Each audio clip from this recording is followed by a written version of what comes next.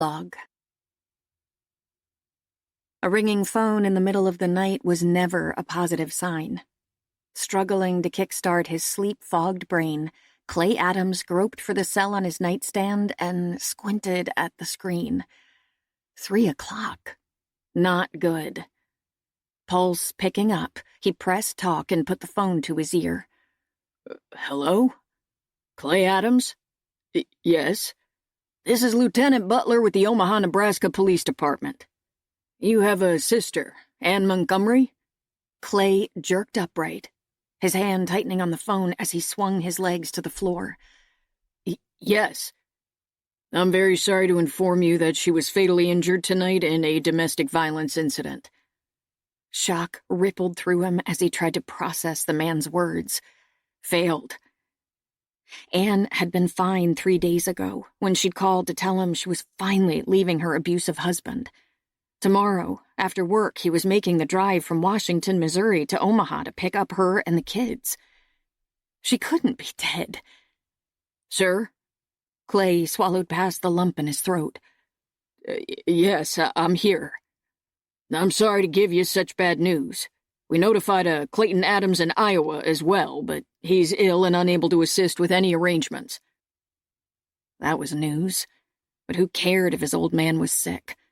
Thanks to the pressure he'd exerted on her, Anne had stayed in a dangerous marriage. Now, she was dead. A wave of nausea swept over him, and he squeezed his eyes shut, but that didn't obliterate the terrible reality. Anne was gone. What happened? Somehow he managed to choke out the question. The sound of shuffling papers came over the line. According to the report, it appears she died from a blow to the head. The autopsy will confirm that. Rage bubbled up inside him, moving from simmering to boiling at light speed. I hope you lock up that monster and throw away the key. Unfortunately, the suspect had disappeared by the time we arrived. What? You mean he's gone? For the moment, but we'll find him. We've issued a bolo alert on his car. Did my sister call this in before she died? No. From what we've been able to gather, the suspect locked the children in a bedroom when the dispute began. One of them climbed out a window and ran next door for help. The neighbors called the police. Clay forced himself to switch mental gears, to focus on Josh and Emily. Are the kids okay? Physically, yes. But as you'd expect, they're traumatized. A friend of Mrs. Montgomery's is watching them until family arrives. Meaning him. There was no one else. Wiping a hand down his face, Clay tried to think. The construction project he'd been sent to Washington to oversee was in the critical startup phase, and a late February snow had already put them behind schedule in the 2 weeks he'd been on site. His boss in Chicago wouldn't be thrilled about him taking time off. Tough. Family came first. I can be there by noon tomorrow. I'll pass that on to Mrs. Montgomery's friend. Let me give you her name and address. Hang on a sec. Clay flipped on the light and fumbled in the drawer of his nightstand for a pencil and paper, jotting the information down in a shaky script that bore no resemblance to his usual penmanship. Give us a call once you arrive. A squeak sounded over the line as if the lieutenant had leaned back in his chair. There will be paperwork to fill out. Is there anything else we can do for you in the meantime? Find my sister's husband. We intend to. And if it's any comfort, your sister's friend told us she would notify their pastor and that all of you would be remembered in the prayers of the congregation. With an effort, Clay bit back the disparaging comment that sprang to his lips. Instead of giving voice to it, he thanked the officer, hung up, and took several long, slow breaths as a wave of bitterness washed over him. He didn't need prayers. What good did they do? Anne had prayed, yet God had been absent when she'd needed him a few hours ago. And prayers weren't going to help the 4- and 5-year-olds she'd left behind. Nor did he need help from the God who'd reigned in the so-called Christian home of his youth. A household where the slightest transgression was punished, where hell and damnation were preached and guilt was ladled out in generous portions. Where the God of vengeance and punishment held court, and where unrepentant sinners like him were dealt with harshly and told to pray for mercy. That's why he'd left home and God long ago, why he'd learned to take care of himself. Of course, if God wanted to lend a hand in this situation, that was fine. He was going to need all the help he could get in the days ahead. But he sure wasn't going to count on it coming from above. Chapter 1. As the service for Anne droned on, Clay stole a look at the two children holding hands and huddled close together in the pew beside him. Emily's long, dark locks were pulled back with a ribbon, her eyes huge in her pale face. Fair-haired Josh seemed uncertain and lost, his freckles standing in stark relief against his pale skin, one finger stuck in his mouth. He hadn't said a word since Clay arrived in Omaha. Redirecting his attention to the sanctuary, where the minister was presiding over Anne's funeral, Clay tried not to appear too hostile. Other than his sister's wedding almost 10 years ago, he'd kept his distance from churches. But Anne would have expected a religious service, would have wanted him to attend. Otherwise, he wouldn't have thrown his one suit into his duffel in the early morning hours preceding his long, solitary drive to Nebraska. He tugged at his tie, trying to take the pressure off his windpipe. Funny how he'd always been a sucker about giving his gentle, loving kid sister whatever she wanted. His favorite comic book, his last piece of chocolate, the doll she'd asked for one Christmas, bought with his hard-earned snow-shoveling earnings after their father told her it was a frivolous request. And he'd been her staunchest defender when bullies had plagued her in middle school. Yet he hadn't been able to save her from the ultimate bully. From the man who, ironically, had pledged to love, honor, and cherish her all the days of his life. The pressure in his throat increased as he looked at the coffin resting beside him in the aisle, and a tear leaked out the corner of his eye. Dipping his head, he swiped it away with the back of his hand and screamed a silent wish to the heavens that was probably blasphemous in a church setting. May Martin rot in hell for all eternity, he thought to himself. And his feelings toward his old man weren't much kinder. Nor were those feelings tempered by the memory of their brief exchange after he'd arrived in Nebraska.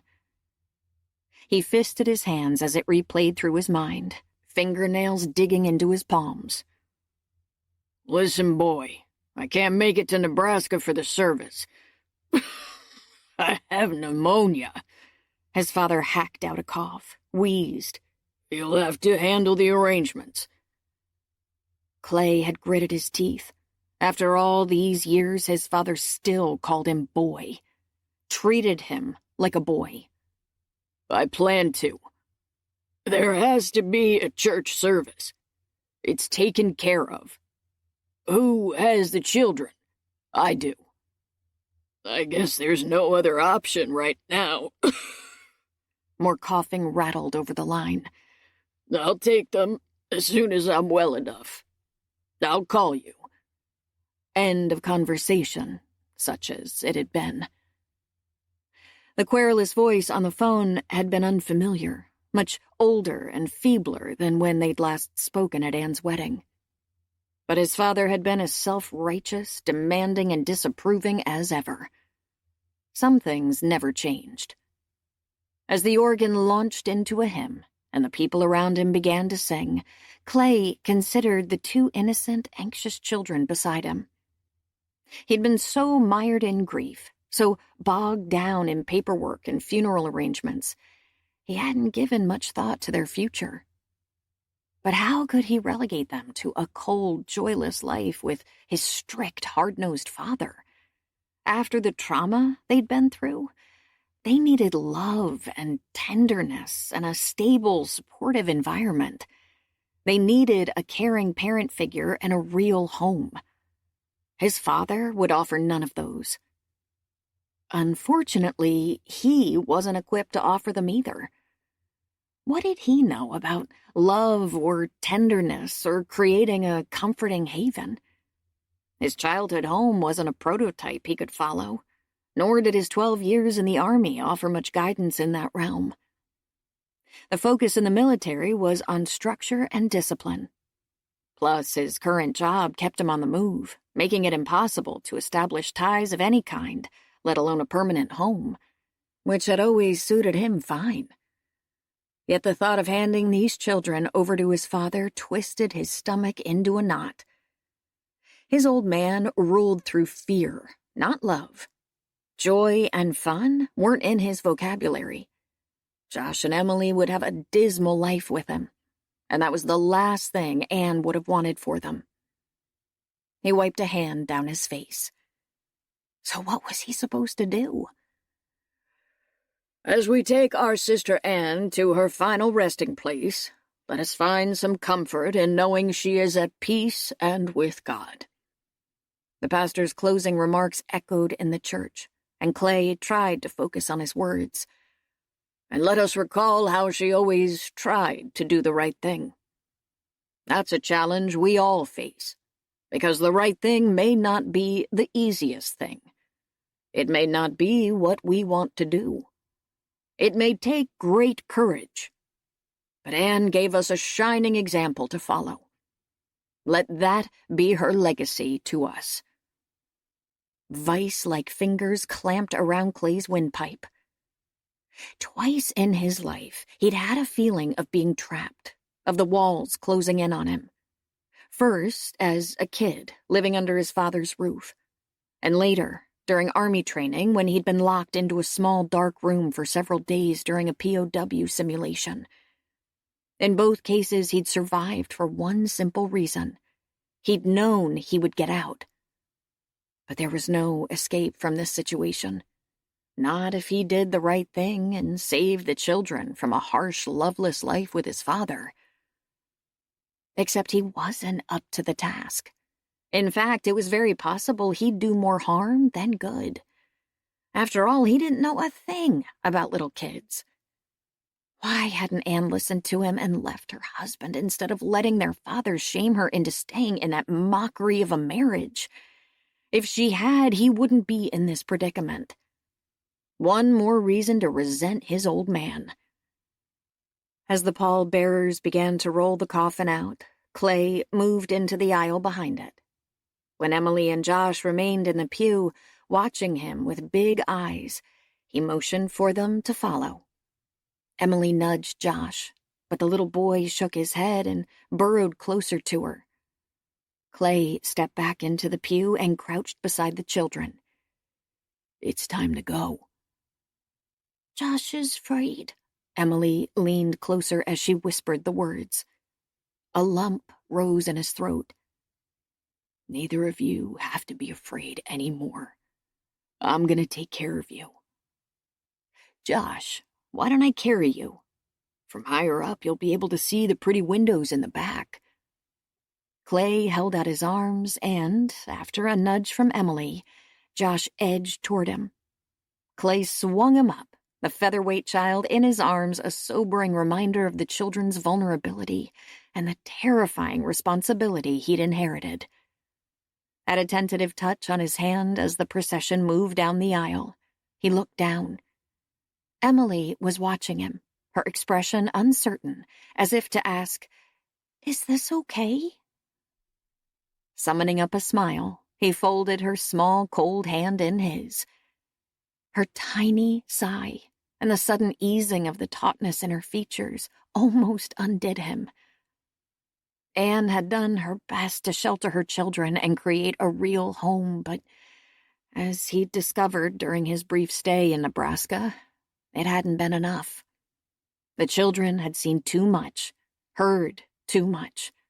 Their eyes told the story. Fearful, anxious, uncertain, haunted. They were old beyond their years, especially Emily's. The damage was clear.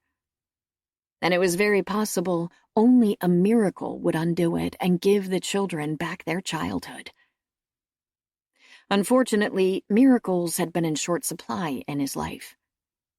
But if the God Anne had worshipped was as caring as she'd claimed, maybe he'd take pity on these two hurting children and make an exception in their case. Because if left to his own devices, Clay was pretty sure he was going to botch the responsibility he'd inherited and was ill-equipped to handle. Perfect timing. As familiar golden arches appeared in the distance, a short drive off the interstate, Clay pulled into the exit lane and glanced in the rearview mirror. Josh was dozing in the car seat, and Emily was staring out the window, just as she'd been doing since they left Omaha after the funeral. How could a kid go for 4 hours without saying more than 10 words? Weren't youngsters supposed to be noisy and restless on long car trips? Weren't they supposed to chatter and ask how much longer and want a drink of water and need to use the bathroom every 10 miles? These two, however, hadn't made one request or asked a single question during the entire trip. But they had to be hungry by now. He sure was. What do you say we stop for hamburgers and French fries? Clay tossed the question over his shoulder as he started up the exit ramp. No response. He checked the rearview mirror again. When Emily's somber gaze met his, he gentled his tone. Are you hungry? She gave a slow nod. Do you like hamburgers and French fries? Another nod. Josh does too. Do you both like milkshakes? Her face brightened a tiny bit and she gave her brother a gentle prod. Josh, wake up. We're going to have milkshakes. For the first time, there was a touch of life in her voice. A parking spot near the front door of the fast food outlet opened up, and Clay pulled in. After setting the brake, he angled back toward the children. Emily had already unbuckled her car seat and was working on Josh's, her lower lip caught between her teeth. Would you like me to help you? Clay started to reach back. No, thank you. I can do it. He retracted his arm and let her finish the job. 5 minutes later, after settling them in a booth, Clay joined the line at the counter. As it inched forward and he placed his order, the differences between his niece and nephew and the other children in the place were stark. Many of the other youngsters were laughing, shouting, throwing food, or running around. By contrast, Josh and Emily sat huddled together, waiting for him. Also not normal. Man, these kids needed someone to restore a semblance of childhood to their lives, minus the rowdy behavior.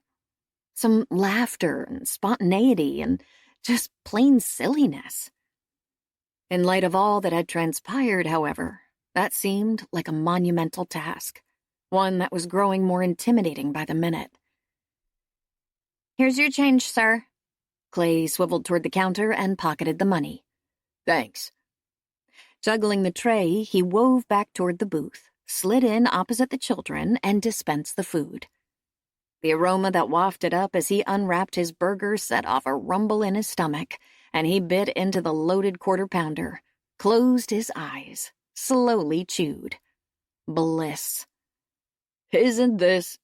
He cut off his question as he opened his eyes and found Josh and Emily staring at him, their food untouched. He stopped chewing. What's wrong? We didn't say grace yet. Emily took Josh's hand.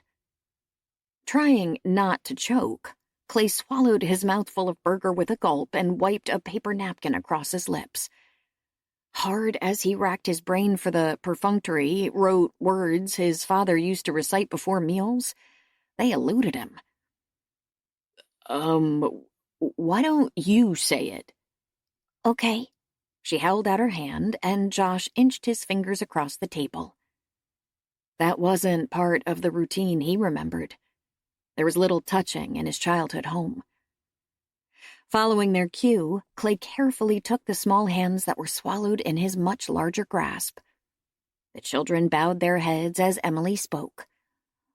Lord, thank you for this food. Please tell Mommy we love her. Thank you for sending Uncle Clay to get us. Amen. They released his hands and dived into the burgers and fries, devouring every last morsel. They must have been starving. Yet they hadn't said a word. They'd waited for him to provide them with food. And going forward, they'd be waiting for him to provide everything else they needed too. Shelter, security, love. In other words, like it or not, he'd inherited a family. Unless he sent them to live with his father. While that was still an option in theory, the truth was he'd already dismissed it as untenable and definitely not in the children's best interest. Meaning, his life was about to undergo a dramatic change. Forever. Don't make any noise, Josh. The childish, high-pitched whisper penetrated Clay's light doze, and he squinted at the illuminated dial of his watch. 4:15. He exhaled and massaged his forehead. If he didn't clock at least an hour or two of deep sleep, he'd be a zombie at work. But the uncomfortable couch that had become his bed since he'd installed Emily and Josh in his room 3 nights ago wasn't cooperating. An odd sound came from the bedroom, and he frowned. What was going on in there? Giving up his efforts to drift off again, Clay rose and padded toward the bedroom door, his bare feet noiseless on the carpet. As he eased it open, Josh and Emily froze, like startled deer caught in headlights. Seconds ticked by as Clay tried to make sense of the scene. The 2 children stood at the far corner of the bed. Emily had taken the blanket off and thrown it on the floor. Now she was trying to take the sheets off as well. It wasn't computing. What's going on? Clay frowned and scanned the room again. Josh moved closer to Emily, and she placed an arm around his shoulders, pulled him close in a protective tuck. Josh had an accident. His pulse picked up as he scanned his nephew for signs of injury or blood, but the boy didn't appear to be hurt. Except, why did his pajama bottoms look funny? They were clinging to him like they were wet. Oh, that kind of accident. It happens sometimes at night if he's afraid. A tremor ran through Emily's voice. I can clean it up. You don't have to be mad. Clay took a step into the room but came to an abrupt halt when Josh cowered behind Emily with a whimper. Wow, they were really scared. Anne had said that Martin had never hurt them, but was that true? Softening his tone, he moved slowly into the room. Accidents happen. It's okay. Emily, why don't you help Josh change into dry pajamas while I put new sheets on the bed? She took her brother's hand and tugged. Come on, Josh. I'll help you clean up. The little boy followed, skirting him warily as the children passed. Clay waited until they disappeared, mind whirling as he scrubbed and blow-dried the mattress, remade the bed, and tucked a folded towel under the fitted sheet on Josh's side. This wasn't a challenge he'd anticipated, but in his gut, he knew that how he handled it would set the tone for their relationship going forward. He had to do this right. When the children reappeared, still hand in hand, Clay called up a smile and waved toward the bed. Climb in. Emily got in first, then pulled Josh up beside her. She pressed him down on the pillow and lay next to him, taking his hand. After tucking the blanket under their chins, Clay sat on the edge of the bed and chose his words with care. I know everything is new and that you miss your mommy, but I'll take care of you. You don't have to be scared. How come you didn't get mad at Josh? Emily searched his face. He didn't do it on purpose. I know, but Daddy always got mad. Clay kept his expression neutral and tried for a measured tone. What did he do when he got mad? He yelled at Josh and at Mommy. Did he spank Josh? No, but I think he hit Mommy. He said it was her fault we had accidents. I spilled a glass of milk once and Daddy yelled at Mommy. She had big bruises on her arm the next day. Emily's features contorted. We didn't mean to hurt Mommy. We tried to be good. The last word caught on a sob. Clay clenched his teeth, struggling to control the anger churning in his gut as he brushed the fine strands of hair back from his niece's forehead. It wasn't your fault that your mommy got hurt, Emily. Or Josh's.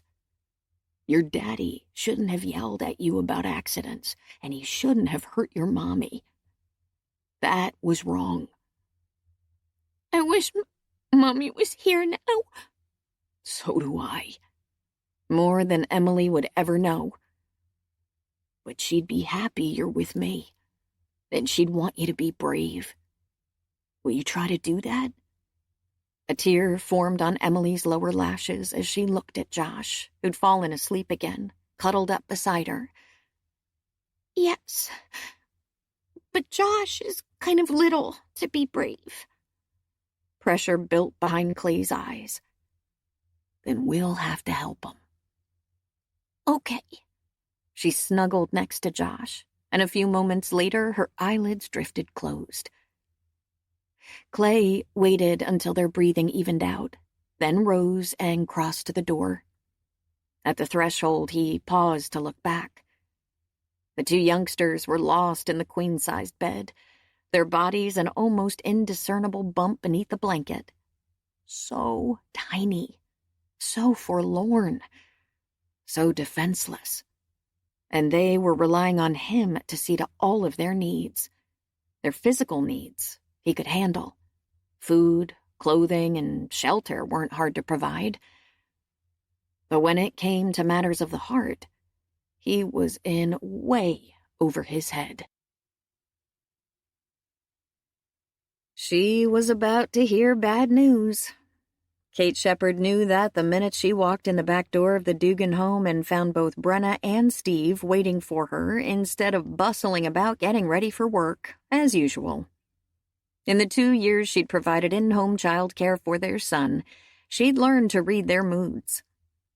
"Good morning." She closed the door and pasted on a smile, steeling herself. "Why do I think this isn't my lucky day?" Brenna glanced at Steve, who cleared his throat. "It's one of those good news, bad news scenarios, Cate. I've been offered a great position with a new company in Chicago, starting in 2 weeks. The bad news is we'll have to leave behind the finest childcare provider we'll ever likely find." She was out of a job. Cate managed to keep her smile in place. "I'm happy for you, Steve, but I'll miss all of you." "We feel the same about you." Brenna walked over and hugged her.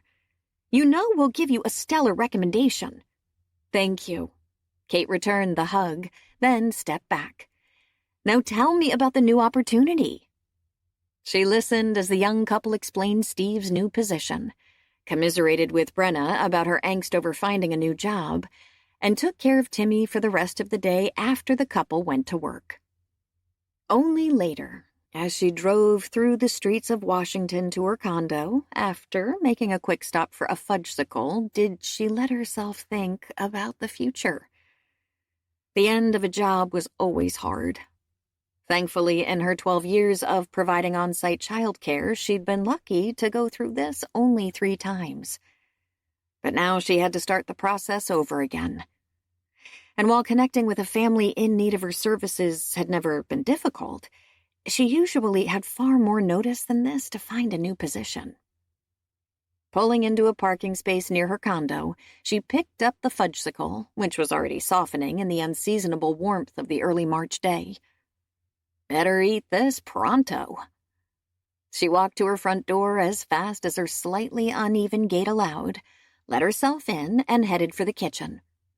Keeping her favorite treat positioned over the sink to catch drips, she unwrapped it, leaned over, and savored the fleeting sweetness as the rich chocolate melted on her tongue, just as she'd done the day she'd received the letter that had offered her the bright and shining future she'd dreamed of and worked so hard to attain. Only that fudgesicle had been a celebratory indulgence. Yet 2 weeks later, her dream had melted away as surely and irrevocably as her dissolving treat. Rinsing her sticky hands under the sink, she examined the fingers of her left hand as a melancholy pang echoed in her heart. Long, slender, and graceful, they looked the same as they always had. They just didn't work as well. Yet dwelling on memories of a time when hopes were high and dreams came true was fruitless. Her life was fine, if different than the one she'd once imagined. Maybe she didn't have the happy marriage and children she'd always yearned for, but she did have a satisfying career and a loving, supportive family. That should be enough. It had to be enough. Because at this stage of her life, holding out hope for anything more was foolish. A week and a half into his new role as surrogate father, Clay admitted the truth. He was sinking fast. Securing the pillow under his head with a firm shove, he fought off consciousness and reality as long as possible. But even if he managed to go back to sleep, he couldn't change the facts that had kept him tossing most of the night. The kids had been thrown out of daycare on Friday because 4-year-old bedwetters weren't acceptable. So he had to come up with an alternative arrangement by tomorrow. And he had a ton of work to do that he hadn't gotten to last week, thanks to all the changes in his life. It was not shaping up to be a relaxing Sunday. And the sober faces peering at him when he finally pried open his eyes suggested it was only going to get worse. It's Sunday. The pronouncement came from Emily, the duo's spokesperson, and her tone suggested that was supposed to mean something that didn't include his usual practice of sleeping in. I know. He eyed the children. They were both dressed in nice clothes. Uh-oh. Aren't we going to church? Suspicion confirmed. Maybe we could skip this week. Tears pooled in Emily's eyes.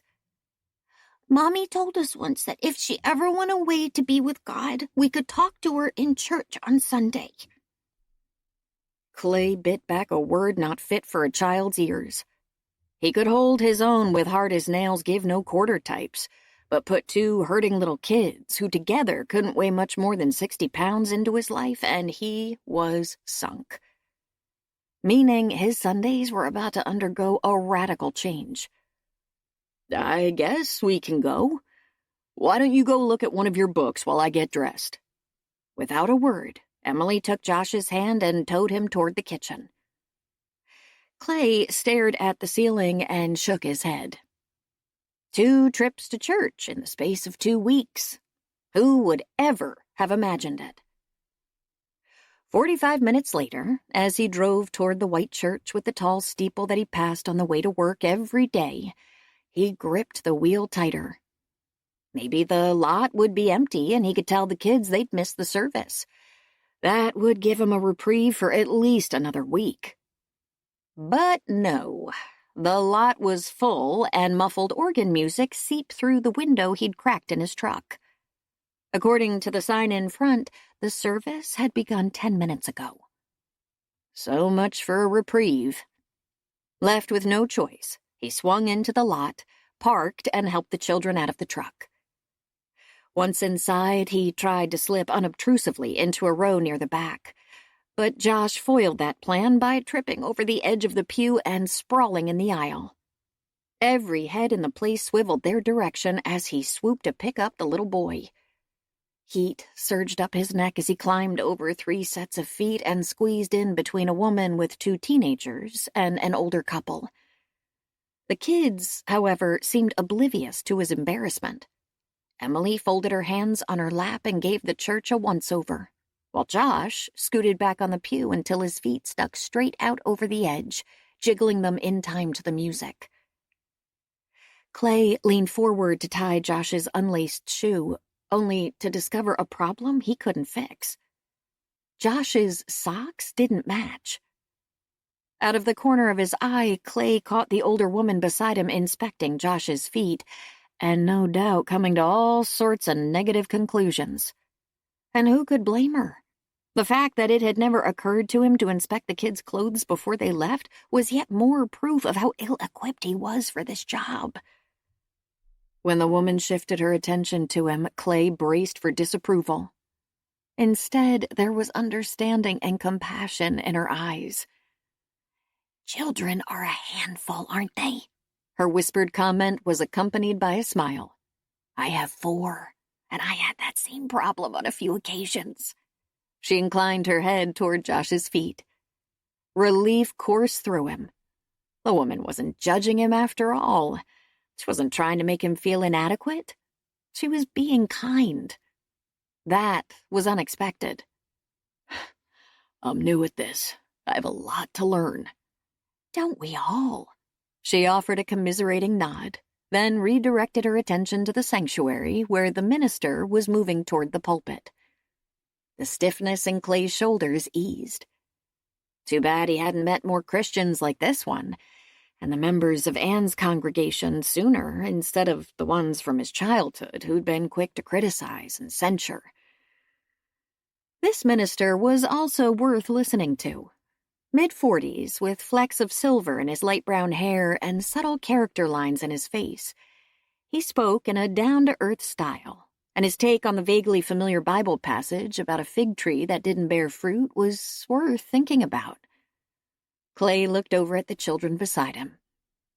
Was he supposed to be the one to give these 2 one more chance to thrive? That was a daunting thought. Even more daunting? Maybe they'd been brought into his life to give him one more chance too. But a chance at what? Because everything about these kids reeked of commitment, of long-term responsibility. The very things he'd spent a lifetime trying to avoid. After seeing how much damage people could inflict on those they claimed to love, why would he ever want to take that risk? Besides, the demands of his job weren't conducive to having a family. Surely no one would expect him to change his life forever for 2 little kids who weren't even his own. Would they? Maybe. The answer came unbidden and unwanted. Because what other option was there, really? If he sent the kids to live with his father, they'd never have the chance to thrive. An ache began to throb in Clay's temples, and the organist, who seemed intent on banging his or her way through the final hymn at the highest possible volume, wasn't helping. When the last note mercifully died away, Clay leaned down to guide the children out of the pew. As he did so, the older woman touched his arm. "They're darling children, so well behaved. Good luck with them." Clay acknowledged her encouragement with a nod. But kind words didn't solve his childcare problem. As they inched toward the exit, the children's hands tucked in his, he fought back a wave of panic. There had to be someone he could turn to for help.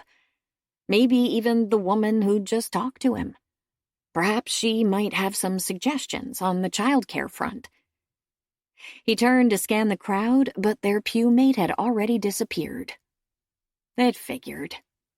He continued toward the door, stepped outside, and stopped when he caught sight of the minister talking with congregants off to the side. Could he be a resource? Perhaps. Clergy probably had a network of social service resources. Plus, a minister would only recommend someone trustworthy and above reproach. There'd be no delay with reference checks. It might be a long shot, but it was worth a try. Because he was out of options. And he was also running out of time. Chapter 2. After guiding the children out of the crowd streaming from the church, Clay claimed a spot on the lawn not far from the minister. As soon as the man was available, he'd approach him. Emily dug in her pocket, withdrew a plastic bag of cereal, and held it up, her expression uncertain. I brought these for Josh. Mommy always put cereal in her purse for him in case he got hungry at church. He'd forgotten to feed them before they left the house. His stomach bottomed out as yet more evidence of his incompetence smacked him in the face. That was a smart idea, Emily. I think we're all hungry. After I talk to the minister, why don't we go out for breakfast? To a restaurant? Her face lit up. Yes. Could we get pancakes? Sure. We'd like that, wouldn't we, Josh? The little boy looked up at Clay, expression hopeful, and gave a slow nod. The crowd around the minister began to disperse, and Clay ushered the children in his direction. As they approached, the man smiled. Good morning. I'm Bob Richards. Welcome. Clay introduced himself and his niece and nephew. They just lost their mother, my sister, so they've come to live with me. I'm very sorry. The man's quiet words were laced with empathy. Clay acknowledged the expression of sympathy with a nod. I'd like to ask your advice, if I may.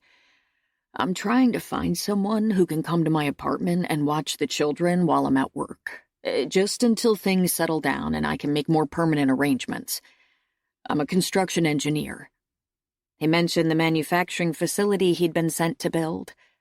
I'm new in town, and I thought you might be able to direct me to some resources. As a matter of fact, I do know someone who's between childcare jobs. He surveyed the people chatting in small groups. Give me a minute. He strode across the lawn, stopping beside a slender young woman with blonde hair. Her back was to him, but when the minister spoke to her, she angled sideways, providing a clear view of her classically beautiful profile. Not the middle-aged matron he'd been expecting. But at this point, he'd hire anyone the man endorsed. The woman gave him a quick perusal before she resumed her conversation with the minister. After a bit more discussion, they broke away from the group, and Reverend Richards took her arm as they traversed the uneven ground. Clay did a double-take. It seemed the man's gesture had been prompted by more than simple courtesy. The woman not only limped, she used a cane. Was she between jobs as the result of an injury? And with such a pronounced limp, how would she be able to keep up with two active children? The duo was upon him before he had a chance to ponder those questions. After performing the introductions, the minister excused himself. I'll leave you two to discuss the details, but if there's anything else I can do, don't hesitate to call. He held out a card. And I hope to see you again soon at services. Thank you. Clay took the card. You've been very kind. It's in the job description. For all Christians, not just ministers. With a grin, the pastor headed toward another small cluster of congregants. I understand you're in need of childcare on a temporary basis. The woman's tone was pleasant, but her expression was hard to read. Yes. He focused on her clear emerald green eyes. My sister recently passed away, and I'm caring for her children. I'm very sorry for your loss. Did you try the childcare centers in town? That didn't work out. I'd be happy to provide more details, but this may not be an ideal spot. He gave a subtle nod toward Emily and Josh, who were watching the exchange with trepidation. Thankfully, she picked up his cue. All right, but I'd like to meet the children. Bending down to their level, she braced herself on her cane and smiled. Hi, I'm Kate. Can you tell me your names? Emily tightened her grip on her brother's hand. I'm Emily. This is Josh. I'm very happy to meet you both. Did you hurt your leg? Emily inspected the cane. Emily! At his sharp rebuke, the little girl flinched and shrank back. Sorry. Clay directed the apology to Cate. No worries. Her smile didn't waver as she replied to Emily. I was sick a long time ago, and my leg never got all the way better. Neither did my hand. She lifted it and wiggled her fingers, or tried to. But it was obvious they had limited function. Casting an uncertain glance at him, Emily edged closer to Cate and lowered her voice. Do they hurt? Not too much anymore. Most days, I don't need this. She indicated the cane. But I was working in my garden on Friday, and I got a little sore. Mommy had a garden with roses and petunias. Those are some of my favorites, too. She turned to Josh. What's your favorite flower? As Josh studied her, he withdrew his thumb from his mouth. Clay leaned down to intercept. He doesn't. Daisies. Clay stared at him. I like those, too. Cate took Josh's hand in a gentle clasp. We're having pancakes for breakfast at a restaurant. Josh regarded her. Can you come? Oh, not today, but I'll see you soon. With a slight wince, she straightened up. When would you like to get together? She directed her question to him, but Clay was still gaping at Josh. The boy had spoken. It was a breakthrough, thanks to the woman beside him. Clay shifted his attention to her. Though her physical limitations were clear, the minister had said she was between childcare jobs, so she must know how to handle kids. She was sure handling Emily and Josh like a pro. If she could get Josh to talk, perhaps she could also help erase the haunted look from their eyes. Would this afternoon be okay? I'm sorry, I always have supper with my family on Sunday afternoon. Family? Was she married? But what did that matter, as long as she was willing to help him with the children? I don't mean to impose on your private time, and I promise this won't be a habit. Clay tried not to appear too desperate. But I'm overseeing a major construction project, and I've already missed too much work. I need to get an arrangement in place as soon as possible. After a brief hesitation, she nodded. I understand.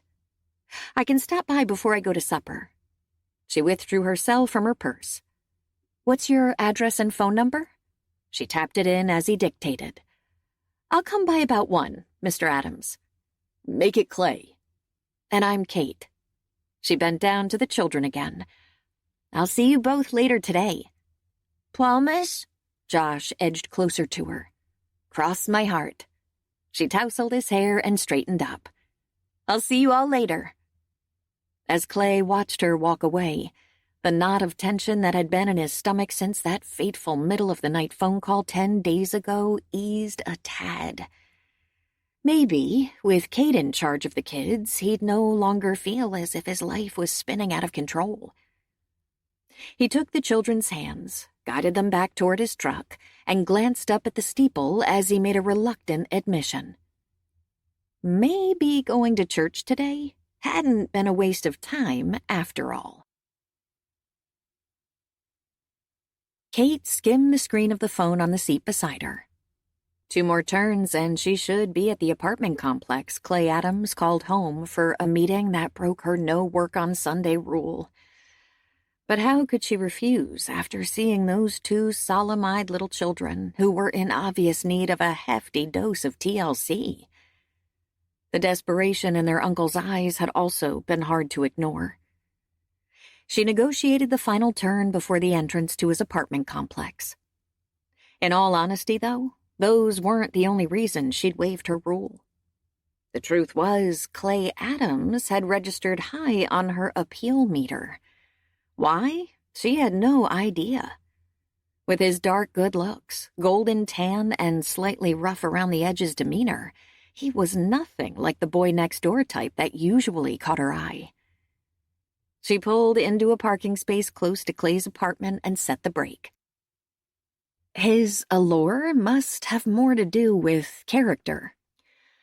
Assuming responsibility for 2 young children was no small commitment, especially for someone who probably felt unqualified for the job.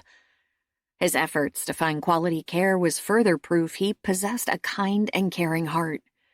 That earned him high marks. Cate pocketed her phone and inspected the apartment complex. It was well maintained and landscaped, but there was very little open green space and no play area. But there was a park not far away, and if she accepted this job, she'd take the children there often.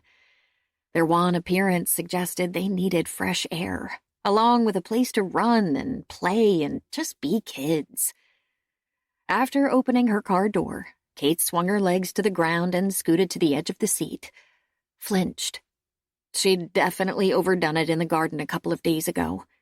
Not only had she put extra strain on her leg, she'd pulled a muscle in her back.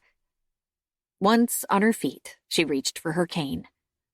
In a day or two, she should be able to put that nuisance back in the closet. For now, though, it was a godsend, especially since Clay's apartment was on the 2nd floor. Steps were doable, but they slowed her down even on a good day. As if on cue, a door on the landing opened. She looked up to find her potential employer watching her. I forgot to tell you about the steps. Clay frowned down at her. No problem. I can do steps. Can I help? He hovered at the top.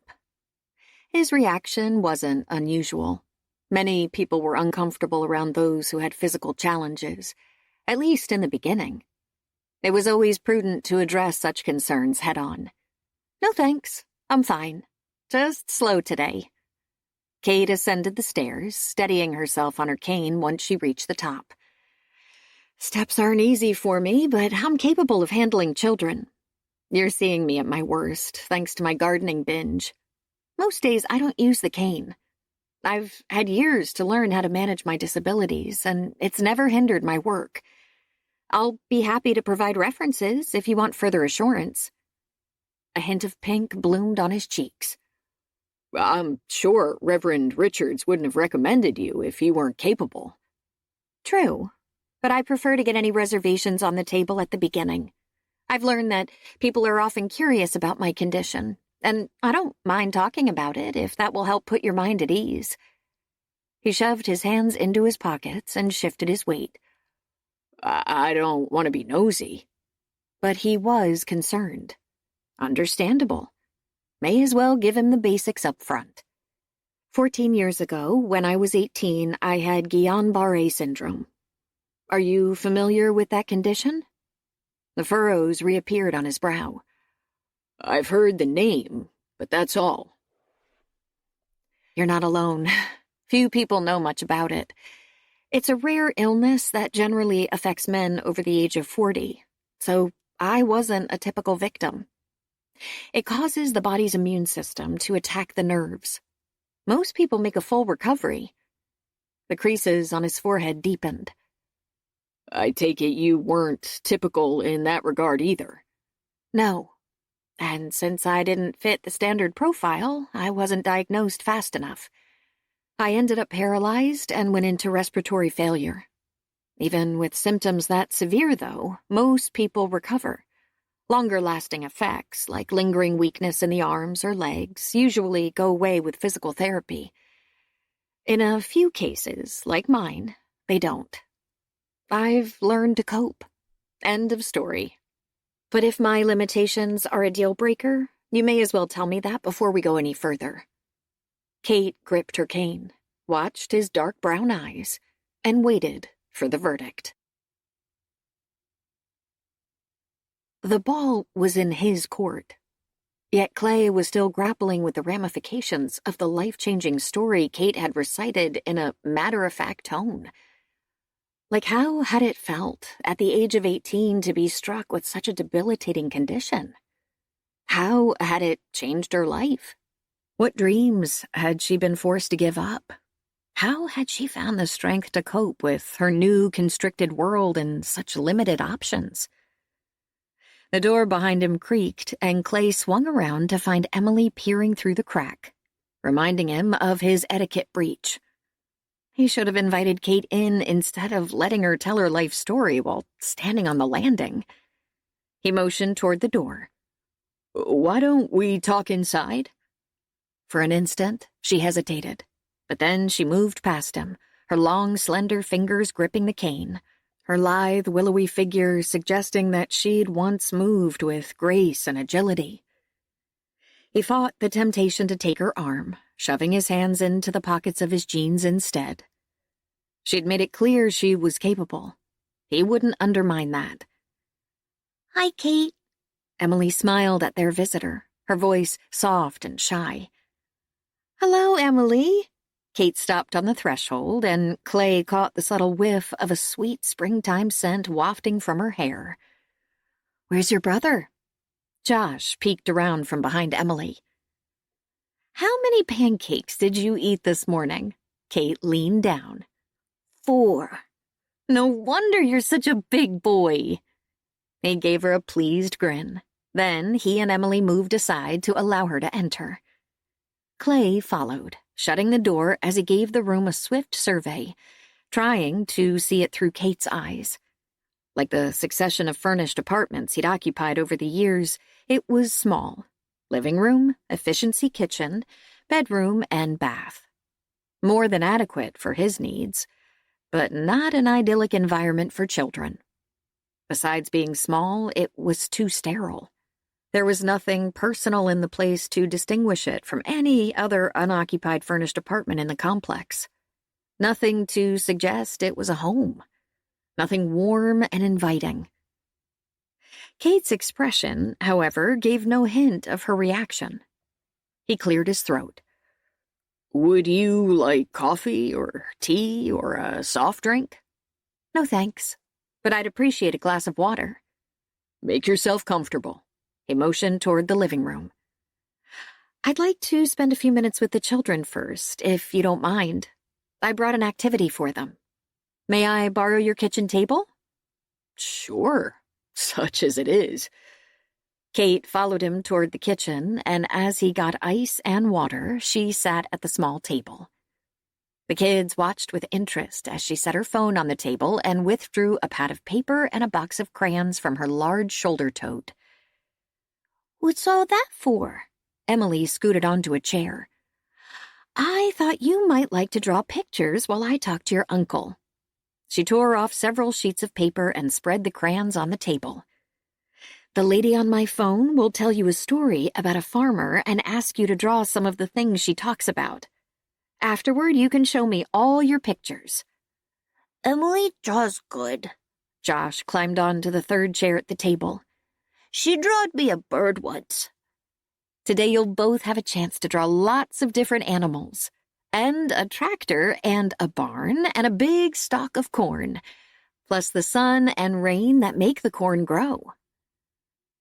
After settling the children at the table, Cate opened an app and listened to the beginning of the story with them to ensure they understood the instructions. Hip propped against the counter, Clay watched the threesome. Cate had a way with kids, no question about it. They seemed to like and trust her, and she'd come equipped to entertain them. If they could work out a child care arrangement, he was ready to sign on the dotted line. When Cate turned toward him, he pushed off from the countertop and inclined his head toward the living room. She rose, and he fell in behind her as they moved to the adjacent room. Once they were seated, her strategy became clear. The app and activity weren't just to entertain the children. She'd created an environment for the two adults to speak in privacy. The volume on the phone was loud enough to mask their conversation, as were the heartwarming giggles of the children. Impressive. Smart idea. He tipped his head toward the kitchen, keeping his voice low. Based on what you said this morning at church, I had a feeling we might need to have a private discussion. And it's not wise to send such young children outside to play alone, especially in an apartment setting. But before we talk, you should decide if my limitations are a non-starter. No, they're not. At this stage of his life, he wasn't certain about much, but he already knew Cate would be a perfect fit for the children. She nodded. Okay. You mentioned this morning that you'd tried a local daycare center, but it hadn't worked out. Why not?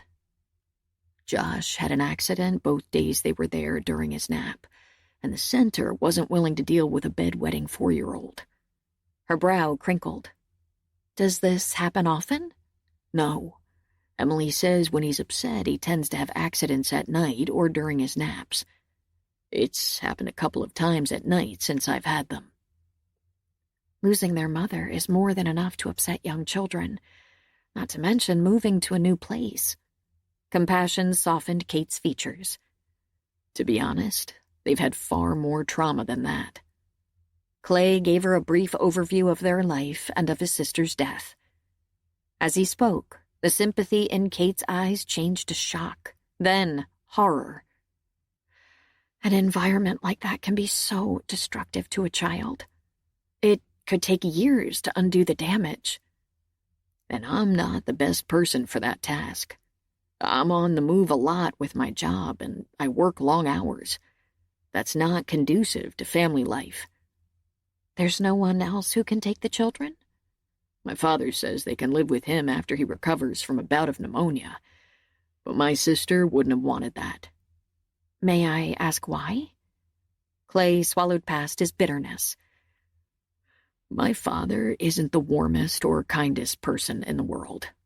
The kids would wither in his house. They need fun and laughter and love, and they won't get it there. Are you going to keep them? I don't know.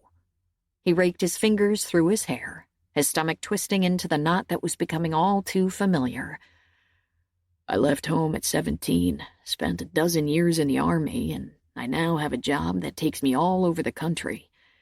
I've been on my own for close to 18 years, and I like it that way. I've never wanted a responsibility like this. As long as the kids are with me, though, I want to do all I can to restore some semblance of childhood to their lives. I can put them back in daycare after the bedwetting situation is under control, but until then, I need in-home help.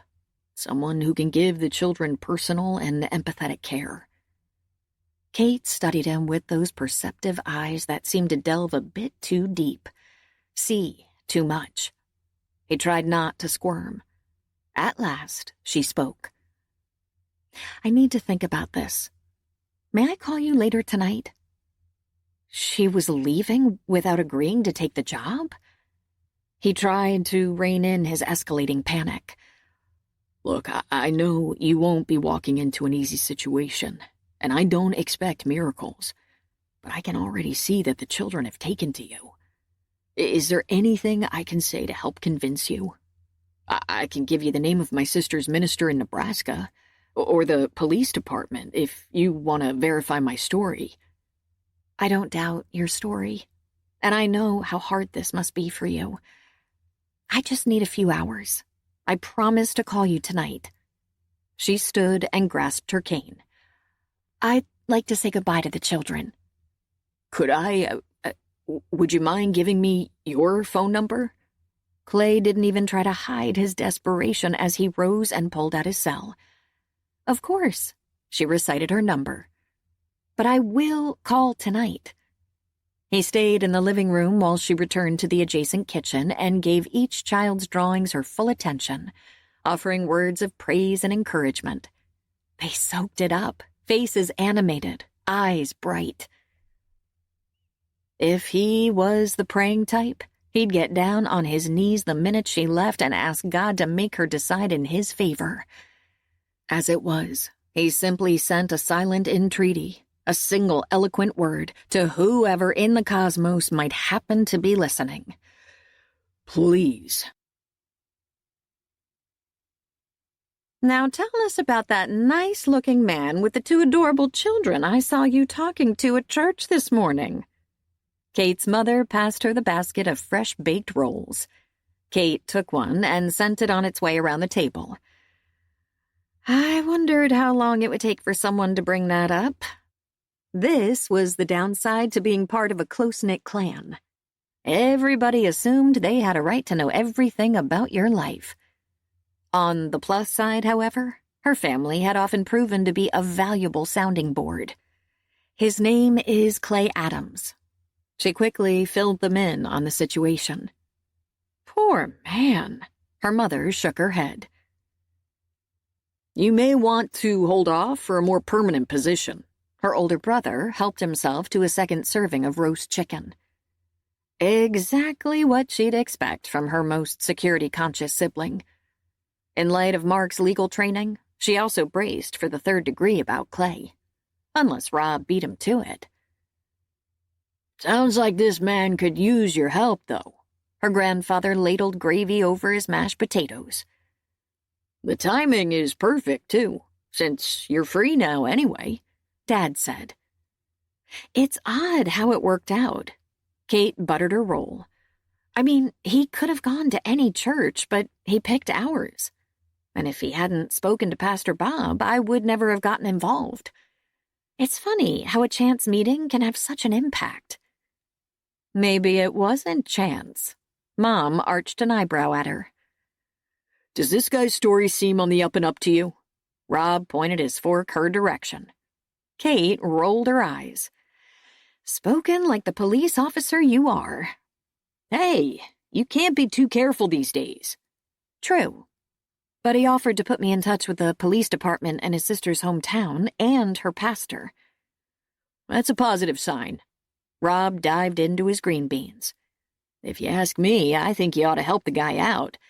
He's new in town, has no family around, and is trying to juggle what sounds like a demanding job with the needs of 2 kids. Speaking from the perspective of a single male, I imagine he's in over his head and sinking fast. I think that's a fair assessment. Cate toyed with her mashed potatoes. And the children are wonderful. But they're hurting. They'll need a ton of love and attention. Do you think it might be too much for you? Mom's brow puckered. A challenge, maybe, but not too much. Her sister-in-law joined the discussion. You'd be perfect for them. And I could help in a pinch, if necessary. It would give me practice. Michelle patted her swelling tummy. Cate smiled. I think you're going to have plenty of other distractions for the next few months, but I appreciate the offer. She surveyed the table. It sounds like the family consensus is that I should take the job. In the end, what we think doesn't matter. Her grandfather looked at her. It's what you think that matters. How are you leaning? She telegraphed Pop a thank you. Her opinionated family could be rather overwhelming, but he always managed to inject a subtle reminder that her decisions were, in the end, hers. And the spry older man had been her staunchest ally when she decided to buy a condo despite the protests of her parents and her overly protective brothers. I think I'm going to do it. I sense a real need here. Then that's what you should do. The conviction in Pop's tone ended the discussion. Rob, would you pass the rolls again? As the conversation shifted, Cate gave her family a grateful scan. What would she have done without their support during the tough times? Knowing she could count on them to lend a helping hand whenever she needed one was a tremendous blessing. One Clay Adams didn't have. Maybe that's why their paths had crossed. So she could be the support system he needed with the situation he'd inherited. And maybe, as her mother had suggested, their chance meeting today hadn't been chance at all. Maybe it was meant to be. One thing for sure. The weeks ahead would likely be the most challenging of her career. Chapter 3. We're going to the park tomorrow to fly a kite. Emily held out a dinner plate to add to the load in the dishwasher. Clay took it. We don't have a kite. Yes, we do. Cate got one at the store today. Clay frowned. 10 days into the job, she'd only requested reimbursement for groceries. Not that he'd asked her to take on the shopping and cooking chores, but he wasn't going to complain if she was willing to do them. It was great to have a kitchen stocked with fresh vegetables, healthy frozen entrees, and home-cooked casseroles. But if she was buying other things, like kites, for the children, she should be reimbursed for those too. A topic for discussion ASAP. Clay picked up the plate of fresh-baked chocolate chip cookies from the table. Another perk of Cate's employment. Emily and me help make those. Josh pried a loose chip from one of the cookies and popped it in his mouth. You did a great job, buddy. Clay took another cookie. They're the best chocolate chip cookies I've ever had. Did you see how many I ate? I can't count that high. Clay chuckled. I think we have the makings of a comic in the family. Emily, are you finished with your milk? He reached for her glass. No. Her hand shot out, inched hers across the table. As she made tentative contact, he enfolded her small fingers in his and gave them a gentle, reassuring squeeze. Tell me about this kite flying. He refilled her glass and set it in front of her before sitting back at the table with his mug of coffee. We saw some kids flying kites in the park today, and we asked Cate if we could do that too. She said she was a little... Emily scrunched up her face. Rusty. Josh sucked the melted chocolate off his finger. What does that mean? Emily sent him a quizzical look. I think she probably said rusty. Clay sipped his coffee. It means out of practice. Oh. Anyway, she said she was a little rusty, but she'd try. So we stopped at the store and got a kite. I'll show it to you. Josh scampered toward the bedroom, returning a minute later with an inexpensive kite kit. We have to put it together. Do you want to do that now? Can we? Sure. 15 minutes later, Clay held the colorful kite aloft for the children to admire. Wow. Josh regarded it in awe. Cate says we have to run like the wind to make it fly. That could be a problem. Even though she'd put her cane aside and was more agile than the day they'd met, her limp was still apparent, and the children's legs were too short to allow them to run fast enough to get the kite airborne. How was she planning to fly it? When are you going to take it to the park? He set the kite on the table. Tomorrow, at lunch. Josh ran a finger along the edge of it. I'm finished with my milk now. Emily handed Clay her empty glass. He added it to the dishwasher. Bath time. For the next 45 minutes, the still unfamiliar bedtime ritual required all of his attention. But once the children were settled in for the night, his thoughts shifted to Cate rather than the unfinished work he'd brought home. He hadn't known her long, and he didn't know her well. Their exchanges had been confined to a few words in the morning and evening and a quick hello at church on Sunday. But what he knew was appealing. She was kind and considerate with the children, which alone earned her high marks. But she was also strong and tenacious. Despite the harsh, unfair blow life had dealt her, she'd managed to make her peace with her situation and move on. And she didn't let her limitations stop her from living as normal a life as possible, which meant that if she'd decided to fly a kite, she'd find a way to do so. Her determination to succeed was admirable. But he didn't want her to get hurt in the process. Cate knotted the last piece of colorful cotton cloth onto the kite's tail and held it out for the children to inspect. What do you think? It's pretty. Emily touched it with reverence. Do you think it will fly?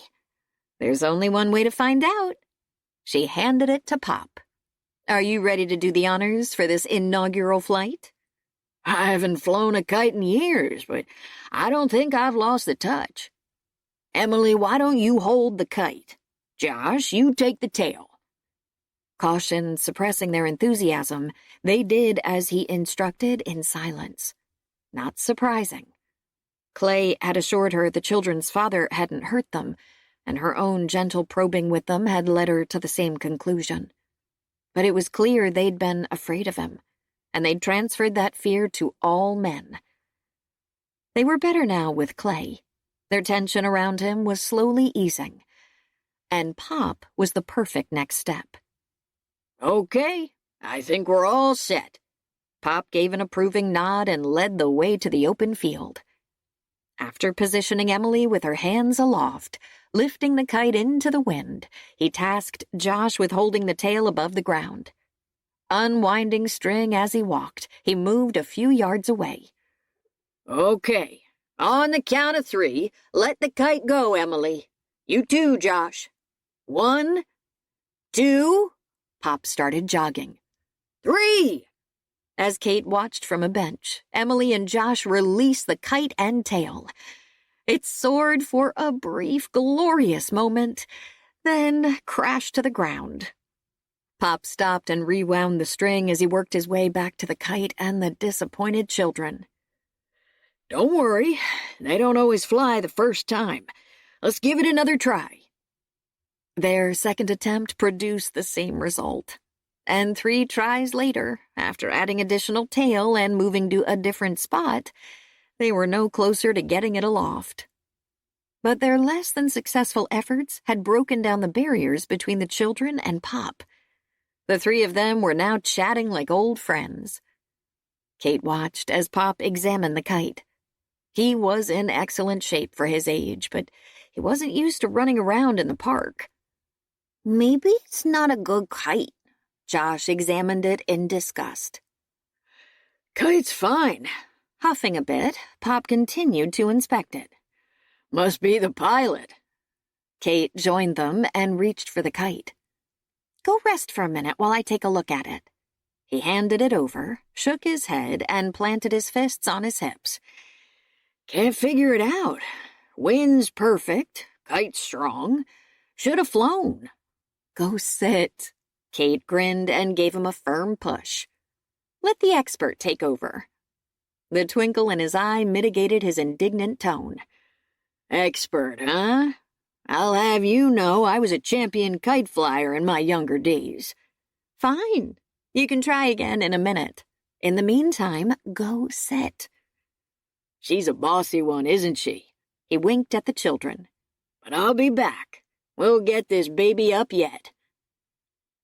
As he strolled toward a nearby bench, Emily spoke in a whisper. I don't think it's going to fly. Cate regarded the kite. In general, she avoided activities that involved running, but her leg felt strong today. She wouldn't have to go far, a few steps at most.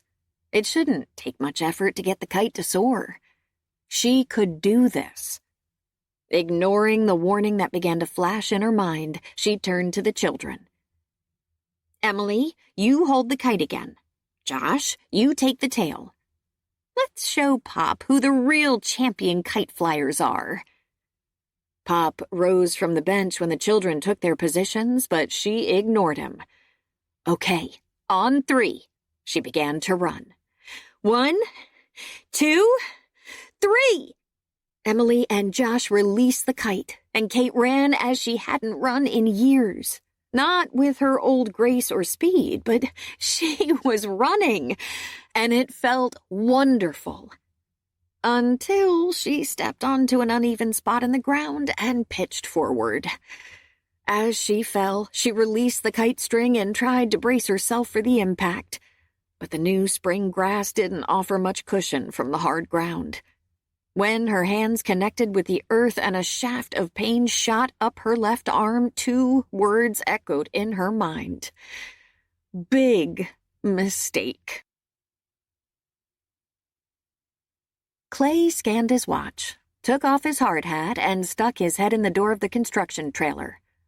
I'm going out for lunch today, Becky. I should be back in an hour. The office manager grinned. Hot date? Yeah, with a kite. Huh? The kids got a new kite yesterday. They were going to fly it at lunchtime. I thought I'd run over to the park and surprise them. They must be getting under your skin and into your heart. Her grin returned. He ignored the comment. See you later. But as he drove to the park, he acknowledged the truth. The kids were making inroads into his heart with their innocent questions and joy in simple pleasures. And watching their haunted look fade day by day, thanks largely to Cate's gentle ministrations, was gratifying. Once he reached the park, he slowed his speed, scanning the grounds as he cruised through. No sign of Cate, but the tense posture of an older man as he rose suddenly from a bench caught his attention, and he followed the man's line of sight. To Cate and the children. She was holding the kite, and as he pulled into a parking space, the children grasped it and backed up. A tingle of apprehension raced down his spine, and he set the brake, climbed out of his truck, and strode toward the small group as Cate began to run. Considering her usual gait, it was surprising how fast she could move. His steps slowed as he watched her willowy form dash across the new spring grass, her face radiant with joy. Wow! His heart missed a beat, and his lungs locked. She was flat out gorgeous. But all at once, she stumbled, and when she fell, headlong and hard, the breath in his lungs whooshed out. Heart racing, he surged forward, covering the space between them in a fast sprint. He reached her well ahead of the children or the older man who'd been on the bench. She'd rolled to her side and lay curled into a ball, cradling her hand.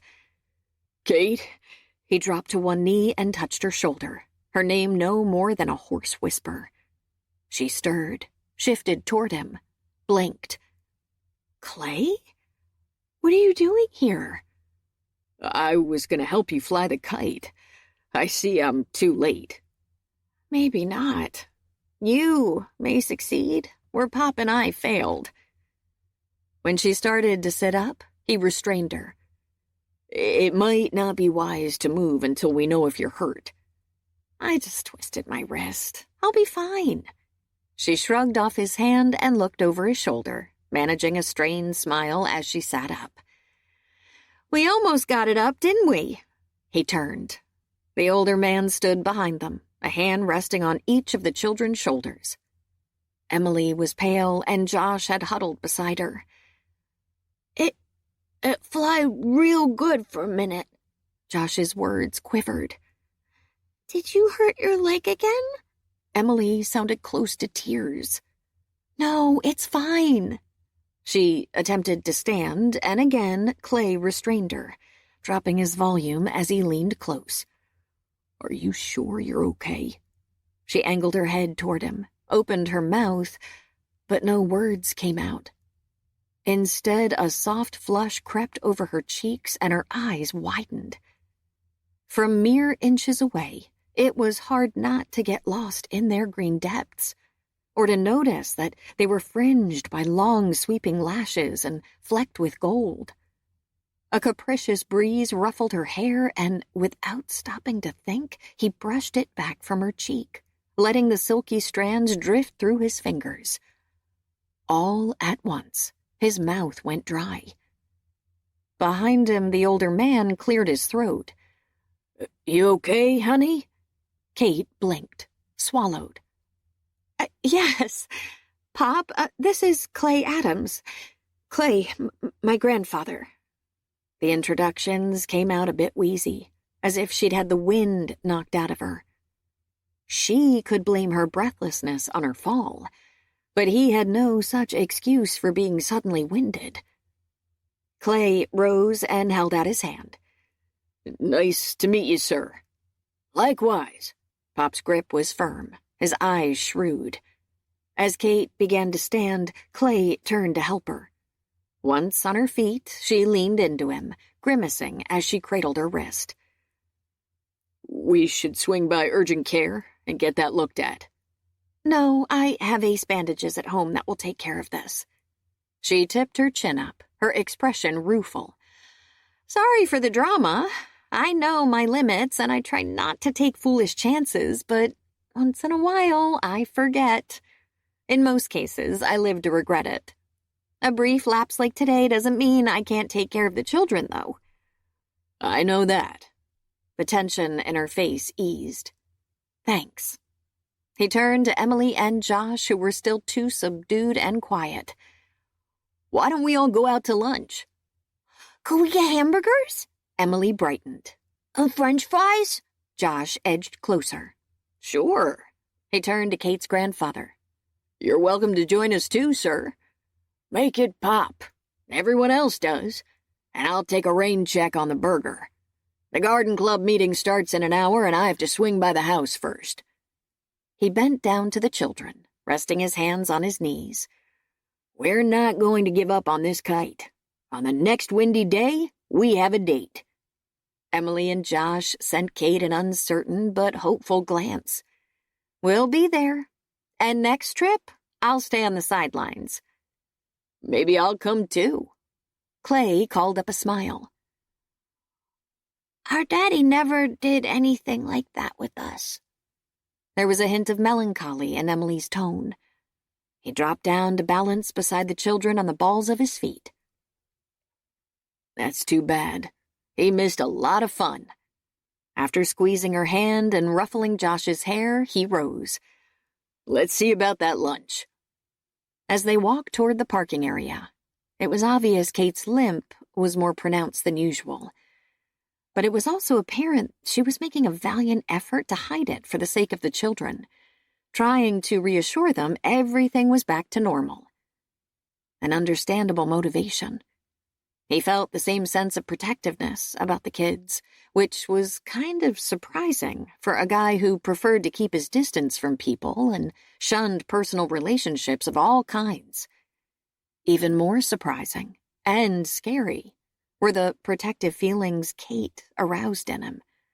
Those had also come out of the blue, and he didn't have a clue what to do with them. Suddenly, she stumbled, lurching against him, and his arm shot out to steady her. She murmured a soft thank you and tried to move away, but it felt like the most natural thing in the world to slip his arm around her shoulders. Relax and lean on me. He spoke close to her ear. There's no sense putting any extra strain on your leg. For an instant, she stiffened, but in the end, she complied, meaning she must be hurting more than she'd let on, because Cate didn't seem like the kind of woman who leaned on people very often. Still reeling from a barrage of unfamiliar emotions, he was blindsided yet again when small fingers slipped into his other hand. He looked down. Josh was watching him warily, one finger in his mouth as he trotted beside the uncle he was just getting to know, ready to jerk his hand free if his overture met with negative reaction. Clay's throat tightened. Mere weeks ago, this little boy had been too traumatized to speak, isolating himself from everyone but Emily. While much work remained to be done, his reaching out, testing the waters, was a definite sign of progress, a clear indication that the healing had started. And with the help of the woman beside him, it would continue. They parted from Pop in the parking lot, and as the older man slid into his car, Clay motioned to his truck as he addressed Cate. Why don't I drive us to lunch? That'll work. At the truck, Josh tugged free to climb up into the back seat. Clay missed the feel of the small hand tucked into his at once. It was time to release Cate, give Josh a boost. But for a man who valued his independence and had avoided commitments for his entire adult life, the oddest thing happened. He didn't want to let her go. It was time for more aspirin. With a slight moan, Kate swung her legs to the floor and peered at her bedside clock. 3 in the morning. Ugh. She had to be back at Clay's in 4.5 hours, and so far she'd logged no more than 2 hours of sleep. Shuffling toward the bathroom, cane in hand and aching all over after her kite-flying caper yesterday, it was easy to attribute her sleeplessness to physical discomfort. But that wouldn't be honest, or completely honest, anyway. Much of the blame rested on Clay and his effect on her. As she rummaged bleary-eyed through the drawers in the bathroom vanity, she tried to coax her brain into gear. To analyze why a man she hadn't even known existed 3 weeks ago could wreak havoc on her sleep and fill her nights with restless dreams that left her feeling unsettled come morning. Yes, she found him attractive. The stomach flutter thing that happened whenever he was around and the way her nerve endings tingled if he came within 3 feet of her were clear evidence of that. But his appeal went deeper than hormones.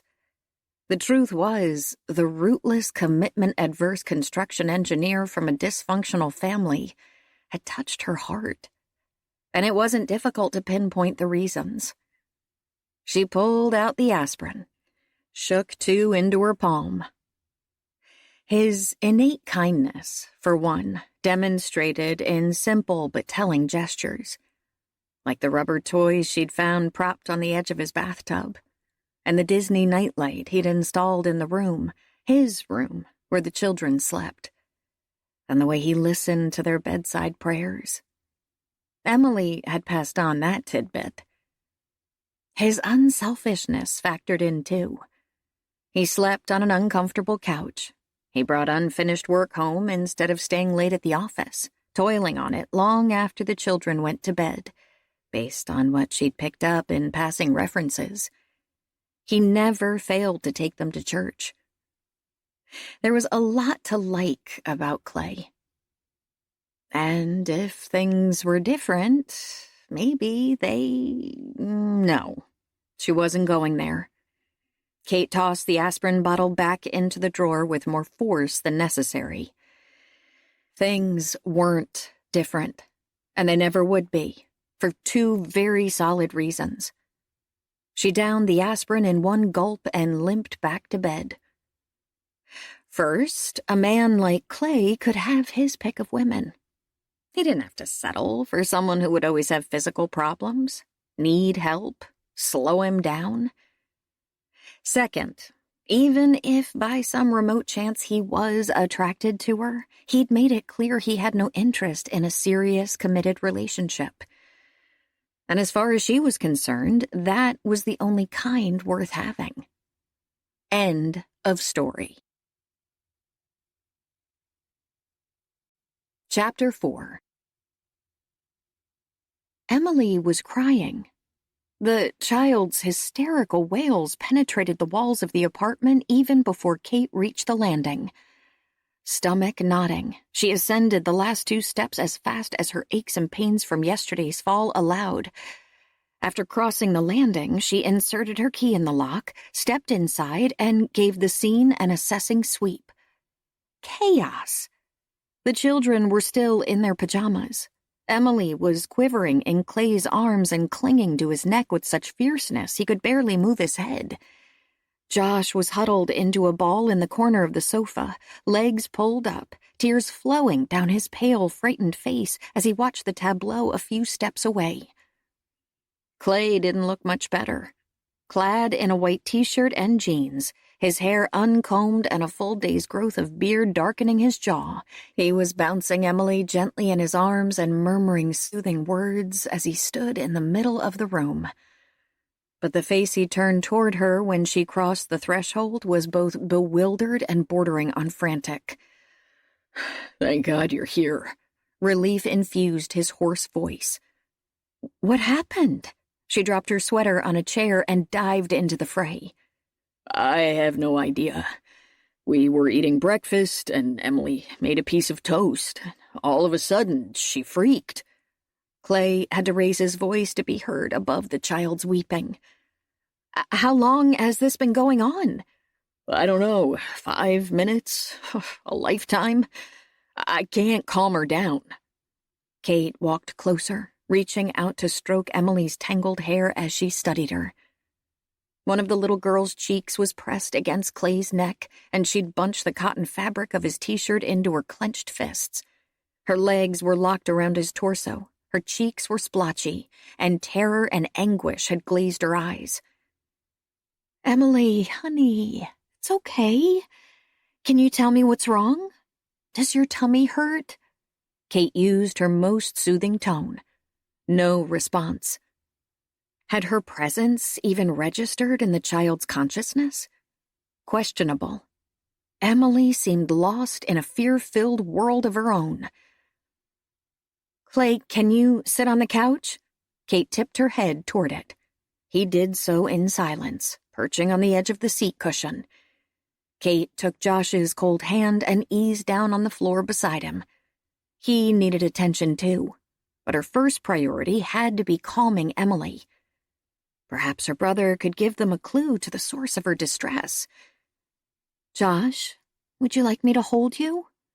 The little boy responded by climbing into her lap. Cuddling him close, Cate stroked his fine blonde hair.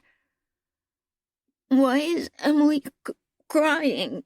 Josh hiccuped the word, distress etched in his features. I don't know, honey. I think something scared her. Maybe it was the toast. He reached out a pudgy finger to touch Emily's cheek, his eyelashes spiky with moisture. Don't cry, Em. Clay homed in on the boy's comment. Why would the toast make her scared, Josh? She burned it. From his baffled expression, it was obvious Clay had no idea why that would trigger a meltdown. Is that a bad thing, Josh? Cate kept her tone gentle as she wrapped the little boy in a soothing hug. Yes. Our toaster at home didn't work good. Mommy got hurt a lot. And when she had to stay in bed, Emily made us toast for breakfast. But it always burned, and the kitchen got stinky. Daddy didn't like that. Although Emily's wails had quieted to a whimper, her grip on Clay's neck hadn't loosened. A cold chill rippled through Cate as she forced out the next question and braced for the answer. What would happen then? Lower lip quivering, Josh nestled closer to her. He opened all the windows, even if it was real cold, and he'd make Emily stand on the back porch without her coat until the kitchen smelled better. There was a big, mean, scary dog that came to our alley sometimes, but no matter how hard Emily banged on the door, Daddy wouldn't let her back in. One time, the dog tore her shirt. Clay stiffened, and Emily emitted a soft whimper. Well, there are no scary dogs around here, so we can all relax. Cate emphasized the last word as she looked at Clay and stroked the back of Emily's hand in a reassuring, rhythmic motion. He got her silent message. Loosening his posture, he patted Emily's back and rubbed his cheek against the top of her head. Emily let out a slow, ragged breath. Why did our daddy do that? Josh stuck his thumb in his mouth and tipped his head back to study the two adults. Cate worded her response with care. Some people aren't very nice, and they do bad things for no reason. But you're with your Uncle Clay now, and he loves you very much. I do too. So you don't have to worry about people being mean to you anymore. We would never let that happen. Emily's grip on Clay's neck eased. Did they eat breakfast? Cate directed the question to Clay, keeping her tone conversational. No. Do you have half an hour to spare? Whatever it takes. I have an idea. Cate spoke to the children. Let's make chocolate chip pancakes for breakfast. Chocolate chips in pancakes? I never heard of that. Without relinquishing her hold on Clay, Emily shifted her position to join the conversation. It's my secret recipe. But I can't make them by myself. It takes 4 people. 1 to mix, 1 to add in the chocolate chips, 1 to flip, and 1 to pour the chocolate syrup on top. Chocolate syrup too? Wow. Josh's eyes lit up. I'll help. So will I. Clay seconded. Emily, are you in? Cate smiled at her. The little girl nodded. Then let's get started. Half an hour later, as the children were lingering over the last bites of their unusual breakfast, Clay glanced toward the clock on the wall and raised an eyebrow at Cate. No surprise that he was getting antsy. The fact that he'd disappeared once during breakfast to shave, put on his shirt, comb his hair, and make a discreet phone call suggested he was running way behind schedule. Cate rose and carried her plate to the sink. I saw a mama duck with her baby ducks the other day as I drove past the park. I bet they're still there. While Uncle Clay's at work today, would you like to go feed them? Yes! Josh slid off his chair. Can we go now? As soon as you get dressed. When he started to dash off, Cate smiled and grabbed his pajama top. Whoa! Say goodbye to your uncle first. Josh planted a quick kiss on Clay's cheek. Bye! Come on, Emily! He sped down the hall. Though she pushed back her plate and stood, his sister looked less enthusiastic. Can I have a hug? Clay held out his arms. I promise I'll be back by dinner, maybe even earlier. Can't you stay home today? She moved toward him. I won't be far away, and I can come home if you need me. Cate will be here all day, too, like always. I'll tell you what. Why don't you call me from the park and tell me about the ducks? Would you do that? Okay, I guess. She backed out of the circle of his arms and traipsed down the hall. As she disappeared, Clay inclined his head toward the front door. Cate followed him out to the landing, leaving the door slightly ajar so she could listen for the children. Angling toward her, Clay forked his fingers through the hair he'd just combed. I wish I could stay home today. They'll be fine. Don't worry. His eyes softened, and at the warmth radiating from them, her pulse hitched. They wouldn't be if it wasn't for you. I was in way over my head until you walked in the door. You would have figured it out. I don't think so. They needed things I wasn't equipped to give. You knew what to say, what questions to ask, how to heal their hearts. You cared more than their father ever did. His features hardened. When I think what that monster did to those two, a muscle in his jaw clenched. It's hard to believe a man could treat his own children that way. More than hard. Criminal. My dad was bad, but nothing like Martin. I guess I should thank God for small blessings. But there was no gratitude in Clay's inflection as he pulled his keys out of his pocket. You'll call me from the park? Yes. He dredged up the semblance of a smile. The chocolate chip pancakes were inspired, by the way. The group effort distracted the kids. I'm glad it worked. I was making it up as I went along. See? That's what I mean. I would never have thought of something like that. He cleared his throat, jiggled his keys. I don't have much practice at expressing my feelings, but I want you to know how much I appreciate everything you've done for us. While his words were all about gratitude, his eyes reflected a far deeper emotion, like attraction. And heaven help her, it was mutual. But that was wrong. She wasn't supposed to fall for an employer, even one as swoon-worthy as Clay. She should step back, put distance between them. But when he slowly lifted a hand toward her face, the urge to feel the touch of his lean, work-toughened fingers against her cheek was strong. Too strong to resist. In fact, without conscious decision, she swayed toward him, inviting him to... Kate! The door opened, and Josh scurried out. I'm ready to go feed the ducks.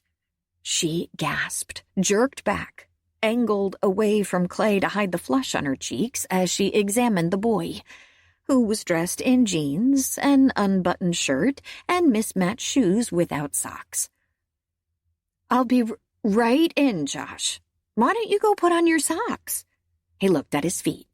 Oh, I guess I forgot. After whirling around, he dashed back inside. Bracing, Cate turned to face Clay again. He'd moved to the railing and shoved his palms into the back pockets of his jeans. I, better go. The words came out in a hoarse rasp. All she could manage was a nod. He left in silence. 30 seconds later, his car door slammed. The engine started.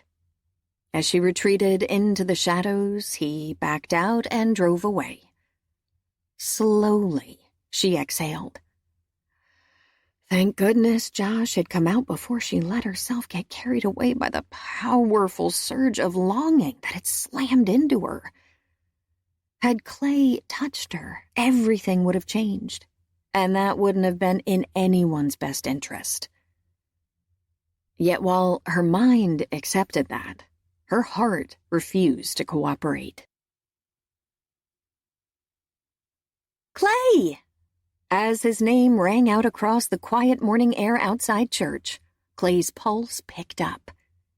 He wasn't ready for a social interaction with Cate, not after what had happened 2 days ago on the landing of his apartment. Had Josh not interrupted, he would have kissed her, and that would have been bad. Very bad. She wasn't the kind of woman who would take a kiss lightly. She'd expect it to signify something deeper than momentary attraction, something he wasn't capable of offering anyone. But ignoring her wasn't an option. Steeling himself against another rush of the unfamiliar emotion he'd experienced on the landing at his apartment, he turned. She waved as she and her grandfather descended the church steps. He returned the gesture, but stayed where he was. "Do you have a minute?" Cate smiled. She seemed to have put the Friday morning incident behind her better than he had. Sure. Have you two seen the ducks yet? Pop directed his question to the children. There are ducks at church? Like at the park? Josh's eyes widened. Yes, and a little pond out back.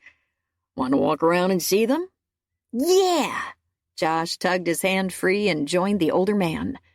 Emily tipped her chin up. Is it all right? No, it wasn't. With the kids gone, he'd have no buffer zone between him and the beautiful woman standing touching distance away. But there weren't any reasonable grounds to refuse. Yes, but don't be gone too long. We'll be back in a jiffy. Pop took their hands, and the children trotted off with nary a qualm. Clay watched them walk away. Must run in the family. What? The ability to get along with children. They've only met your grandfather, twice? And already they trust him. It's been slower going for me. Pop's had a ton of practice with children. I have too. But you're making steady progress with them and learning to meet their needs. I wasn't up to the task Friday. That was a tough situation to deal with, considering all the trauma they've been through. I have an idea that might speed up their healing process, though. I'm all for that. It occurred to me that exposure to happy family life could be beneficial. My mom always has everyone over for Easter brunch, and we wondered if you and the children would like to join us next Sunday. Huh. Considering how adamant Cate had been about the ground rules she'd laid out before accepting the job, including sacrosanct personal time, That was an unexpected offer. I thought weekend contact was off limits, except in emergencies. In general, it is, but Easter is worthy of an exception. Unless you have other plans. No, he didn't. But he should have. Just because Easter had never been more to him than another Sunday to sleep in didn't mean he should follow that pattern now that he had Josh and Emily to consider. Yes, he'd planned to take them to church, but kids were supposed to get baskets of candy and colored eggs too, weren't they?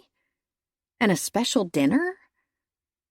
He could take care of the former now that he'd been prompted, and since Cate was offering to provide the latter, why not accept?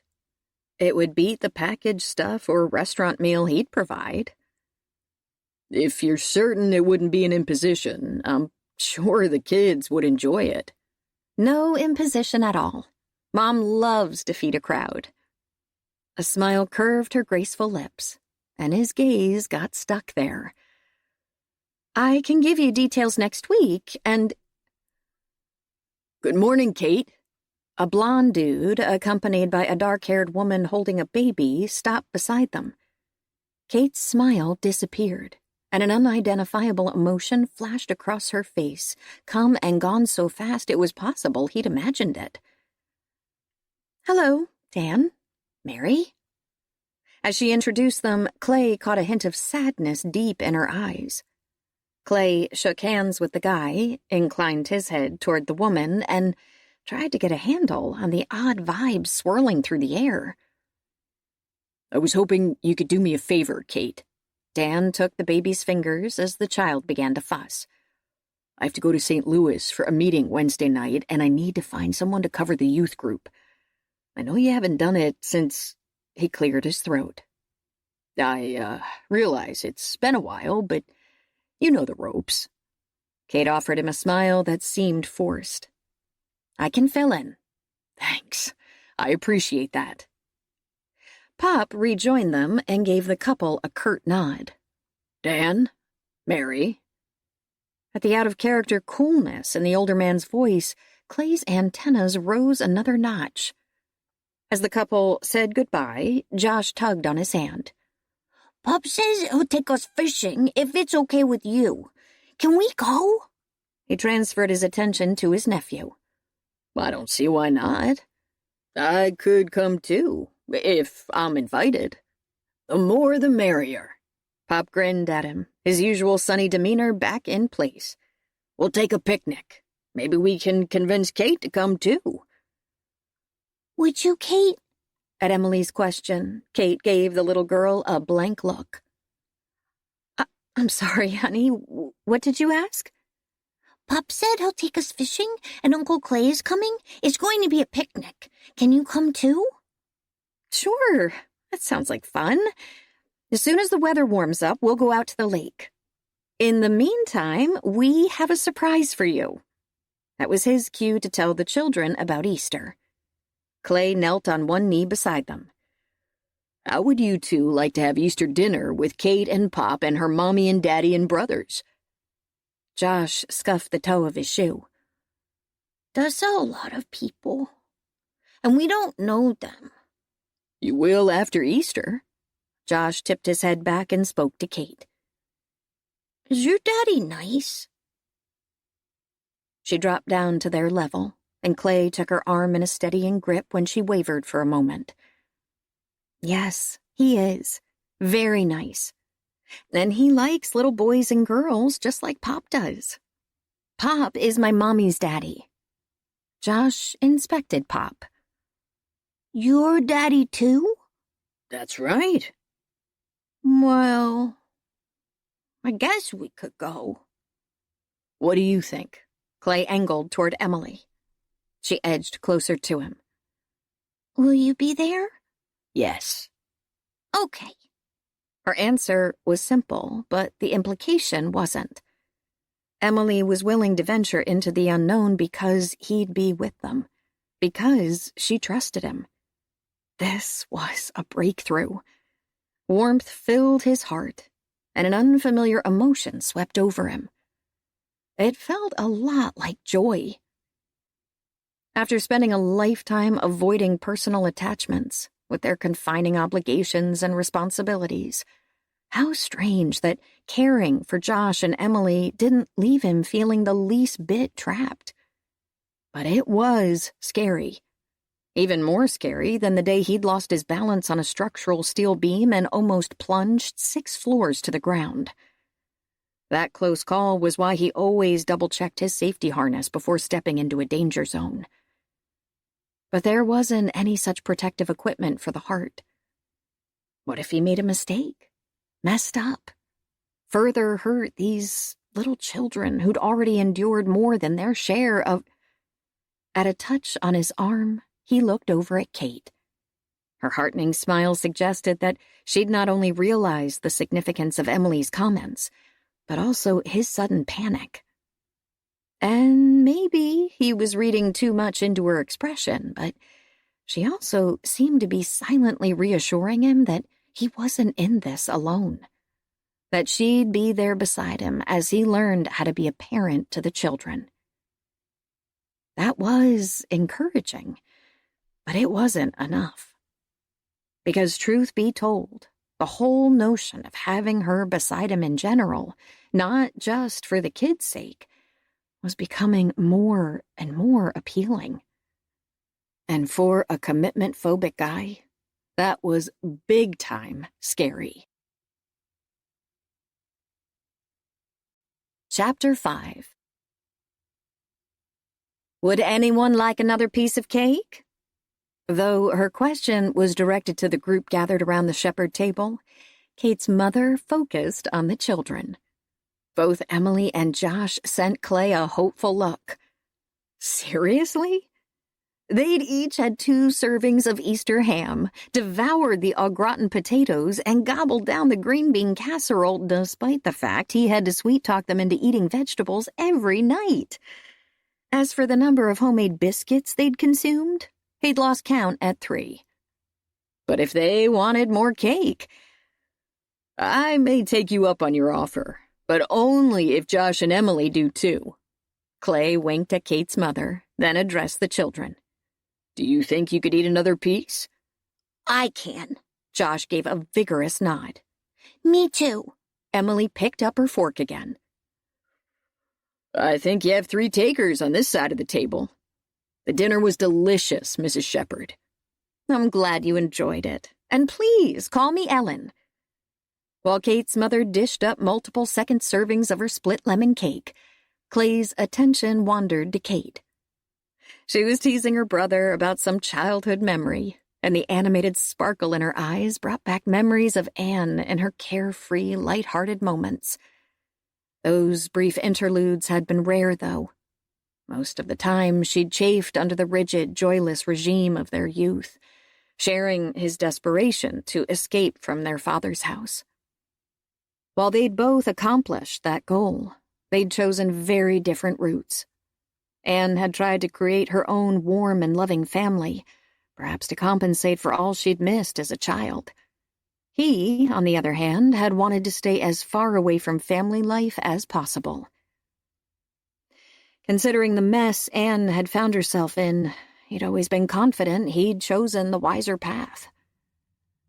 Yet this past month with Josh and Emily and Cate had shaken that conviction. Another wonderful dinner, honey. Directing a smile at his wife, Cate's father rose and began clearing the table. Her brothers followed suit. How about that? No such male help had ever been offered in the home of his youth. Kitchen duties had been consigned to his mother, both cooking and cleanup. Same in Anne's house, after she married. Catching his eye, Ellen grinned. In the Shepard clan, the women have always been the cooks, and the men take care of cleanup duty. It's a fair arrangement, don't you think? Yes, I do. Let me help. He started to rise. Absolutely not. Guests are excluded from that rule. Cate, why don't you show Clay and the children the pond your dad built? The fish are getting active again. You have a lake with fish in your yard? Josh stared at Cate. Lake would be a generous term. But it's a nice little pond, and it does have fish. Let me grab a sweater. She stood and headed for the hall. Why don't we move into the family room, Clay?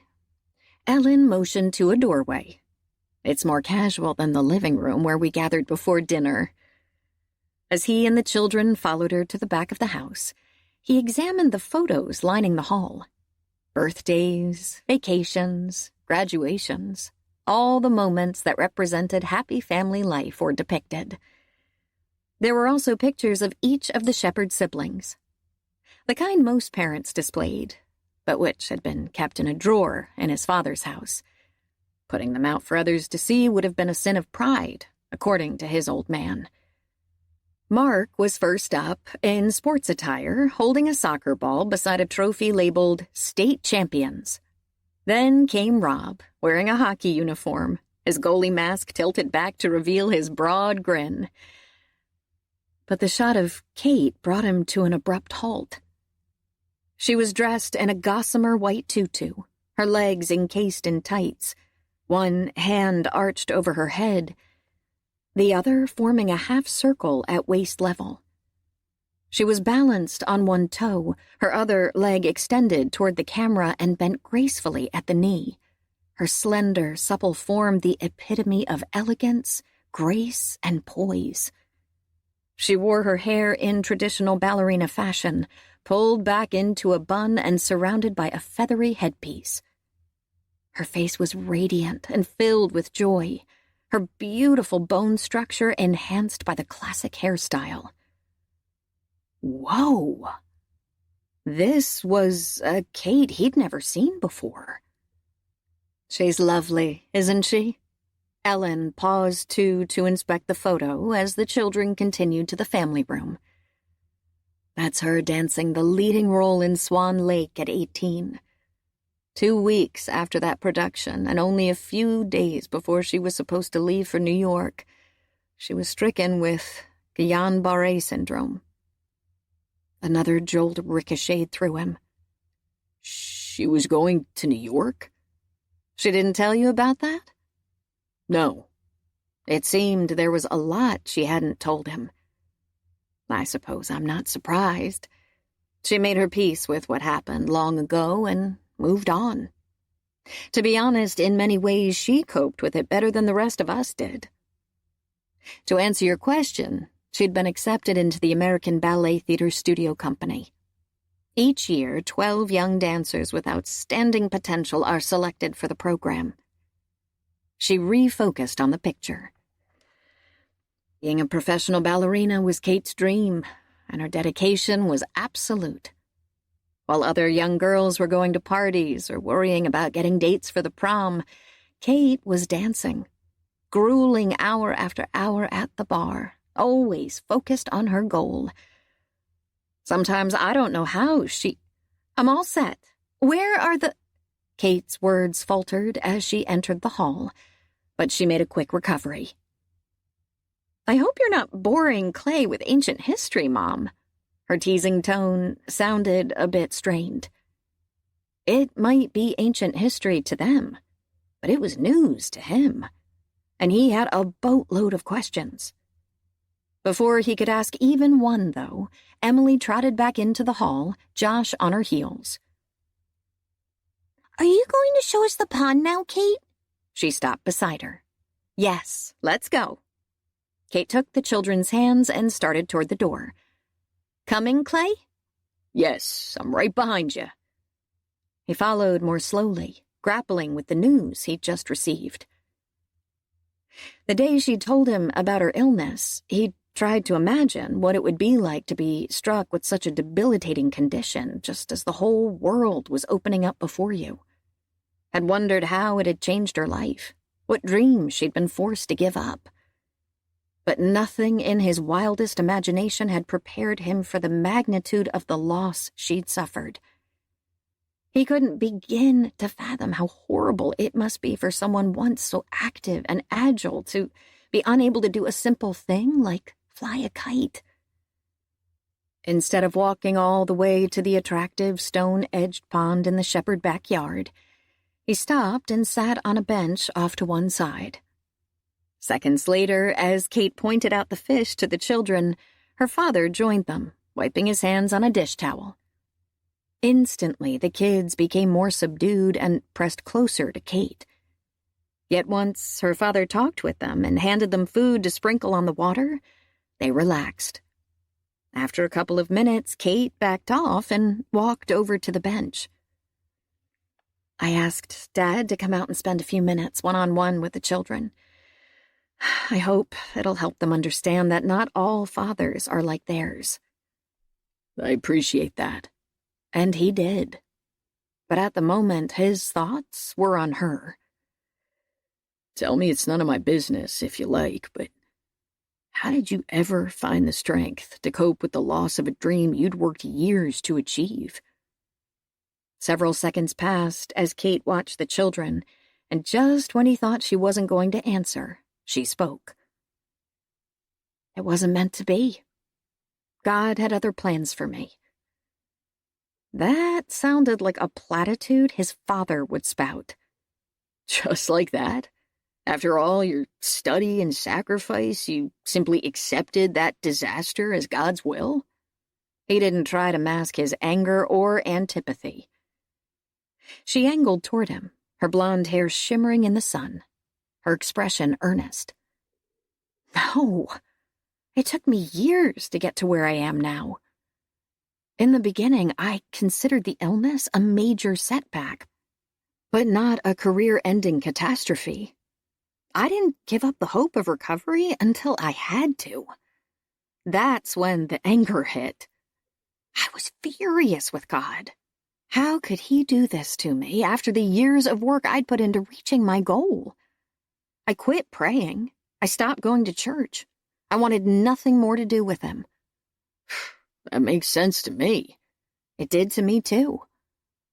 But in the end, I realized that anger wasn't going to change anything. That I had to let it go and seek God's direction. That journey brought me to where I am today. This may not be the life I'd planned, but it's filled with blessings, and I know it's the one God wants for me. Once I accepted that, I found peace. Clay couldn't fault her sincerity, even if it was hard to comprehend her calm acceptance of her fate. She radiated the kind of peace he'd never discovered in all his years of restless wandering. She tilted her head. Does my attitude surprise you? Yes. Why? I hadn't been a churchgoer for years until the children came into my life. But I've been listening to Reverend Richards for the past few weeks. He paints an appealing picture of a God of mercy and kindness. But that God wasn't very kind or merciful to you. The long game is what matters. It was hard when I got sick, but I've come to believe there's a reason for what happened. In his time, God will reveal it to me. The pieces weren't fitting for him. I'm finding it hard to understand how you have such great trust in God. I grew up in a religious, God-fearing home too, and I turned away from God. Ah, a smile whispered at her lips. There's the difference. I grew up in a God-loving home, not a God-fearing one. Yeah, that was a different take, and it perfectly captured a critical disparity in their upbringings. You may be right. Fear was the operative word in our house. There was no love from our Heavenly Father or our earthly one. I'm sorry. She touched his hand. That would be a terrible environment in which to be raised. He looked down at her slender fingers resting on his work-roughened hand. She didn't press, didn't push, but it was clear she was giving him an opening to talk if he wanted to. And all at once, words spilled out. My father considered himself to be a very religious man, but he was harsh and domineering. He always stressed the God of punishment, and he formulated an endless list of strict rules he claimed were based on the Bible, or his interpretation of it anyway. He viewed the world through a black and white lens, and there was no room for discussion, no tolerance of dissension. He held me and Anne to such impossible standards that we often failed to meet his expectations. Was your mother of a similar mindset? No. She tried to infuse some joy and warmth and love into our house, but my father thwarted her at every turn. He made us all attend fire and brimstone Sunday services where a preacher would rant and rave about what terrible sinners we were and how we were all going to hell if we didn't repent. I can understand why you didn't want anything to do with Christianity. At her hushed, pained tone, he looked over to the placid pond a dozen yards away where the children's laughter was a balm to his soul. My father didn't see it that way. When I was 13, I rebelled, told him I wasn't going to church anymore, and I didn't. I think he wore out several belts on my back before he accepted the fact that nothing was going to change my mind. He beat you? Shock rippled through her voice. I'm not sure it would qualify as beating, and he was very self-righteous about it. Said he was doing it in the name of God, for the benefit of my soul, because he wanted me to be saved. I think he felt totally justified. Oh, Clay. The God I know would never condone the kind of behavior your father used in his name. Love works so much better than force if you want to touch people's hearts. He angled toward her, and the warmth in her eyes reached into the deepest recesses of his heart, like the spring sun coaxing new life from dormant plants. I'm beginning to... Uncle Clay! Come see the red fish! Despite Josh's exuberant summons, it took him a moment to shift gears and respond. I'll be right there. Smiling, Cate withdrew her fingers from his hand. It's nice to be wanted. Yes, it is. Yet grateful as he was to be wanted by his niece and nephew, he suddenly found himself wishing he was also wanted by the woman who'd come so unexpectedly into their life. Chapter 6. He was beat. Clay pulled into a parking space near his apartment and wiped a hand down his face. After dealing with several days of pressing problems at the job site, all he wanted was a long, cold drink and a quiet, relaxing evening. But as he slid from behind the wheel and started up the stairs to the landing, Cate came into view. Uh-oh. She never waited for him outside, and the tautness in her posture wasn't reassuring. So much for his quiet evening. He took the remaining steps 2 at a time and strode toward her. What's up? I wanted to talk to you, and there's not much privacy inside. Okay. He leaned back against the railing, palms flat on the top, bracing for bad news. I thought we should revisit the bedwetting situation. She pulled the sweater she'd thrown over her shoulders more tightly around her. When you hired me, you said after it was under control, you planned to put the children into a traditional daycare setting. Josh's problem appears to be history, and a friend of mine gave me a referral earlier this week for a child care position. I need to consider it if you're planning to send the children to daycare soon. The kids were fine. That was a huge relief. The thought of Cate leaving? Definitely not relief. In fact, just the opposite. Yes, they'd agreed up front to a temporary arrangement, but the children were thriving under her attentive care. They'd be lost without her. He'd be lost without her. He curled his fingers around the railing and held on tight. If you're willing to stay, I'd prefer to keep our arrangement in place for the foreseeable future. The tension in her features eased. I was hoping you'd say that, and I'm more than willing to stay on. She turned toward the door. Let me tell the children good night before I leave. Clay let out a slow breath as she slipped inside. Crisis averted. But one of these days, Cate would leave. Emily would start school next year, and Josh wasn't far behind. The kids wouldn't require a full-time nanny. Cate would have to move on to another family that needed her. But it was getting harder and harder for him to envision a time when this family wouldn't need her. Him included. At the sudden chime of the doorbell, Clay looked up from the plans he was going over on the kitchen table. Odd. They never had visitors on Saturday. Could Cate have stopped by for some reason? The corners of his lips rose. Now that was a pleasant thought. Stepping over the children, who were coloring on the floor in the living room, he reached down to tickle them. As they giggled and squirmed, a feeling of deep contentment seeped into his pores, and his smile broadened. If Cate was on the other side of the door, his day would be complete. He twisted the knob and pulled. "Hello, boy. I've come for the children." His smile evaporated instantly as the identity of the shrunken, shriveled man with thinning gunmetal gray hair and a sallow, gaunt complexion registered. It was his old man, and time hadn't been kind to him.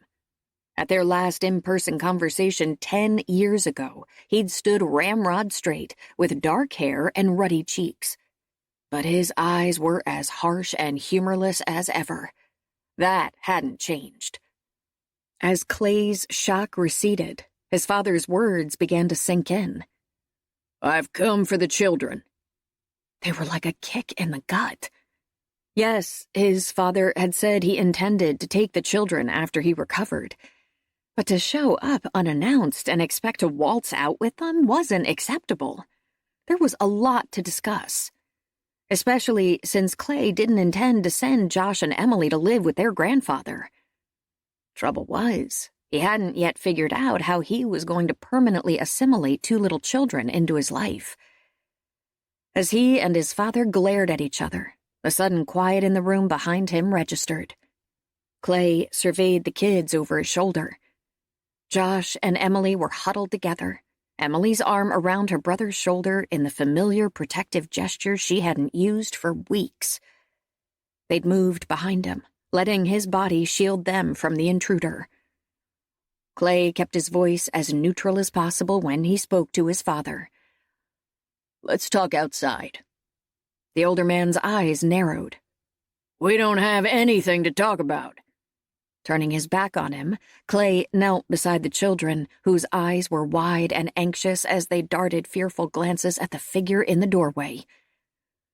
"I'm going to go outside and talk to your grandfather for a minute.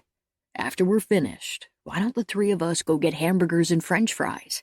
Would you like that?" He took Emily's hand and ruffled Josh's hair, keeping his touch and his voice gentle and reassuring. Josh sniffled and edged closer to Emily. She tightened her grip on his shoulder. Neither responded. "Hey, everything will be fine." He gathered them close and gave them a hug. "You guys go put on your shoes and we'll leave in a few minutes. We might even stop for ice cream on the way home." "Come on, Josh." Emily's sad, resigned tone tore at his heart as she tugged on her brother's hand. Clay waited until they reached the hall before standing to face his father. Though he kept his volume low, he didn't try to mask his hostility. "The kids are already upset. They don't need to hear this. Let's go outside." After giving the apartment a quick, disapproving scan, his father retreated to the landing. Clay followed, shut the door behind them with a firm click, and folded his arms across his chest. "We're wasting time." The older man flicked a hand toward the apartment. "Just pack up their things and we'll go." "No." His father did a double take. "What?" "I said no. I'm not sending the children to live with you." "You can't be serious. You're not equipped to deal with two children. And you are? I raised two of my own. And you did such a superb job. Sarcasm dripped off Clay's words. The older man bristled. "Who are you to judge me? And who are you to judge me?" His father snorted. "I know what kind of life you lead, boy. Always on the move, living in tiny apartments not fit for a family. Probably a girl in every port. A godless life. That's an inappropriate environment for children. You don't know a thing about the life I lead." Clay ground out the words, struggling to rein in his fury. "I know enough. You're nothing like Anne. She was a dutiful girl who always did what she was supposed to do. Yeah, and she ended up dead, thanks to you." His father's complexion went a shade sallower. "That's a terrible thing to say. It's the truth. If you hadn't pressured her to stay in that farce of a marriage, she'd be alive today." The last of the color drained from the older man's face. "He always did have a smart mouth. I'm surprised you didn't get into trouble in the army. I did fine in the army. I respected the authority there, and I'm doing fine now. I don't need you, nor do Josh and Emily. You did enough damage to your own children. I'm not letting you do the same to these two. And how are you gonna stop me? I have them. You don't. I'm their grandfather. I'm their uncle." The older man glared at him, but Clay didn't flinch, nor did he move from in front of the door. After several charged seconds ticked by, his father reached into his pocket and withdrew his car keys. "I'm not finished with you yet, boy." Though a tremor of fear ran through him, Clay managed to hang on to his resolute demeanor as he regarded his old man in silence. At last his father spun around and stalked away. But as Clay watched him retreat toward his car, the older man's shoulders stiff, he had a sinking feeling that while he might have won this battle, the war was just beginning. "Thank you for doing this, Cate. I'm sorry to bother you on a Saturday, but I'm in over my head. Again, I knew you'd handle this better than I would." Cate pulled her condo door shut behind her, stomach clenching. The fine lines etched at the corners of Clay's mouth, his haggard face, and the faint shadows beneath his eyes attested to his understandable stress. A visit from a near stranger who was threatening their shaky sense of security could wreak havoc with Emily and Josh, undoing all the painstaking progress they'd made over the past 6 weeks. "It's not a bother. How are the children?" "Quiet. Too quiet." He glanced toward the car as they approached it, the grooves on his forehead deepening. "We need to get them to talk about today. But first, let's work on getting them just to talk." As they drove to the fast food outlet, Cate tried to engage the children in conversation, but the most she was able to get were monosyllable responses from Emily and silence from Josh. The two of them sat slumped in their car seats, holding hands, while Emily stared out the window and Josh sucked his thumb. Bad news all around. Clay pulled into a parking spot, and she motioned for him to get out of the truck before angling sideways to speak to the children. "Sit tight, guys. Uncle Clay and I will unbuckle you in a minute." He followed her lead in silence, posture stiff, mouth set in a grim line. After easing to the ground, she moved forward to speak to him over the hood, keeping her voice low. "I know you're as upset as they are, but children pick up tension, and your anger is only going to make this worse. If you want to take a few minutes alone to try and chill out a little, I can watch them." He gave a clipped nod. "Okay. Can you get them out of the truck?" "Yes, we'll be fine." She managed to get the job done, and 10 minutes later, when Clay slid into the booth where she and the children sat, he was loaded down with food and appeared far less tense. During the meal, he participated in the small talk she initiated with the children. He even managed a joke or two, teased Emily about her milk mustache, and tousled Josh's hair twice. but to no avail. Both of the children picked at their food and left most of their fries untouched. After it was clear they'd eaten as much as they were going to, Cate helped Clay gather up the remains of the lunch. As he slipped back into the booth after disposing of the trash, he arched an eyebrow in her direction, sending a silent, "What next?" message. Truth be told, she wasn't sure. The children were uber-stressed. But she'd play it by ear and try her best to help Clay get them back on track. Because there'd been far too much trauma in their young lives, and the last thing they needed was another disruption that would undermine the foundation of security Clay had laid for them. Clay had no idea how Cate intended to address the latest crisis. But clueless as he was about how to deal with the kids, he'd follow wherever she led. They didn't deserve to have their world upended again, and he'd do everything in his power to protect them from the life they'd have with his father. "Why don't we all hold hands for a minute?" Cate extended one hand toward him across the table and wiggled her fingers. She laid her other hand on the table in front of Emily, who sat beside her. As he enfolded her delicate fingers in his, her breath hitched. Unless he was reading her all wrong, he wasn't the only one struggling to rein in his pulse. Nor was he imagining the sparks suddenly arcing through the air between them. But this touch wasn't about them. It was about helping the children. "Focus, Adams," he thought to himself. Following Cate's example, he laid his free hand on the table in front of Josh. The little boy looked over at Emily. After her hand crept over and took Cate's, Josh followed her example with him. Then the children reached across the table and linked fingers, the 4 pairs of hands forming a lopsided circle on the formica top.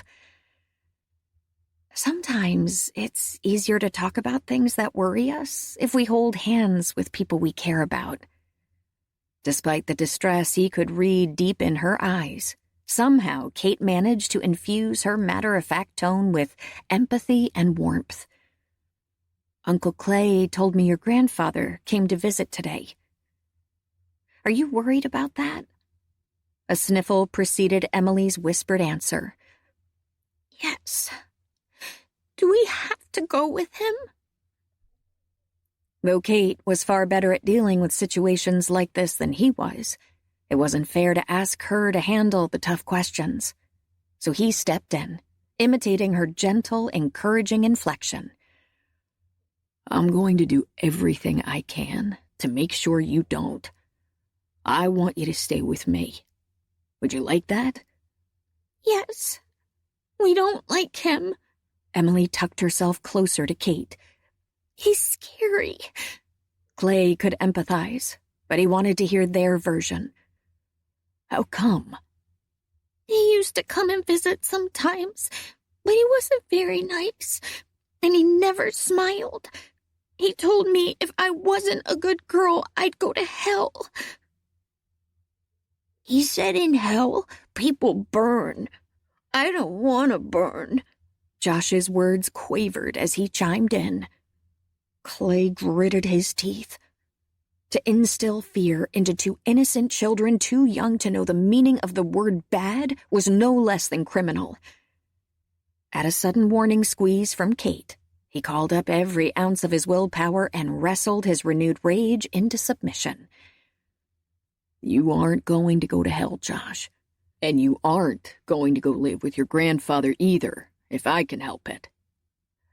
"But what if he comes back?" Emily stared up at him with big eyes, her lower lip trembling. Given his father's parting words, that was a probable scenario. But that didn't mean his old man was going to get the children. "You live with me, and your grandfather lives far away. You don't have to worry about him coming back very often. If he does, I'll be here to keep you safe." He directed that promise to both Josh and Emily. And it was one he intended to keep. "We like it here with you. Josh scooted closer to him as Emily bobbed her head. It's the bestest place we've ever lived. Clay tried to swallow past the lump in his throat. It's the bestest place I've ever lived, too. And that was no lie. Despite his travels to exotic lands, despite living in a dozen cities across the United States, these two children and the warm, caring woman across from him made even his tiny apartment feel like a real home. His first real home. Yet as they walked back to his truck a few minutes later, holding hands, the children tucked between him and Cate, the looming threat from his father posed a very real danger to the fragile peace and security the kids had just begun to enjoy. They knew it too, despite the reassurances he'd offered. Because that night, for the first time in weeks, Josh had an accident. 2 weeks later, when Clay saw Cate's name appear on his cell, his pulse hiccuped. If Cate was calling him at work, there must be trouble. He stabbed talk, locked the cell against his ear, and skipped a greeting. What's up? A letter arrived for you today from a Des Moines law firm. Where are the kids? Inside, eating lunch. I'm on the landing. Go ahead and open it. No sense putting off bad news. The sound of rustling paper came over the line, followed by silence that seemed to last forever. What does it say? He stood and began to pace. It's written in typical, incomprehensible legalese, but the gist is clear. Your father is appealing to the court for custody, claiming you're an unfit guardian. Clay bit back a word that would no doubt shock Cate. I was afraid this was going to happen, but I was hoping he'd let it go. There's also some stuff in here about your lifestyle that's not very pretty. I can imagine. Anger churned through him. My father always thought I led a wild, wanton life. Yeah, it, kind of suggests that. It was bad enough for his father to demean his character in the court, but for Cate to hear all that garbage made him sick to his stomach. Tightening his grip on the phone, he massaged his temples with his free hand. I don't know what's in there, but I can promise you it's greatly exaggerated. Please believe me. I do. Zero hesitation, which was encouraging. He can make an issue of it, though, in court, if this gets that far. Yeah, he could. So what was he supposed to do? He couldn't let the kids fall into the hands of his father, but dragging them through a court battle could irreparably harm them. He sighed. I hope it doesn't come to that. I'm no legal expert, but the stuff in here sounds serious. I think you're going to need an attorney. I'm sure Mark would be willing to help you out. Cate's brother. Though he hadn't had a chance to talk much to him at Easter dinner, the man had struck him as sharp and insightful under his affable, laid-back demeanor. I'll give him a call. He dropped back into his desk chair, eyeing the defective blueprint on his desk. Problems at work, problems at home. Could life get any more complicated? Hey, Cate's gentle, sympathetic voice interrupted his pity party. Everything will work out. I wish I had your confidence. We're on the side of right here. No matter what challenges come up, we'll address them. We. In other words, she'd work with him to protect the children. Her willingness to take on his fight as if it were her own was the boost he needed today. Thank you. His voice rasped, and he cleared his throat. See you tonight. As they said their goodbyes and he hung up, Clay inhaled, long and slow. This could get ugly very fast. But no matter what his father threw at him, he'd win this battle, whatever it took. Chapter 7. I reviewed the document you couriered over yesterday. Mark set a yellow legal pad on the mahogany conference table in his office and took a seat opposite Clay. I have a few questions. I figured you would. You may not like some of them. I don't like any of this. It's only going to get more unpleasant. Mark picked up his pen. Tell me about your father. Clay swallowed past the sour taste in his mouth. He's a joyless, authoritarian tyrant with a twisted view of Christianity who leaves misery in his wake. I'm picking up a lot of acrimony there. Yeah, well, I don't exactly harbor positive feelings about my old man. And he's not fit to raise Josh and Emily. In your opinion. It's not an opinion. I lived with him. I know what that's like. I wouldn't wish that kind of childhood on my worst enemy. Mark tapped his pen against his palm. The court will consider facts, not feelings or conjecture. So let's examine the facts. He scanned the document Clay had received from his father's attorney. Your father claims you have no stable home in which to raise the children. Is that true? It depends on how you define stable. How long have you lived at your present address? About 3 months. Where did you live before that? Indianapolis. For how long? 8 months. And before that? Cleveland. For 16 months. And your father lives in Des Moines. Does he have a house? Yes. How long has he lived there? Clay's stomach clenched. 40 years. Okay, I get your point. There's more. Do you attend church on a regular basis? I do now. Since when? Since I got the kids.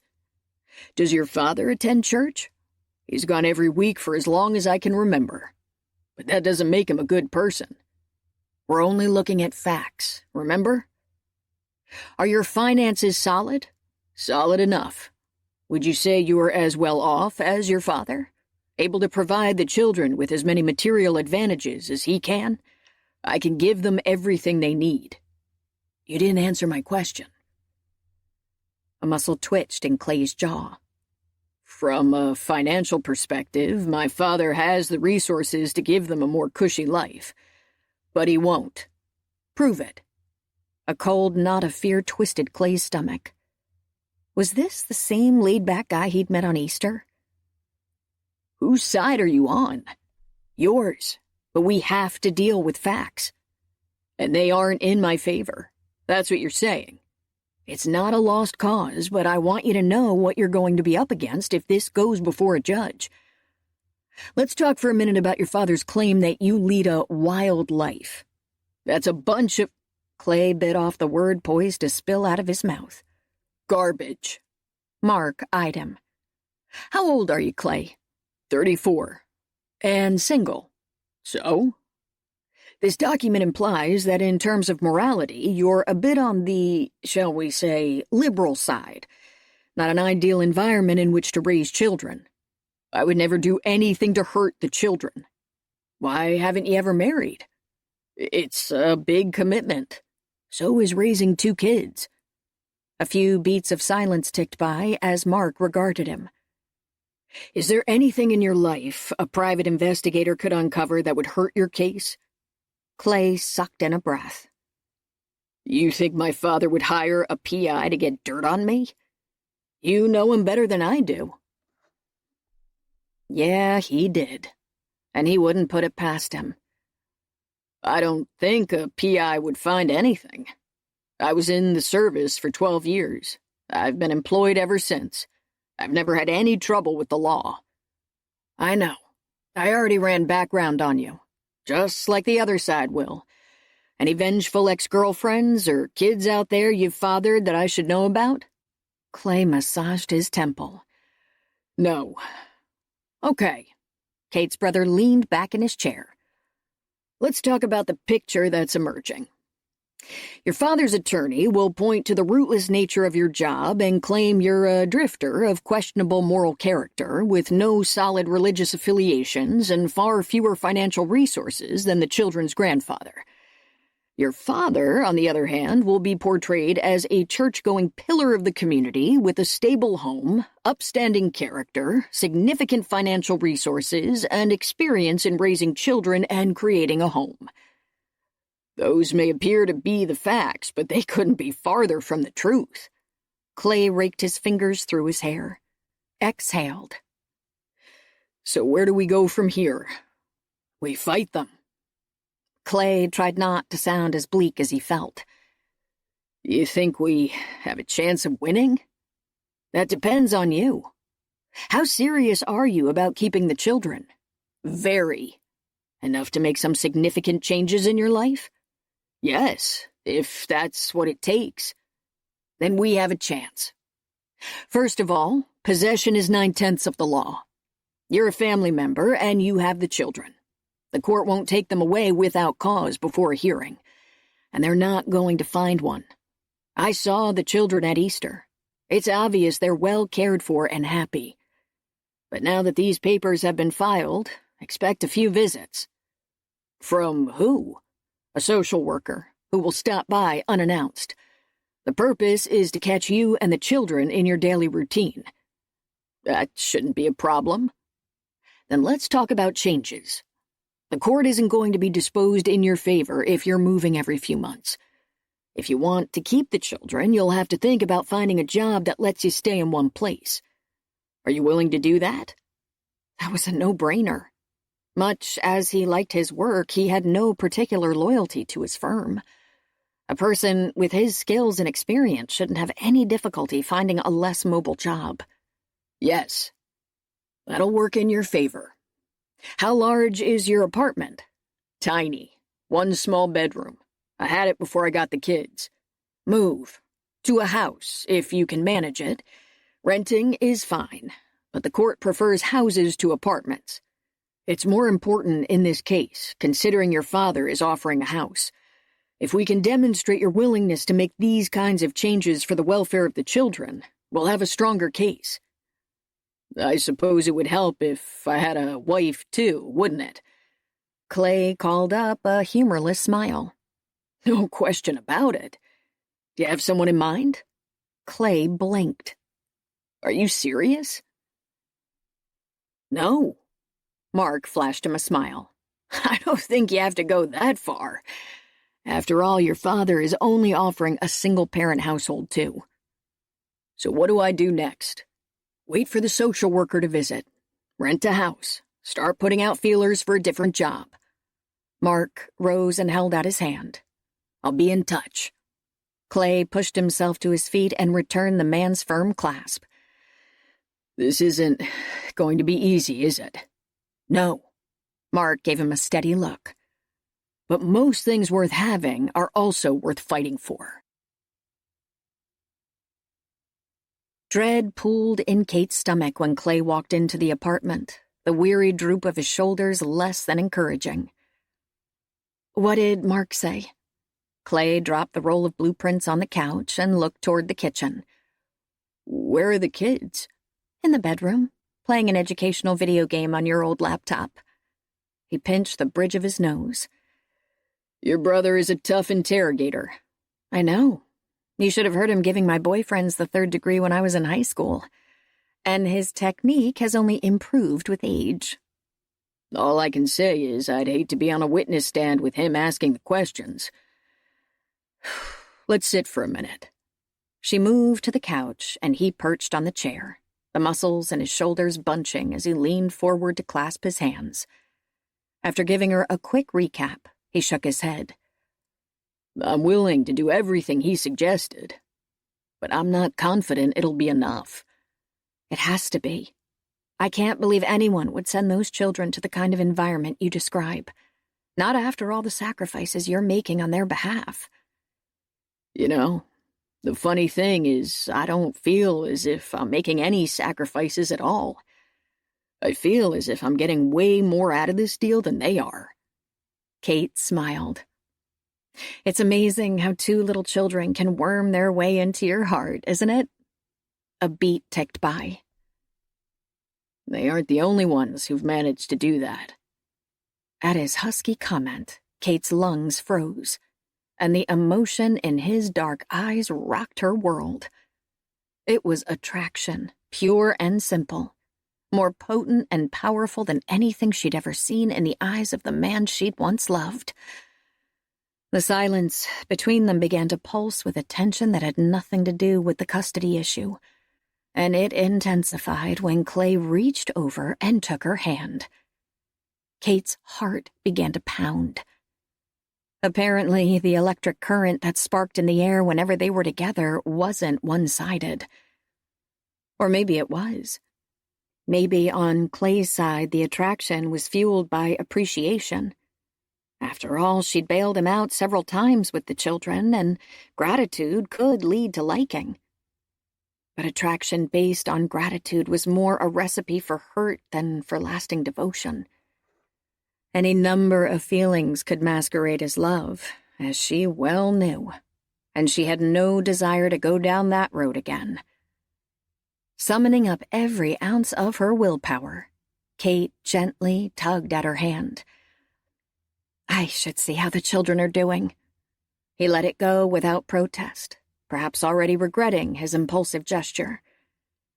Yet when she took a quick peek at him before ducking into the hall, his expression was pensive rather than chagrined or embarrassed, as if he was trying to figure out why she'd retreated, or was planning his next move, both of which made her decidedly uneasy.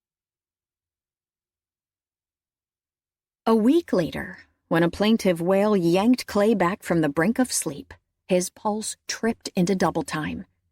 It was Emily, again.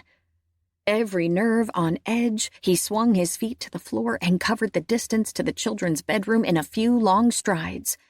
She was thrashing on the bed, in the throes of a nightmare, a bad one.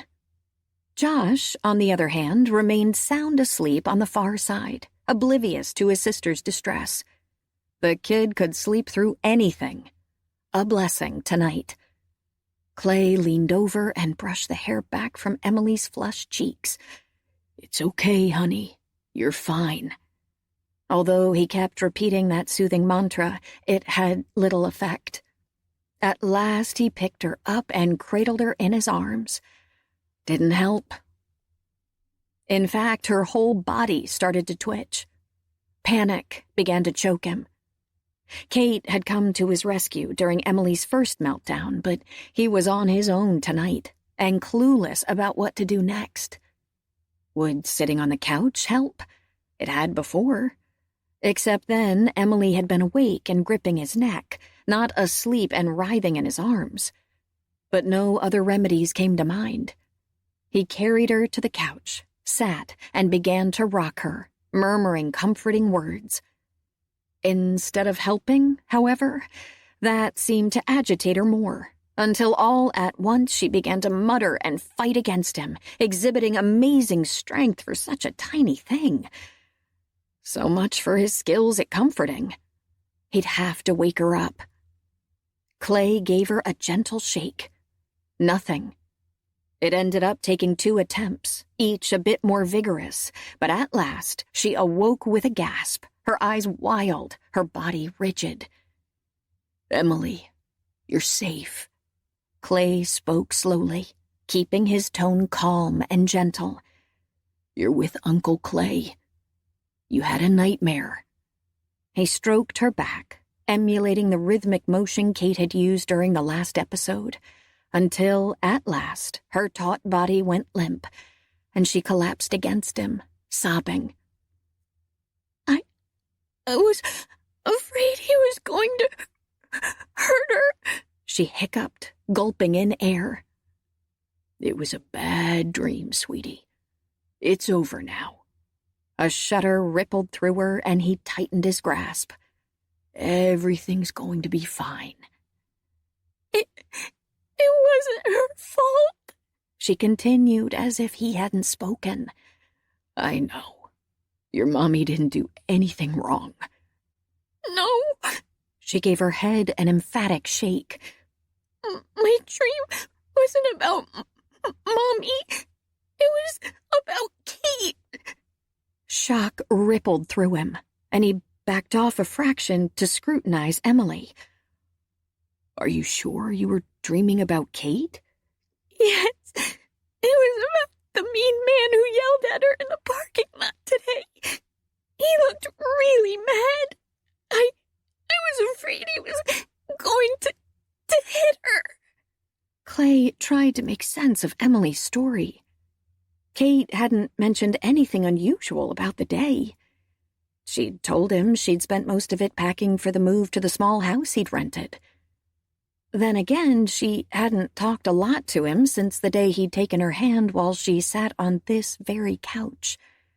She didn't even linger in the evening to exchange news of the day, as she once had. Are you sure this really happened, Emily? Clay tried again. Dreams could often be very real. Yes, at the grocery store. The car started to roll away, and it almost hit that man's car. Cate stopped it, but he got mad anyway. It wasn't her fault. The story was credible enough to merit further investigation, but the top priority at the moment was calming Emily's fears. I'm sure it wasn't, and everything's fine now. Didn't you come home after that and bake cookies? He managed a smile as he touched the tip of her nose. Uh-huh. Oatmeal. She sniffled and gripped his hand. That man made me think about Daddy. He's not coming back, is he? No. He won't ever bother you again. Even if the Omaha police hadn't yet found him. According to his contact there, they'd discovered his abandoned car a few days after he'd disappeared, but he was still on the run. Once they did find him, however, he'd be thrown into a hole for the rest of his life, where he belonged. At last reassured, Emily relaxed against him. I like you as a daddy much better. Warmth flooded Clay's heart as he stood to carry her back to the bedroom. And when she wrapped her thin arms around his neck, the same protective instinct he'd once felt for Anne came bubbling to the surface. How he'd loved his sweet, gentle sister. From the time she was a little girl, he'd wanted to shield her from harm's way, to keep her safe. In the end, he'd failed her. But he didn't intend to fail her children. The ringing of the phone pulled Cate out of a deep sleep, and she squinted at the clock, trying to focus. 11:15. Bad news. Late calls meant emergencies. She snatched the phone from her nightstand, and her pulse went haywire at the name that appeared on the screen. Clay? What's wrong? Sorry to bother you at this hour. Were you asleep? It doesn't matter. What's wrong? Emily had another meltdown. A nightmare, this time. Struggling to a sitting position, Cate pushed her hair back from her face. Is she okay? Yeah, I got her settled. She's back in bed. Cate leaned against the headboard. Don't be too concerned about this. Considering all they've been through, I'm surprised they haven't both had more problems with nightmares. The memories of their volatile situation at home are embedded in their subconscious. They're bound to come through in dreams now and then. This nightmare wasn't about their former life. It was about you. That's why I called. She said there was an incident at the grocery store today. Cate blinked. That had come out of the blue. I knew she was upset, but I thought we'd gotten past that. What happened? It was no big deal. I lost control of the cart for a moment. A passing motorist was a bit peeved when it came within inches of his very expensive car, and he let me know that in no uncertain terms. Emily witnessed it, but Josh was already in the car. The guy didn't threaten you, did he? At the quiet menace in his question, she blinked again. He sounded as if he'd punched the guy out, given the chance. No, there was never any danger. A sigh came over the line. Sorry I bothered you. It was no bother. I appreciate your concern. A few seconds of silence ticked by. Outside the open window, a distant rumble of thunder vibrated through the air, signaling the approach of unsettled weather. Clay cleared his throat. Look, about the other day, the hand thing, I've been trying to find an opportunity to bring it up, but you're always with the kids. Anyway, I know it made you uncomfortable, and I wanted to apologize for that. But not for my interest. I've got plenty of distractions already with a custody battle looming, but I care about you. A lot. And once the situation with Josh and Emily is resolved, I'd like to talk about that. A little thrill zipped through her, but she tamped it down at once. They weren't right for each other. Period. Clay had been honest from the beginning about his aversion to committed relationships, and he'd already taken on more of those than he'd ever planned. He didn't need another one. Besides, she wasn't in the market for romance. Those were formidable hurdles even a tenacious man like Clay would have difficulty overcoming. She swallowed, took a fortifying breath. There isn't anything to talk about, Clay. Sorry, not buying.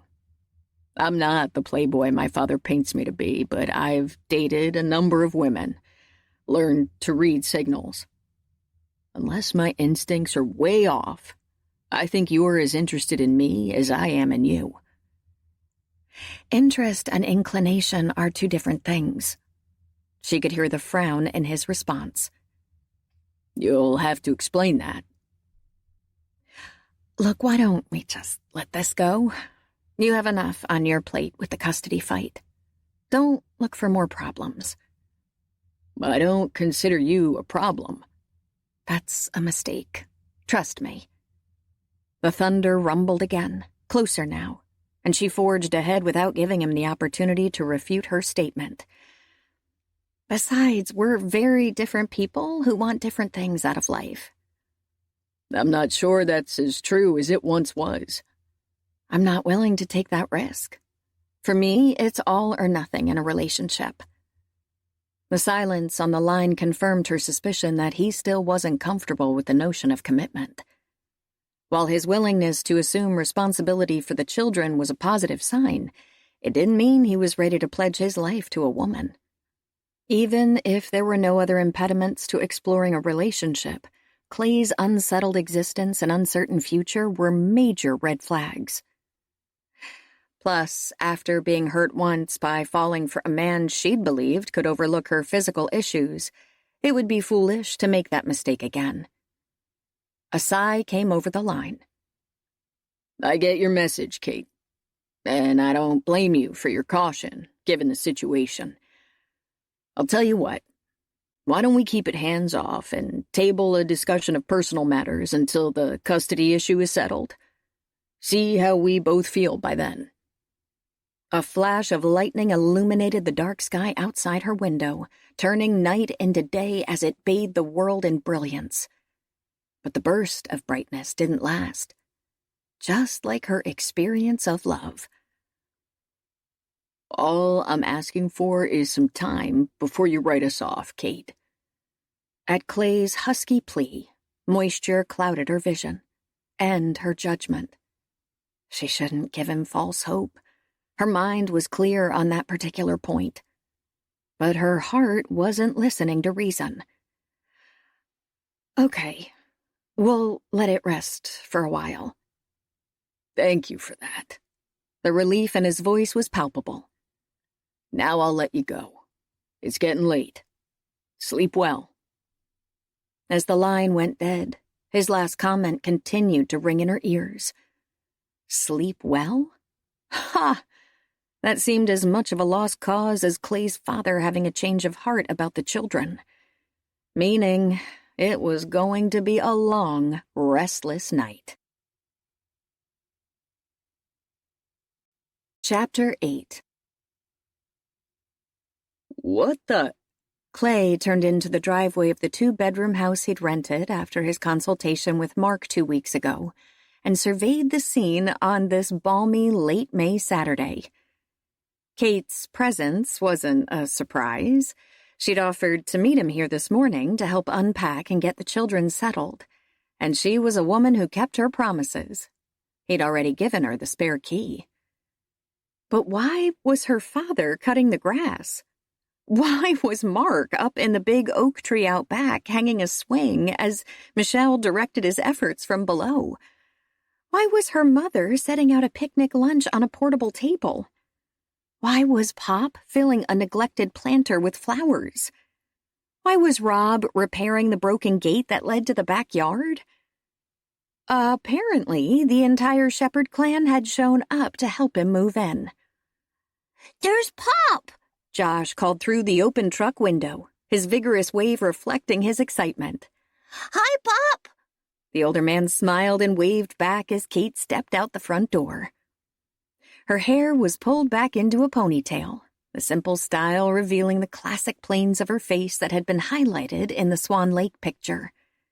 She was dressed in blue jean shorts and an oversized t-shirt and was carrying a mop. As Clay set the brake, Rob swung open the back door of the extended cab and reached up to help the children out. Morning, Clay.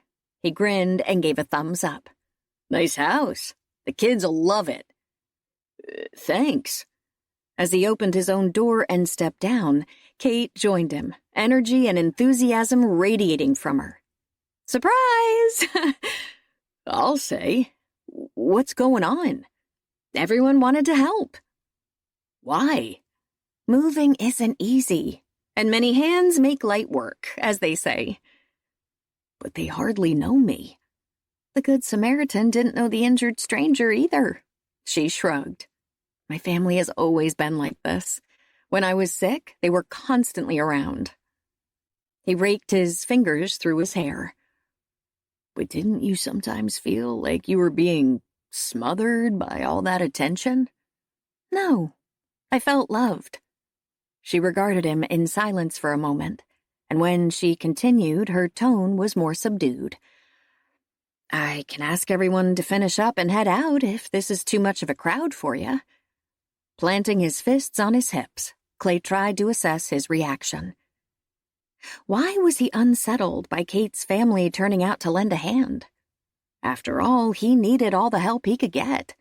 He should be grateful. Yet for reasons that eluded him, the scene created a knot in the pit of his stomach. No, sorry. I must sound like an ingrate. My family can be a little overwhelming. Kate shoved her hands into the pockets of her shorts and took a step back. Come on inside. Mom and I are about done cleaning. Leaving him by the truck, she headed for the front door. As he trailed behind her, trying to decipher his uneasy reaction to the shepherd's generosity, a conversation he overheard as he passed Pop filling the planter with seedlings offered him a clue. "Why are they wilted?" Josh surveyed the droopy flowers. Because they've been moved too much. Pop carefully tucked a small plant into the soil.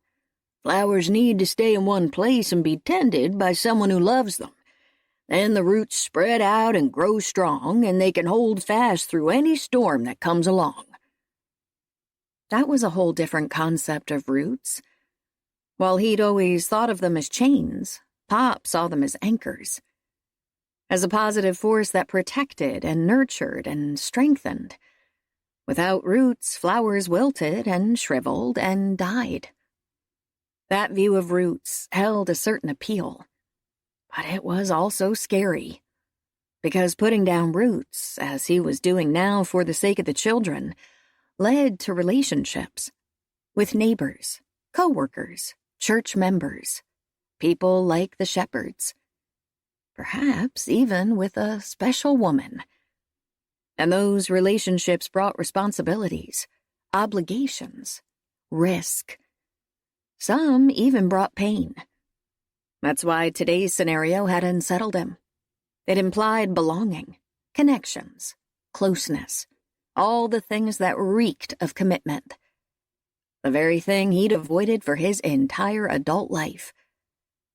But that had changed when 2 little children had been thrust into his hands and stolen his heart, when a lovely woman had slipped into his life and forced him to rethink his notions about long-term relationships, when he'd started attending church and been exposed to a loving God, and when a simple meal with Cate's family had drawn him into their fold. All of those relationships were beginning to undermine his resolve to keep his distance, and there didn't seem to be a thing he could do to shore it up. Clay finished collecting the dirty clothes and began to weave his way toward the washing machine through the boxes of new dishes and still-to-be-unpacked personal items. But he jolted to a stop when a startled cry of pain filtered in through the open window. Josh. Dropping the clothes in the middle of the living room, he took off at a sprint. What else could go wrong? They'd only been in the house a week, and already the toilet had overflowed. A backed-up gutter had sent a sheet of water cascading down the front window, which leaked, and the microwave had died. Now what? As Clay pushed through the door and loped toward the children, his pulse skyrocketed. Josh was sitting on the ground, crying. Emily was hovering beside him, and there was blood on Josh's face. Lots of blood. Clay dropped to the ground beside the children, and Emily looked at him tearfully. Josh fell off the swing. Taking his handkerchief out of his pocket, Clay lifted the little boy's chin with a gentle finger, struggling to control his panic. "Let me see, Josh." It didn't take him long to discover the source of the blood. A nasty gash 1.5 inches long on the youngster's chin that would need stitches. After pressing his handkerchief to the cut, Clay gave the boy a quick but thorough scrutiny, gently probing his scalp. "Does anything else hurt, Josh?"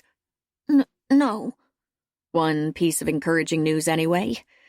Clay swung him into his arms and ushered Emily toward his truck.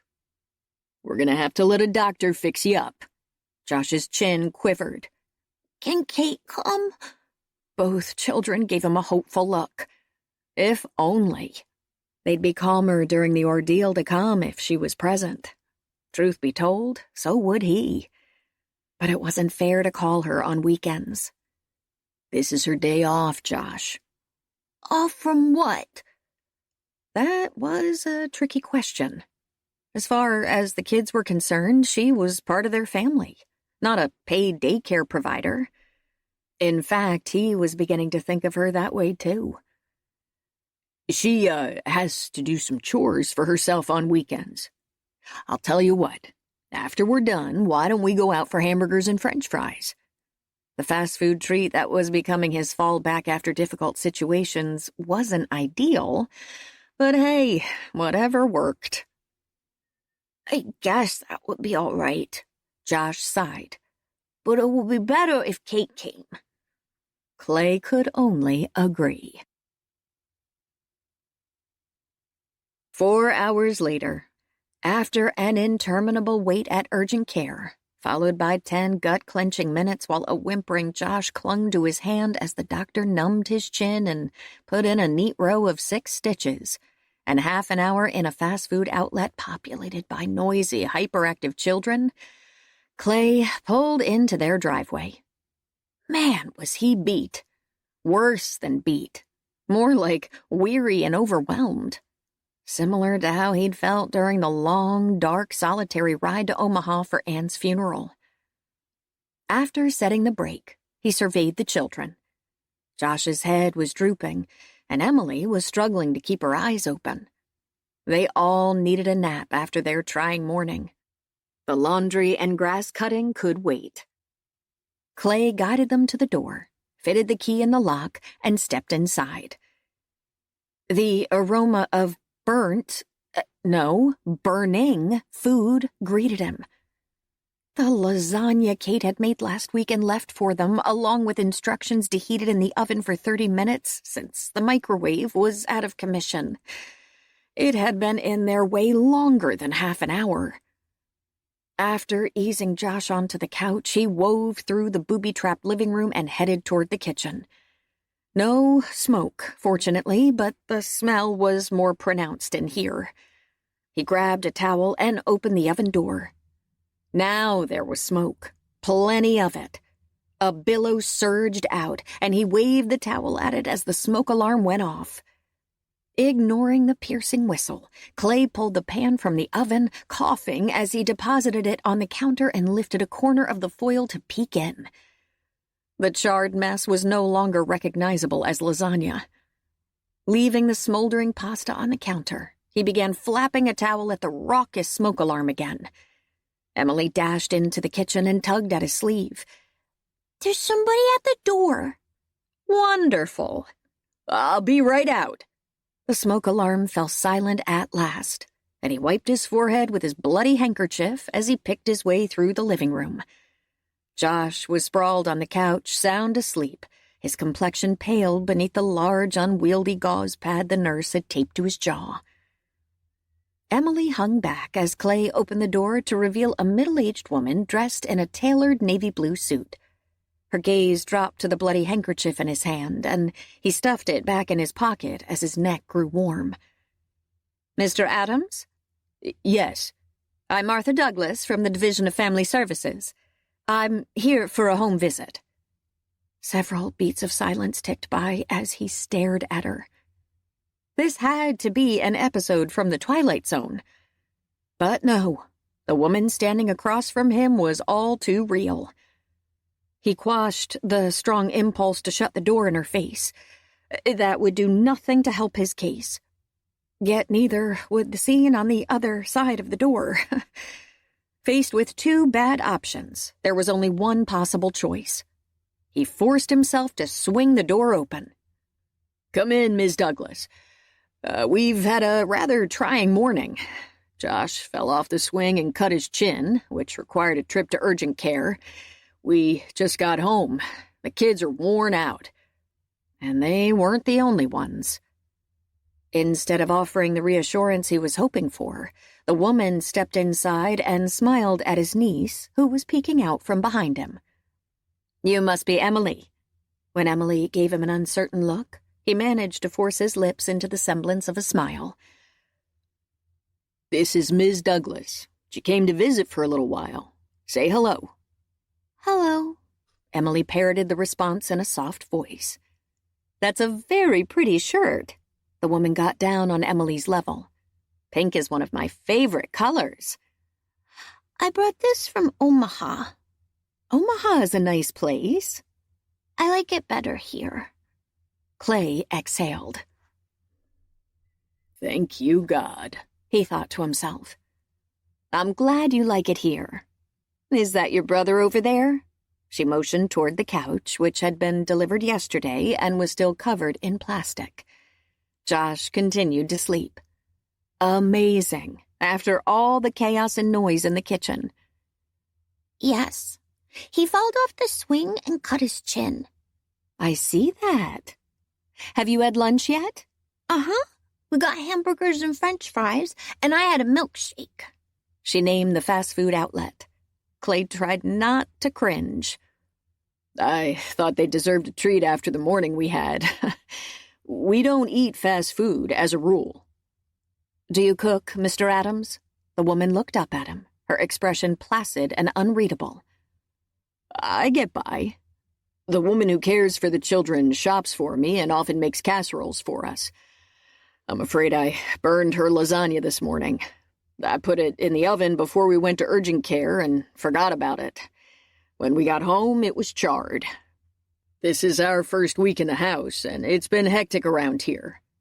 His reply may have been a tad too defensive, but this woman's report could be a major factor in the court's decision about the future of the children.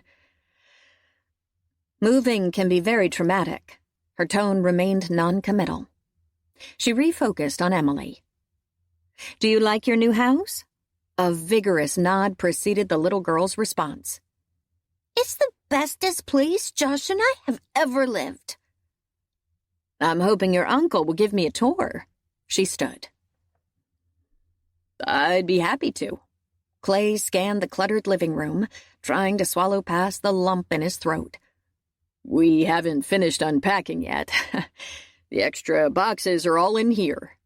The couch arrived yesterday, and I have a couple of chairs coming too. You replaced your furniture when you moved? The woman was surveying the pile of dirty clothes in the middle of the floor. He focused on that first. I was on my way to the washer when I heard Josh crying, and I dropped the clothes and ran. He was tempted to lie about his lack of possessions, but that wasn't his style. And no, I didn't replace furniture. I didn't have any. I spent 12 years in the Army, and my job takes me all over the country. I didn't want to lug furniture with me from one place to another. So you're on the move a lot. In other words, she was concerned about stability for the children. He was too. In my current job, I am. I'll be in Washington for another year, overseeing the construction of a large manufacturing plant. But I'm already looking for a position that will allow me to stay in one place. While that was true, his search had stalled out. It was difficult to look for a new job when you weren't certain where you wanted to live. The only place that had ever felt like home was here. Yet this small town would never have been on his radar screen, let alone his top 10 list, until a few weeks ago. Figuring out what had changed was critical before he made a decision to settle here. "May I see the kitchen?" At the woman's prompt, he led her toward the back of the house and moved aside as she entered. The carbonized lasagna sat on the countertop, and a faint haze hung over the room. A card table and 4 chairs occupied the dinette area, and a stack of paper plates and plastic utensils sat in the middle. I have dishes and cutlery, but I haven't unpacked them yet. He surreptitiously swiped a few crumbs off the countertop. She didn't comment on the kitchen. "I'm ready to see the rest of the house." He led the way in silence. The bathroom was in reasonable condition, as was his bedroom. Years of military training had taught him to keep his personal living quarters in tip-top shape. Most days, that philosophy carried over to the rest of the house, but his housekeeping had suffered during the past week, between the move and a few emergencies at work that had kept him laboring on paperwork long after Josh and Emily had gone to bed. They moved on to the children's room. She couldn't find much to fault there. He'd bought twin beds for them and 2 matching dressers. Kate's mother had contributed a colorful mobile for the ceiling, and during the past week, Kate had found bright, cheerful bedspreads and curtains. Anne had already taught Emily to make her bed in the morning, and she, in turn, helped Josh. The space was neat and tidy. "The children share a room?" Clay's lungs deflated. That must be a no-no. "Yes." A one-word answer was all he could manage. By the time they completed their tour of the house and the yard, and the social worker spent a few minutes talking with the children, Clay's stomach was in a knot, and he was struggling to curb his burgeoning panic. This woman wielded incredible power over the future of Emily and Josh, over his future. And so he did something he hadn't done in more years than he could count. Something desperate. He prayed. Chapter 9. "Kate? Clay, do you have a minute?" Her lips curved up. Though she'd always considered her weekend break from childcare duties essential to recharging her batteries, this job was different. Now the weekends dragged by. She missed her young charges and their uncle, and not always in that order. Dangerous if she wanted to keep her distance from the apprentice father. But while she couldn't change her feelings, she didn't have to act on them. "Yes, what's up?" She kept her manner polite, pleasant, and helpful. "The social workers stopped by today. It was a disaster." The bottom dropped out of her stomach and her fingers tightened around her cell. "What happened?" She listened with mounting dismay as he gave her a recap. "Wow." "Yeah." "How is everything at the moment?" "Quieter. I put the kids to bed early, and I'm not far behind." "That's not a bad plan. You've all had a trying day. More like a trying 3 months. This was just the icing on the cake. A sigh came over the line. I'm sorry to bother you with this, Cate. I promised myself I wouldn't disturb you on weekends anymore, but I needed to hear a friendly voice. I'll let you get back to whatever you were doing. To be honest, I was thinking about you. Whoops, that shouldn't have slipped out. Really? Fix this, Cate, she thought to herself. Yes, I was, wondering if you remembered to replace the broken picket on the back fence. With Emily's fear of dogs, I'd hate for a stray to get into the yard while they're playing. The thought had crossed her mind a few minutes ago, so it wasn't a complete fabrication. Oh. Was that a tinge of disappointment in his voice? Yeah, I did it Friday night. Josh helped me. It took twice as long, but it wouldn't have been nearly as much fun if I'd done it alone. I'm starting to think that might be true about a lot of things. His inference was clear, but she wasn't ready to have another discussion about them. Not yet, and maybe never. With children around, you never have to worry about being alone. She kept her tone light. Get some rest, and I'll see you at church tomorrow. Thankfully, he didn't push. We'll be there. Sorry, again, about disturbing you tonight. No worries. Good night. She ended the call and cradled the phone in her hand. Disturbed was an apt description for her state of mind, but it had nothing to do with an interrupted Saturday night. Clay, could I speak with you for a minute?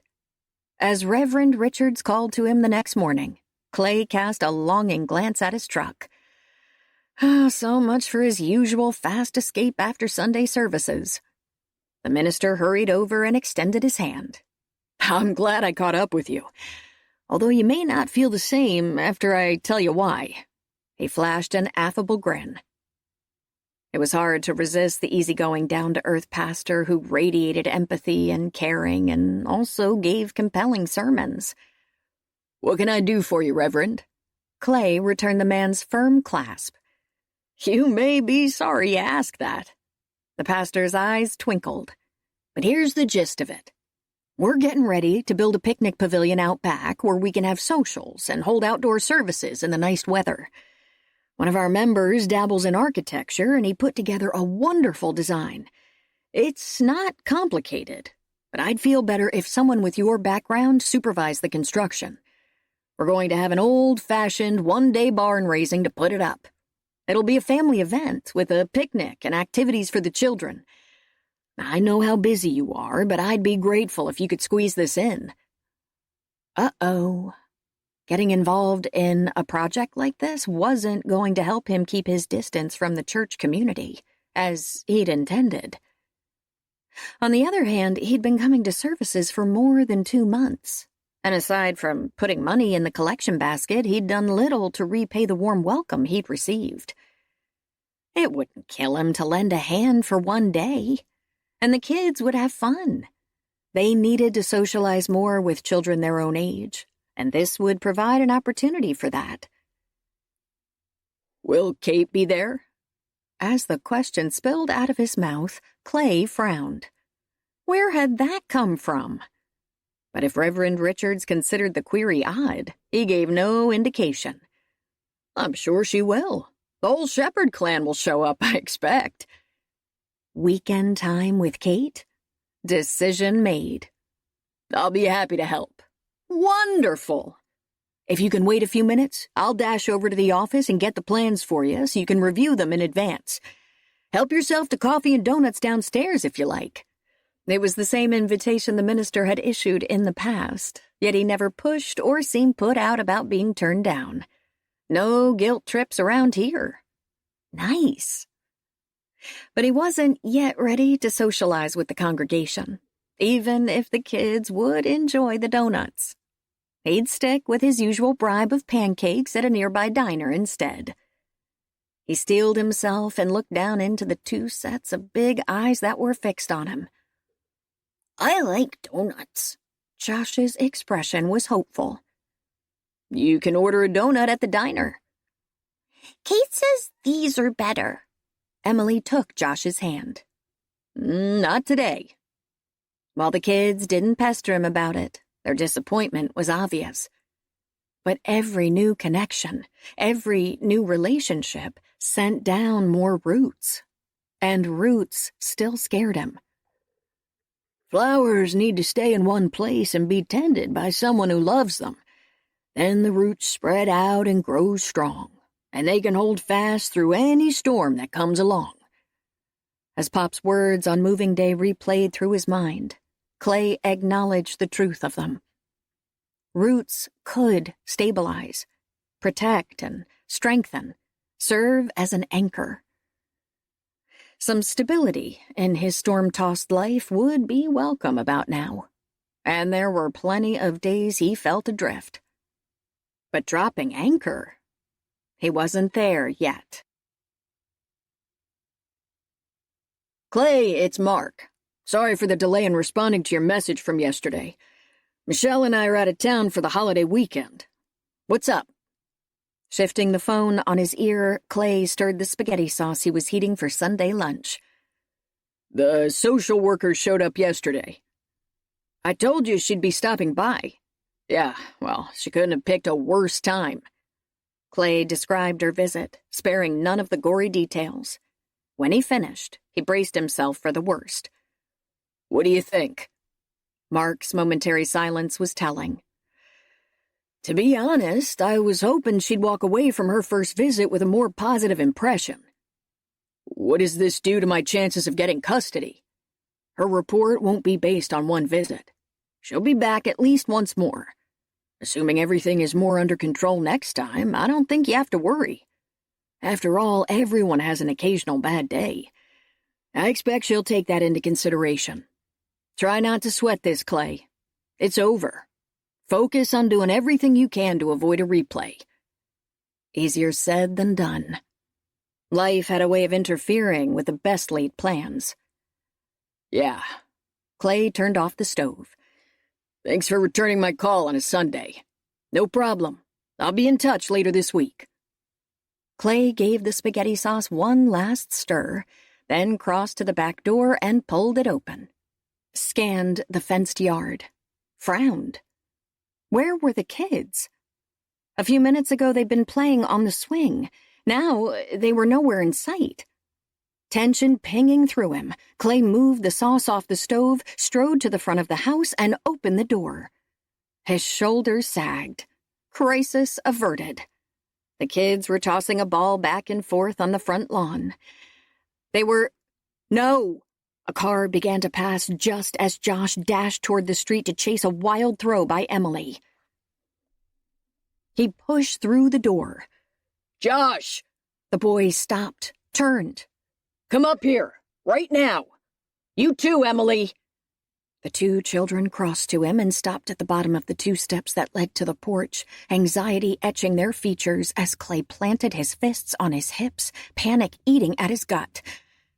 If Ms. Douglas had witnessed this, he'd be hosed. Two unsupervised children playing close to the street would no doubt render an immediate 2 strikes and you're out verdict. I told you both to always stay in the backyard, didn't I? Yes, but it was muddy back there. Emily hung her head, voice subdued as she shuffled the toe of her sports shoe.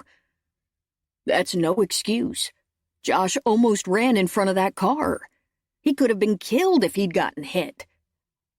I saw the car. Josh's lower lip began to quiver.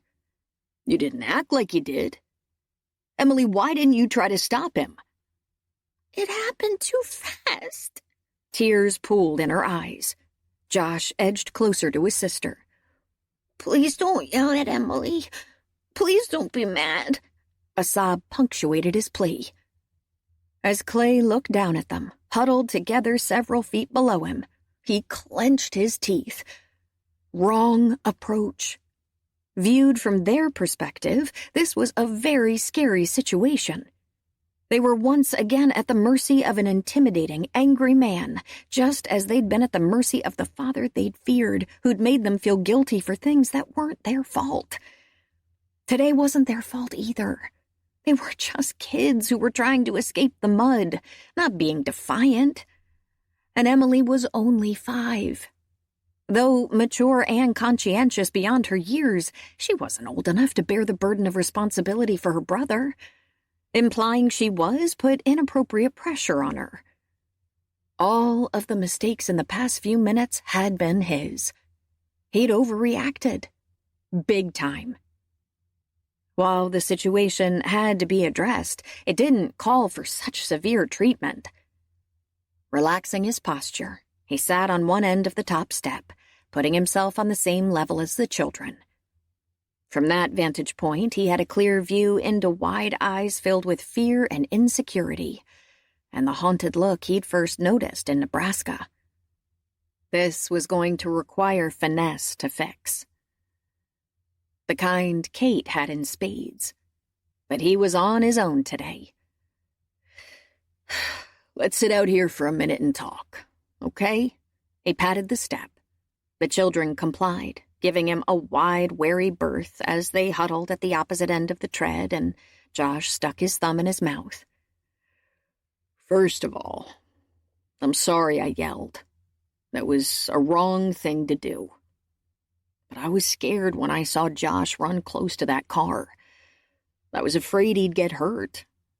That's why we have the backyard rule. It's safer if you play there. And I want you to promise me you'll always stay inside the fence unless you're with me or Cate, okay? Kay, Emily dipped her head. are you going to send us away? What? Clay stared at her. Of course not. Why would you think that? Sometimes, when Daddy got mad, he'd say he was going to send us to an orphan's home. Emily's voice quavered. Clay gritted his teeth. Was there no end to the damage that monster had inflicted on his children? That wasn't right. When someone makes a mistake, you don't send them away, or stop loving them. Do you love us? Josh peeked at him. Another jolt ricocheted through him. Surely the children knew he cared about them. Why else would he be fighting to keep them? Yet he'd never put his feelings into words. That sort of admission implied too much. Love meant taking responsibility, protecting, sharing at the deepest levels, opening yourself to risk. Love was a loaded word. But young children who'd known far too little love in their lives, who'd been taught by a bully of a father that love was contingent on behaving according to his standards, needed to hear it. Even if his own father had never once told Clay he loved him and had been clear that his love and God's was conditional, based on his son's ability to follow a set of rules so strict even Mother Teresa would have had trouble adhering to them. It was time to break that pattern. Moving slowly, he inched closer and laid a hand on each of the children's shoulders. I love you both very much. The words came out scratchy and rough, like the hinges on a door that hasn't been opened for a very long while. He cleared his throat and tried again. You fill my life with sunshine. Skepticism warred with hope in their eyes. Honest, Josh studied him. Cross my heart. We've never been anybody's sunshine. Emily played with a button on her shirt. Except Mommy's. We love you, too. Josh laid his tiny hand on Clay's jeans-clad knee. Swallowing past the pressure in his throat, he smiled. You guys ready for lunch? Yeah! Josh vaulted to his feet. Emily stood too, hesitated. Then she leaned over and gave him a hug. We love you a whole bunch too, Uncle Clay. As they trooped inside, the children's trusting hands in his, joy bubbled up in Clay. For even though their spaghetti might be cold, his heart was warm. Chapter 10. The social worker came by again this morning. As Clay relayed that news to Cate, she stopped removing picnic items from the wicker hamper she'd brought to their fishing outing. The children were down by the lake, getting a lesson on baiting hooks from Pop, giving the two of them a minute alone. How did it go? A vast improvement over the first visit. The kids were neat and clean and chattering about today. The house was tidy. I was cutting up vegetables in the kitchen to go with the dip. She smiled as she set a bag of chips on the picnic table. Sounds even better than when she came last week while I was there. That was true, based on the report she'd given him of the woman's second visit. According to Cate, she and the children had just finished baking cookies, and she was telling them a story when the social worker had shown up. Hopefully the 2 positive visits will counter the first bad one 2 weeks ago. He stole a chip and swirled it in the container of dip she'd opened. What happens next? Mark says she may have enough material to write her report. After that, we wait for the hearing. I hate how unsettled everything is. Forehead crinkling, she looked toward the children, who were talking in animated voices with Pop. Their giggles carried across the distance in the balmy mid-June air. I can't imagine putting them in an environment where there's no warmth or love or laughter. It would wipe out all the progress they've made. Thanks, in large part, to Cate. Without her, they'd be back in an impersonal daycare setting.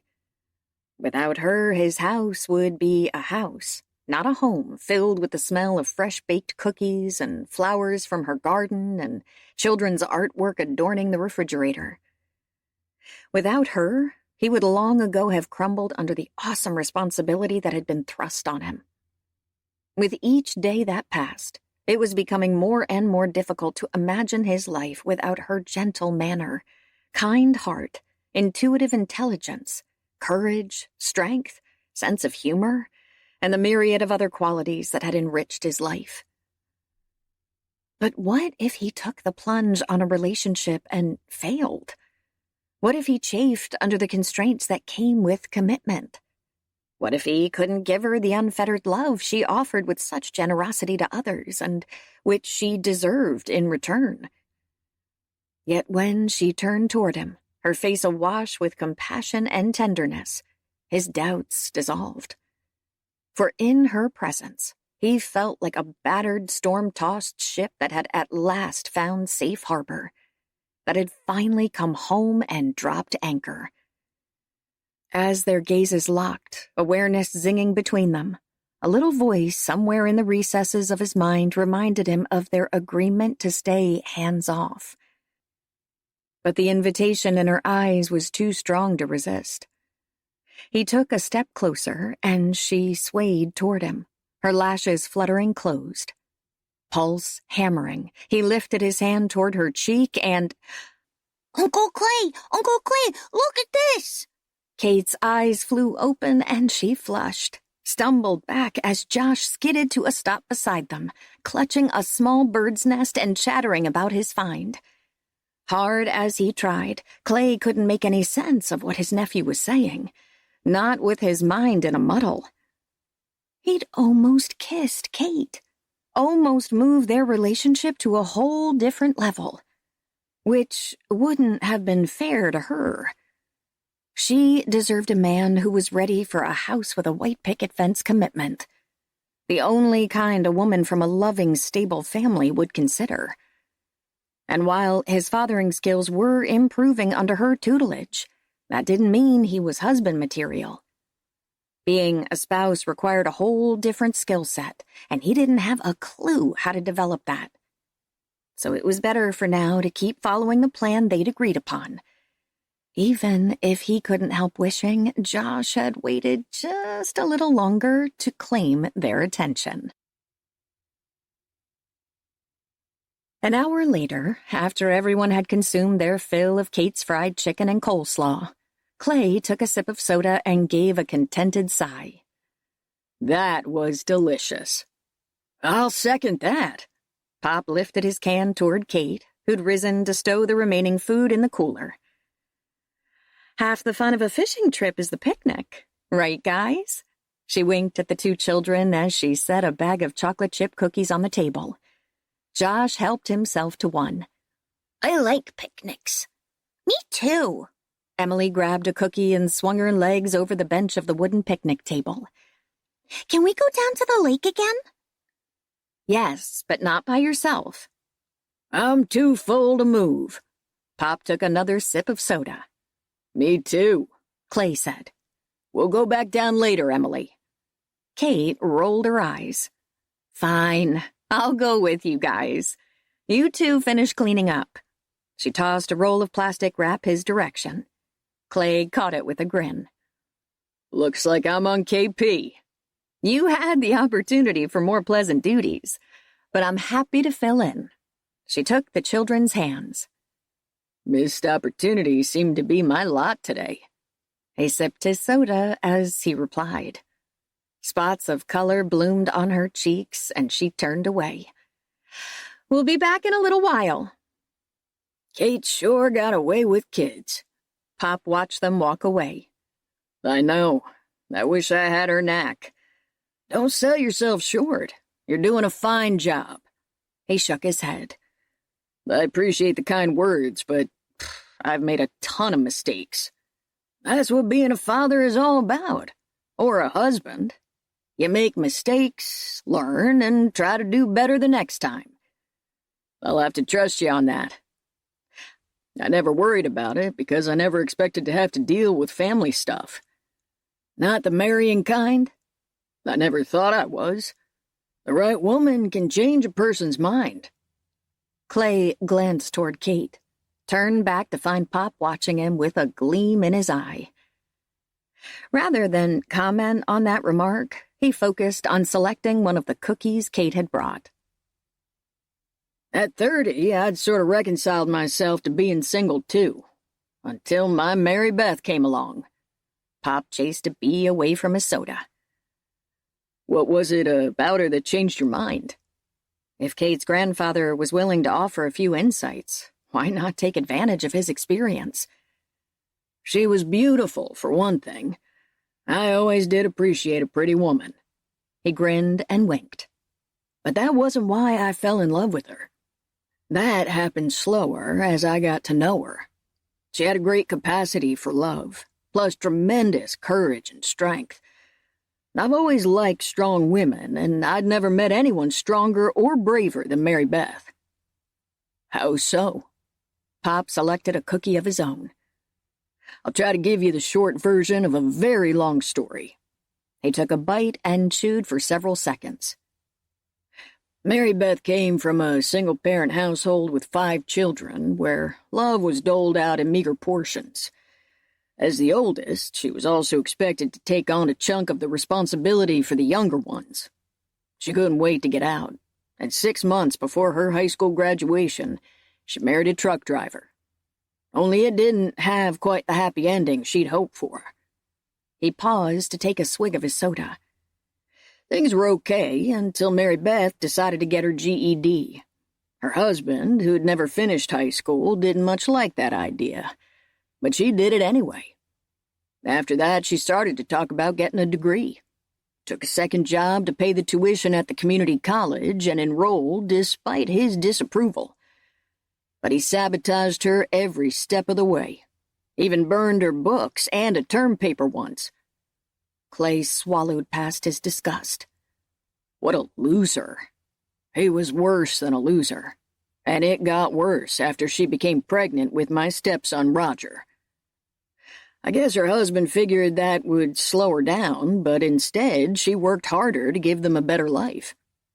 That's when the physical abuse started. Now, I'll spare y'all the details, but it went on for several years. The neighbors called the police twice, and Mary Beth ended up in the emergency room more than once. Why didn't she leave him? The same question Clay had asked himself over and over about Anne. In the end, she did. But why did she wait so long? The guy was bad news. She should have left him at the first sign of abuse. Like your sister should have left her husband? Clay blinked. You know about Anne? Only the basics. Cate tends to be close-mouthed about confidential client matters. Clay set his uneaten cookie on the table. I wanted her to leave years ago, but my father laid a guilt trip on her. Told her she'd fall from God's favor if she didn't honor her marriage vows. He didn't attempt to mask his bitterness. Guilt can be a powerful motivator, but there are all kinds of insidious ways to intimidate or terrify a woman into staying in an abusive relationship. Name-calling, put-downs, threats, forced isolation, withholding money. The list goes on and on. Clay watched a hummingbird at the nearby feeder jealously guard his territory, zooming after invaders until they were vanquished. Could some of those tactics have been factors in Anne's reluctance to leave Martin? Was it possible the pressure his father had exerted wasn't the only reason, or even the main reason, she'd stayed? That new and disturbing possibility merited consideration. Later, in the silence of his room, after the children were asleep for the night, Anne had decided to leave her husband, too, the day before she died. And in light of all Pop had said, who knew what risks that would have entailed? Pop laid a hand on his shoulder. I'm sorry for your loss, son. At the funeral, the minister talked about how courageous she was. Clay swallowed, hard. I guess I never understood how true that was. Hold on to that thought. If she'd decided to leave, she had the same courage as my Mary Beth. I'm just sorry her story didn't have the same happy ending. Me too. But maybe his could, thanks to all that had happened since her death. If he could find the courage to walk into a good relationship, just as she'd found the courage to walk out of a bad one. Cate shaded her eyes and looked toward the picnic table. The two men were engrossed in what appeared to be a serious conversation. Excellent. After that almost kiss, she needed a chance to regain her balance. And answering the children's eager questions about the lake and the fish, and how come stones skipped instead of sinking if you threw them at the correct angle, helped her do that. Is Pop really a grandfather? She tuned back into Emily. Yes, he's my grandfather. Rob's and Mark's, too. Cate lowered herself to the rock beside the girl. Why? He's not anything like our grandfather. Cate had learned enough from Clay to know Emily's assessment was accurate. Not all grandfathers are alike. Not all fathers are alike either. Your daddy is nice. Yes, he is. Emily picked up a stick and poked at a pebble embedded in the ground. Uncle Clay isn't a daddy, is he? Well, he never had any children of his own, but sometimes a person can be a daddy without having their own children. How? I had a friend once whose mommy and daddy couldn't take care of her. After she was born, they found a lady and a man who were married and who wanted a baby to love. So they gave that lady and man their baby to take care of forever. That's called adoption. And the lady and man became her new mommy and daddy. Was she happy? Yes, very happy. Emily dislodged the pebble. So now that my mommy is in heaven and my daddy is gone, could Uncle Clay adopt me and Josh? He's figuring that out now with a judge. I know he wants you to stay with him, whether he adopts you or not. But if he adopted us, wouldn't that mean we'd never have to go live with our grandfather? Emily looked over at her, brow furrowed. Yes. Then I think he should adopt us. But you know how you said your friend was adopted by a lady and man who were married? Uncle Clay's not married. Cate smiled. But he's your uncle. That makes a big difference. It would be okay if he was married, though, wouldn't it? Yes. Emily angled toward her. You're not married, are you, Kate? Whoops. This was getting sticky. No, I'm not. That means you can marry Uncle Clay, right? Kate stole a quick look at him as she tried to frame a non-committal reply. Well, people only get married if they love each other, honey. Do you love Uncle Clay? Oh, brother. How was she supposed to get herself out of... Look what I found. Josh thrust a frog in her face, and Kate recoiled with a squeal, leaving Emily's question unanswered. Thank you, Lord, for that perfectly timed distraction, she thought to herself.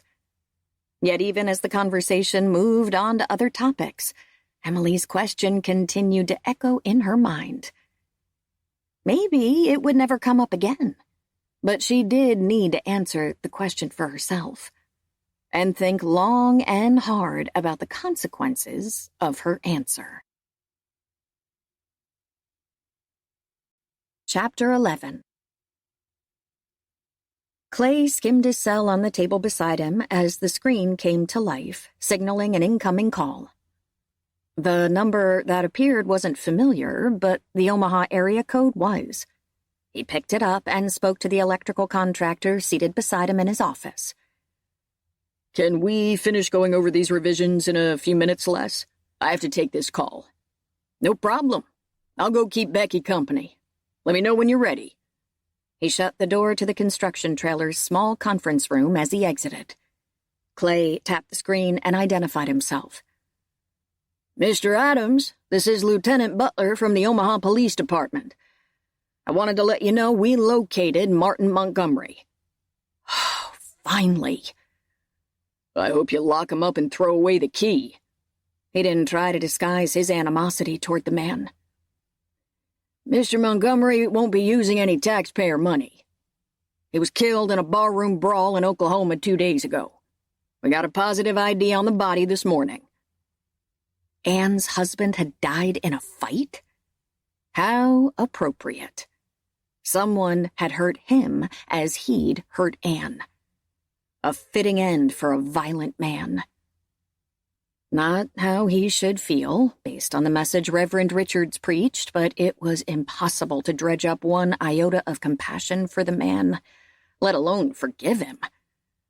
Despite the churning in his stomach, he managed a calm response. Thank you for letting me know, Lieutenant. He ended the call, set the cell back on the table, exhaled. It wasn't likely anyone would miss Martin Montgomery, least of all his children. The man had been scum. But they still had to be told, and that wasn't a job he relished. Who knew how they'd react? No matter their feelings about him, it was another death to process in their young lives. Yes, they were healing, but they remained fragile as a butterfly's wing. They were too attuned to nuances, and a brusque tone, aggravated glance, or irritated gesture could devastate them. Insecurity remained a problem, too. They craved approval and were hypersensitive to criticism. The news of their father's death would have to be handled with kid gloves. Not the kind he'd ever had much occasion to use until Josh and Emily entered his life. And if he blew this, in one fell swoop he could wipe out all the progress they'd made. He needed help to navigate these tricky waters, and he knew exactly where to find it. Clay was home. The slam of his truck door cued her into his arrival, and Kate shifted into high gear as she finished cleaning up the craft supplies from the kitchen table. When they talked 2 hours ago by phone, they'd agreed he should finish out his workday. Any change in routine made the children anxious, and an early homecoming would raise their suspicions. It was important for them to feel relaxed and secure when they heard the news. After wiping the table, Kate reached up to the top of the refrigerator and pulled out the storybook she'd promised to read them before she left. The front door opened, closed. Moments later, Clay paused on the threshold of the kitchen, an all-too-familiar flutter quivering in Kate's stomach. Nothing, it seemed, detracted from the man's potent magnetism. Not the smudge of exhaustion under his eyes. Not the mud-splattered jeans or grimy cotton shirt rolled to the elbows that revealed tanned forearms. Not the tense line of his jaw. On the contrary, she had to fight the temptation to reach up and smooth away the deep grooves of worry and weariness carved beside his mouth and between his eyes. Since that wasn't an option, she'd have to find another way to diffuse some of his almost palpable tension, where the children would pick up on it in a heartbeat. After putting the kitchen table between them, she tipped her head toward the hall. The children are in their room putting away their craft project. They'll be back any second. She forced up the corners of her mouth. If I give you a chocolate chip cookie, will you smile? His face went blank for a moment, until understanding dawned in his eyes. He rolled his head and flexed his shoulders. Better? A little. What if I raise the ante to 2 cookies? Couldn't hurt. The tautness in his features eased a tad more. It always works with Josh and Emily. I can think of a grown-up treat that would be far more effective. He waggled his eyebrows and gave her lips a lingering perusal. His sassy response did nothing to steady her pulse, but at least he was more relaxed now. Hi, Uncle Clay. Josh zoomed through the door and launched himself into Clay's arms. Emily, close on her brother's heels, grabbed the storybook on the table as she passed. After hugs were exchanged, Emily waved the book at Cate. You promised you'd read this to us before you left. Yes, I did. Cate motioned toward the living room. Let's cuddle up on the couch. Maybe Uncle Clay will come too. She lasered in on him. It was important for him to stay close during the reading of the story. She could set the stage for the news he had to share, try to create the most comforting mood possible. But once the story was over, this was his show. And while she'd be happy to play a supporting role, the spotlight would be on him. Clay got Kate's message loud and clear. As 2 expectant faces tipped up toward him, he tousled the children's hair. I could use a happy story. Cate led the kids into the living room where they settled beside her on the couch while he wedged himself into one corner. She began reading the story in a lilting, animated voice that kept the children enthralled. But he paid more attention to her than to the fairy tale. The way she reached out to stroke Emily's hair or give Josh's hand a squeeze was a clear demonstration of her instinctive ability to discern and provide what people needed. While her kindness and unselfish generosity had endeared her to the children, it had done no less with him. In fact, if he wasn't careful, he'd begin to think in terms of the L word. And maybe that wasn't such a disaster. Yes, he'd dodged commitments for more than 20 years in a successful attempt to keep his heart safe. His existence may have been emotionless, but he hadn't inflicted damage on anyone, nor had anyone hurt him. But that life had also been lonely. Very lonely. And they lived happily ever after. I like happily ever afters. Emily ran a finger over the upbeat illustration on the last page. Does happily ever after really happen, or is it only in stories? What do you think? Cate closed the book. I guess it can happen. Like that friend of yours, who was adopted when she was a little girl. Emily's expression grew wistful. Are we going to have a happily ever after? Cate looked at Clay. This was the handoff. The kids were as happy, relaxed, and receptive as they'd ever be. His pulse picked up, and he wiped his palms on his jeans as he spoke. I'm going to do everything I can to make sure you do. When both children's heads swiveled toward him, he patted his knees. You know what? My lap feels kind of empty. Josh scooted off the couch at once, scrambling past Emily to climb up on his knee. As he settled the boy against his chest, Emily followed her brother into his arms. Summoning up his courage, he plunged in. I had some news today about your daddy. The children stiffened. He's not coming back for us, is he? Emily's eyes had grown wide and frightened. No, honey. He's never coming back.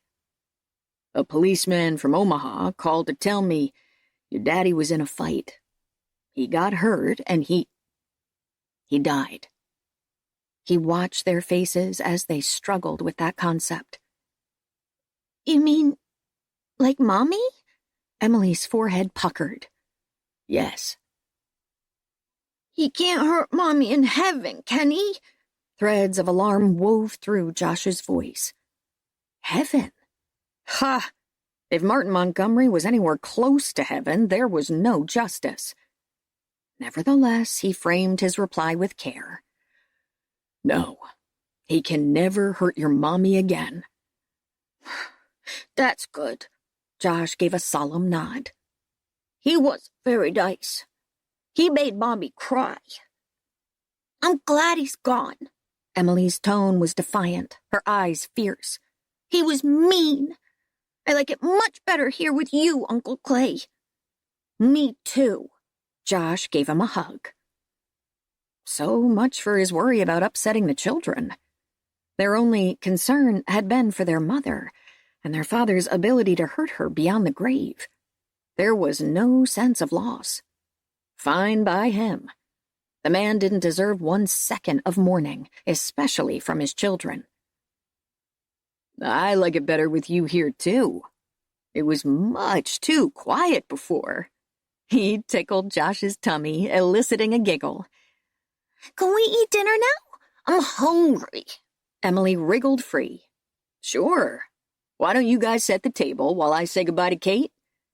After hugs were dispensed and Cate retrieved her purse, Clay followed her to the front door. I can't believe how smoothly that went. Clay stopped at the door. The only emotion I picked up was relief. With sound reason, from what I've gleaned about their father. He was nothing more to them than a threat. You handled it well, by the way. I wouldn't have, without you. She gave a dismissive wave. You did the hard work. I just read a story. You were here. That made all the difference. Shoving his hands in his pockets, he followed the risky bidding of his heart. I don't suppose I could convince you to stay for dinner, could I? Caution flaring in her eyes, she took a step back. I told Michelle I'd go shopping with her tonight for baby furniture. Is that the only reason?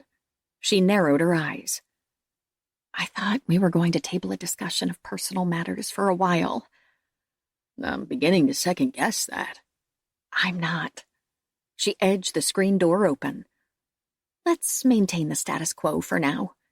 Be sure to sprinkle some Parmesan cheese on the casserole when you take it out of the oven. The children like that.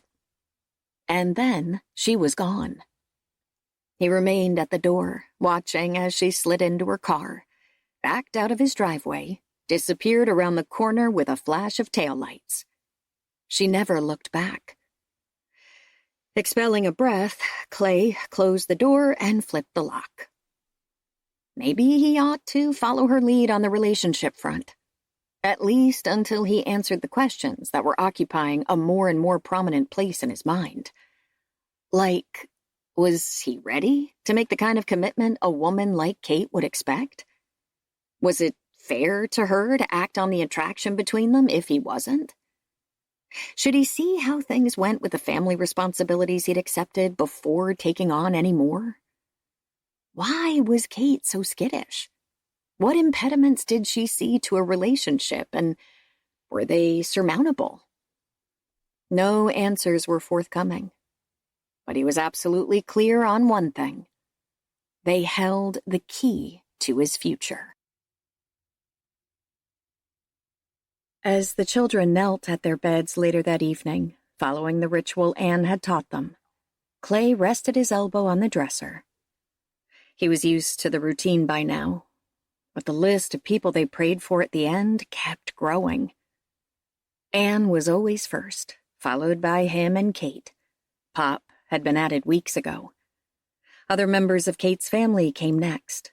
Reverend Richards had joined the list too, along with assorted people they'd come to know as they did errands each day with Cate. Like the lady at the bakery who always gave them a cookie. As they finished, Emily looked over at him, forehead scrunched. Should we pray for Daddy, too? He stifled his first inclination to say no. The man didn't deserve their prayers. But he needed them. It wasn't hard to guess what Reverend Richards or Cate would advise. Yes, honey. I think that would be nice. How about Grandpa? He tried not to grimace. Praying for a man who could never inflict any more harm was a magnanimous gesture. Sanctioning prayers for someone who remained a threat, who had the potential to ruin the lives of these children, was harder. But perhaps his old man needed the prayers most of all. His stay on Earth wasn't over yet. A chance remained, however slim, that he'd see the light and mend his ways. It couldn't hurt.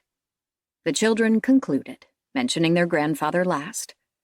Clay didn't hold out a lot of hope their prayer would have much impact, but perhaps God would listen to these little children and work a miracle, because nothing less would soften his father's heart. What's this? Clay picked up the envelope on the kitchen table. His name had been printed in crude lettering on the front with a green crayon. By Emily, he assumed. No doubt with coaching from Cate. The two children beamed up at him. Happy Father's Day! Clay froze. Today was Father's Day? No surprise he hadn't realized the significance. It had never been on his radar as a child or as an adult. And since he'd never planned to have a family, a Father's Day card hadn't seemed to be in his future. But now that one had landed in his lap, it was kind of nice. The children pressed close on each side, excitement radiating from them as he lifted the flap and withdrew the card that proclaimed him as a special uncle. Cate helped us pick it out. Josh leaned in. But we each signed our name. With hands that weren't quite steady, he opened the card, read the sentiment, and looked at the sprawling printed names at the bottom and on the inside of the cover. Emily had added a flower and a smiling face above hers, and Josh's drawing resembled a fishing pole and a swing. Sort of. Do you like it? Emily's eyes were anxious. It's the nicest present I ever got. Somehow Clay managed to get the words past the constriction in his throat. But we have presents, too. Josh scampered off, returning a minute later with 2 small boxes. This one's for me. He thrust a package wrapped in colorful paper at Clay. Fingers fumbling, Clay pulled off the paper and withdrew a small wooden picture frame.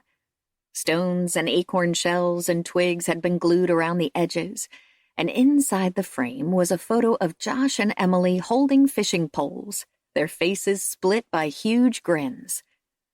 I glued the stuff on the frame. Josh touched it.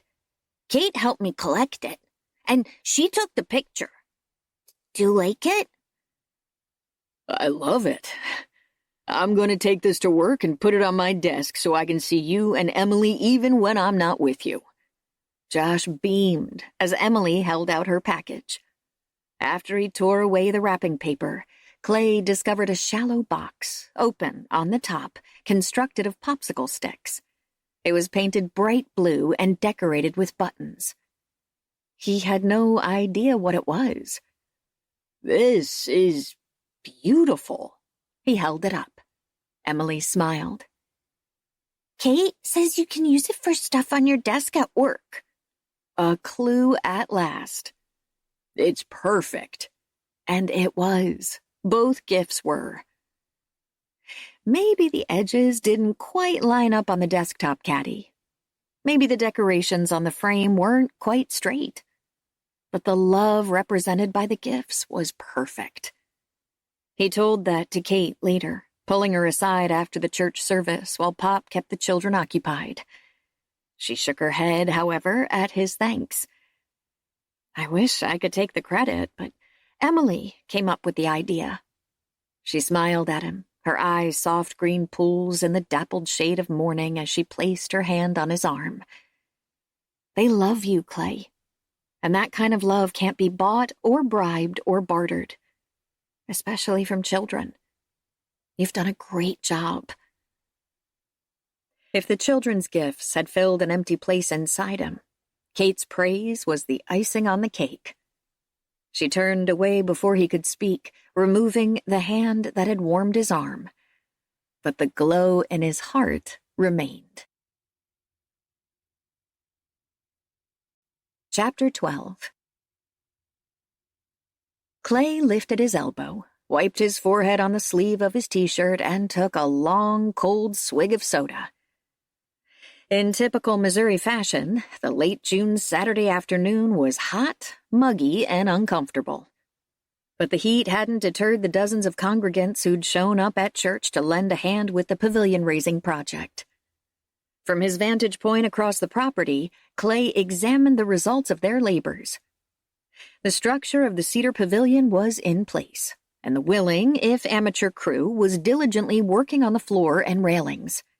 Children played in a safe area off to one side, and an abundance of home-cooked food was being set out for a late lunch in the shade of a towering oak tree. Reverend Richards, dressed in blue jeans and a t-shirt, broke apart from the cluster of people wielding hammers and saws and headed his way.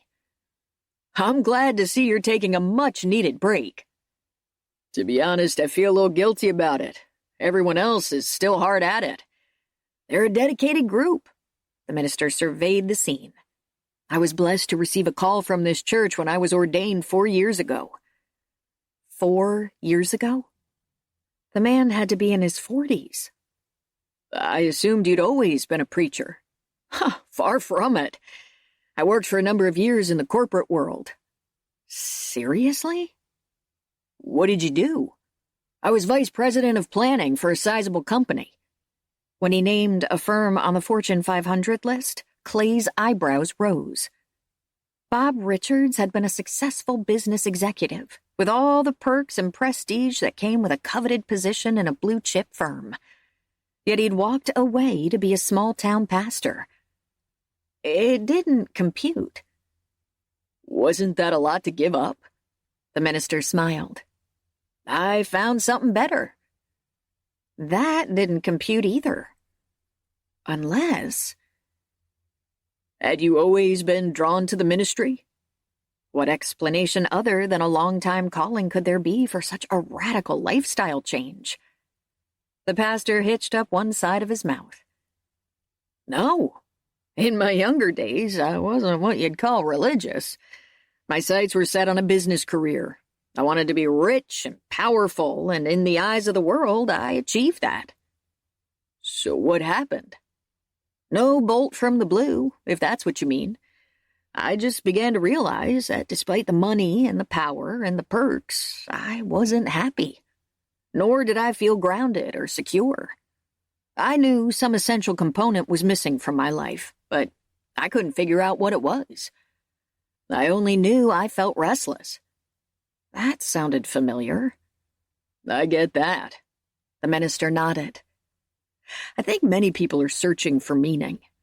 In my case, over time, I began to feel a call. But I resisted it mightily. The sacrifices required were too great. I'd have to give up everything I'd worked for, change the plan for my life. And I didn't want to do that. I liked being in charge of my destiny, and I was afraid to relinquish that control. I fought this vocation every step of the way. What happened to change your mind? Nothing dramatic. But God can be persistent in a quiet, gentle way. I finally conceded that I needed to at least consider changing directions. And once I opened that door, once I allowed for the possibility that maybe God had a different idea than I did about how my life should play out, everything fell into place. I left my job, went to divinity school, received a call to serve this wonderful community, and the rest is history. Clay took another swig of soda. I envy your sense of contentment. It didn't happen overnight. In fact, I used to be jealous of people whose beliefs have been solid and sure since childhood. But those of us who struggle to understand and accept bring a special gift to the faith. Sinners and saints alike. Clay swirled the ice in his drink as it melted in the warmth of the sun. I fall more into the sinners category. To be honest, I wouldn't be at church now if it wasn't for the children. God often works in interesting ways, doesn't he? The minister's lips tipped up into a gentle smile. And as for being a sinner, we all are, Clay. We're human. God doesn't expect us to be perfect. He just expects us to try. He motioned toward the tables of food where a hungry horde had gathered. Now let's go have lunch. And a word to the wise. Try the apple cobbler in the big white casserole. That's my wife's contribution, and if you'll pardon me for bragging, she makes the tastiest cobbler in Franklin County. 10 minutes later, as Pop passed by a few yards away, Clay beckoned him over. Once Kate's grandfather was within speaking distance, Clay tipped his head toward Dan Maxwell, who was hammering a floorboard into the pavilion. What's the story on that guy? Pop's eyes narrowed. What do you mean? You have the same expression you had when he stopped to talk to Cate a few weeks ago after services. Like you don't like him. So much for my acting ability and my Christian charity. I'll have to work on both. So what gives? After a brief hesitation, Pop took his arm and drew him away from the work crew. I'm not one for gossip, but I guess you ought to know about Cate and Dan. He turned his back toward the tall, blond man with the athletic build. Dan came to Washington about 5 years ago and joined our congregation. I suppose he's the sort of man who can turn a woman's head. Handsome in a Nordic kind of way. Excellent manners. Church-going. He and Cate started dating, and things got serious. We all expected an engagement announcement any day. Then, out of the blue, it was over. What happened? I don't know. Pop scratched his head. Cate never talked much about it. All she said was that it didn't work out and they weren't going to be seeing each other anymore. There was no acrimony between them. But Cate changed after that. Got quieter and resigned. Whatever happened killed her dreams of finding a man to love, of having a family. Clay scrutinized Maxwell. His wife had joined him now, bouncing their baby on her shoulder. Dan tousled the little one's head and leaned over to kiss his wife's forehead. They were the picture of a loving family. For the record, I don't much care for people who hurt someone I love. It was impossible to miss the warning in Pop's inflection. Clay faced him. I feel the same way. Pop perused him in silence for a few beats, gave a slow nod. Good to know. He folded his arms. Cate hitched a ride with me this morning, but Joe, my buddy from the garden club, asked me to take in a movie tonight. I'd like to go. I could give her a lift home. I was hoping you could. There was a twinkle in the older man's eyes. As he started to walk away, Clay put a hand on his arm. Thanks, Pop. The older man's mouth flexed a hair. Sometimes you have to trust your heart. As he strolled away, Clay refocused on Dan Maxwell.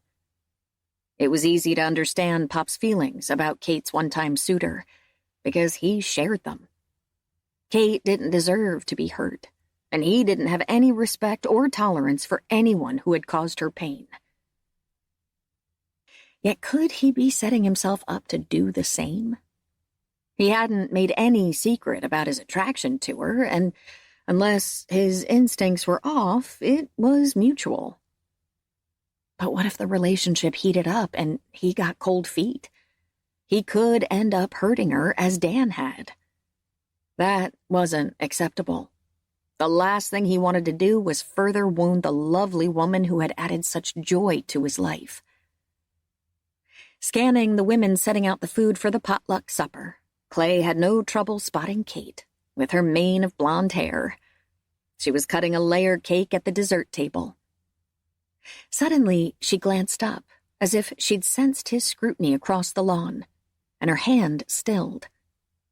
She was too far away for him to read her eyes, but the jolt of electricity that arced between them was impossible to miss. After a few charged seconds, she tucked her hair behind her ear and went back to work. Quashing the urge to stroll over and talk to her, Clay crushed the empty aluminum can in his hand. Despite their mutual attraction, he couldn't act on his feelings unless he came to grips with his commitment phobia and put to rest the fear that he wasn't husband material. But how in the world was he supposed to do that? Good heavens! Had a bolt of lightning just hit her? Oh, shifting away from the group of women setting out casseroles on the long table next to hers, Cate began to divvy up slices of cake among paper plates as she struggled to get her respiration under control and face the facts. Despite her vow to keep her distance from him, the handsome construction engineer who'd come to town to build a manufacturing plant had also managed to build a bridge between their hearts. And that was dangerous. Or was it? Was it possible her heart didn't need protecting? At least not from Clay. Maybe. Watching this man who'd claimed to be rootless, anti-religion, and commitment-averse move to a house, connect with a church, and take responsibility for two traumatized children, putting their needs above his own, had left her resolved to steer clear of romance on shaky ground. From everything she'd observed, Clay Adams was a principled, kind, decent man, well worth the risk of loving.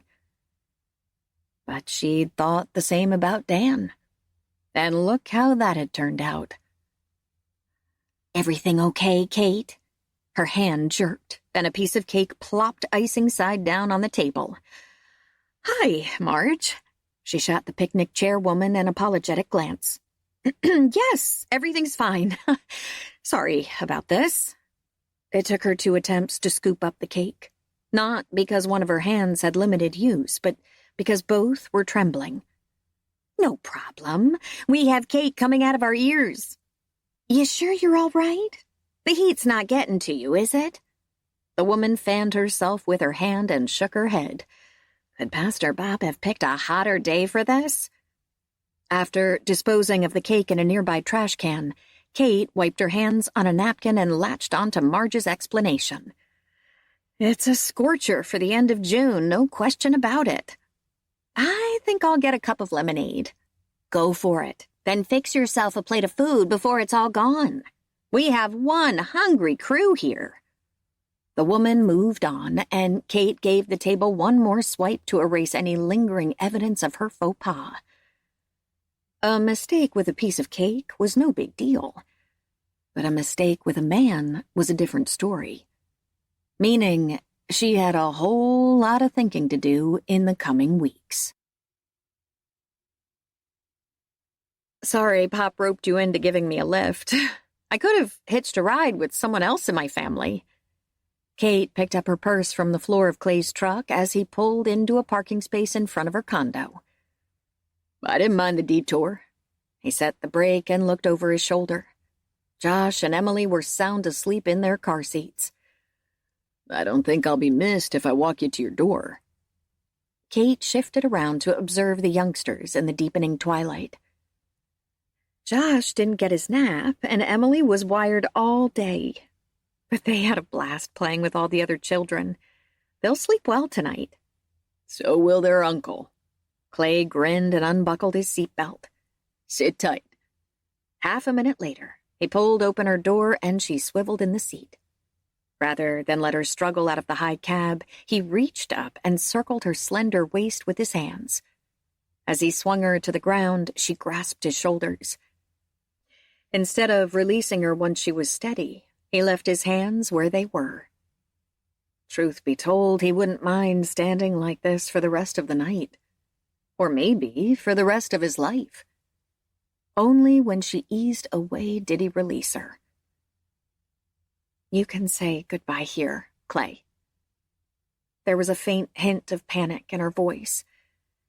"Take the children home and get some rest." "I'll rest better if I know you're safe inside." He braced, expecting her to object. Instead, after a slight hesitation, she took the arm he offered. As they walked to the door, he shortened his stride to match hers. "Sorry, I'm a bit slow tonight." Her apology came out breathless, as if she was nervous. Very nervous. "I'm in no hurry." She didn't respond, but apprehension radiated from her as they approached her door. The quiver in her fingers as she tried twice to slip her key into the lock before succeeding was also telling. This walk the girl to her door moment, with the kiss that often followed, was giving her a major case of the shakes. "Hey." He waited until she looked up at him. "You never have to be nervous around me. And I'll never do anything you don't want me to do. But I'll be honest. I'd like to kiss you goodnight." "What about our hands-off agreement?" "I think we should revisit it." Conflict, fear, and yearning were duking it out in her eyes. He could exert some subtle pressure, take advantage of the electricity sizzling in the air between them. But this was her call. Pushing would be a mistake. If she didn't want to... All at once, she rose on tiptoes and pressed her lips to his. It took him a second to deal with his shock, but once he did, he was all in. So was Cate. When they finally came up for air, his heart was pounding as hard as if he'd just run a 100-yard dash. "That was unexpected." His comment came out hoarse as he held her in his arms, his fingers tangled in her hair as he pressed her close. "I'm not usually that impetuous." Her words were a whisper of warmth against his jaw. "But the chemistry is hard to resist." "No arguments for me on that." It could have been a mistake, though, for both of us. His spirits took a nosedive. "Why?" "It's too complicated to go into tonight." She eased free of his embrace and fumbled for the handle of the door behind her. "We need to talk about this, Cate. I know there are issues. Our backgrounds are different, and when we met, our approach to life was different too. But a lot of things have changed over the past few months." "I know. But I think we should stick with our hands-off rule until the custody issue is resolved. That should be your focus right now. And I need some space to think things through." Because she still considered him a risky proposition. And she might be right. Close as he was to accepting the notion of commitment, he wasn't there yet. "Okay." He nodded as she slipped inside. "We'll do this your way. Good night." Back at the truck, he climbed into the driver's seat and glanced at the kids. They were still out cold. No surprise there. As Cate had pointed out, after their exhausting day, they'd likely sleep like logs all night. He was tired too. But unless he was very much mistaken, his two little charges would greet the morning a whole lot more rested than he would. Chapter 13. "We have a court date, Clay. August 3rd. At Mark's news, Clay flipped to the next page in his calendar, juggling the phone as he jotted a note on the day the court would decide whether he could keep Josh and Emily. A month away. Gut clenching, he leaned forward in his desk chair, every muscle tense. Is there anything else we can do while we wait? I've checked all the references you provided. Your military record is outstanding, and your boss speaks well of you. I also talked with Reverend Richards, as you suggested. His endorsement will carry significant weight. The only loose end is the job situation. Have you had any luck finding a position that requires less travel? The judge will ask about that. I talked to my boss. Our work in the St. Louis area is increasing, and they're thinking of opening a branch in the city.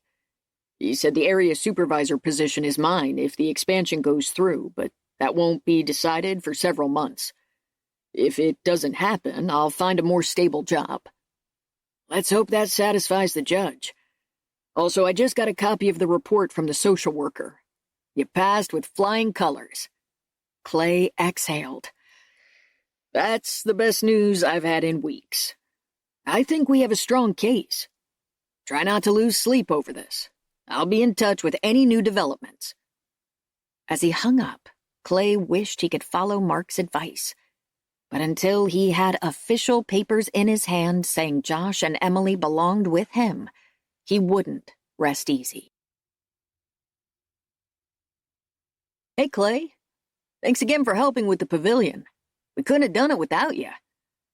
Clay looked up from his seat on the blanket on the church grounds, searching his memory for the name of the man who'd worked on the building crew the prior weekend.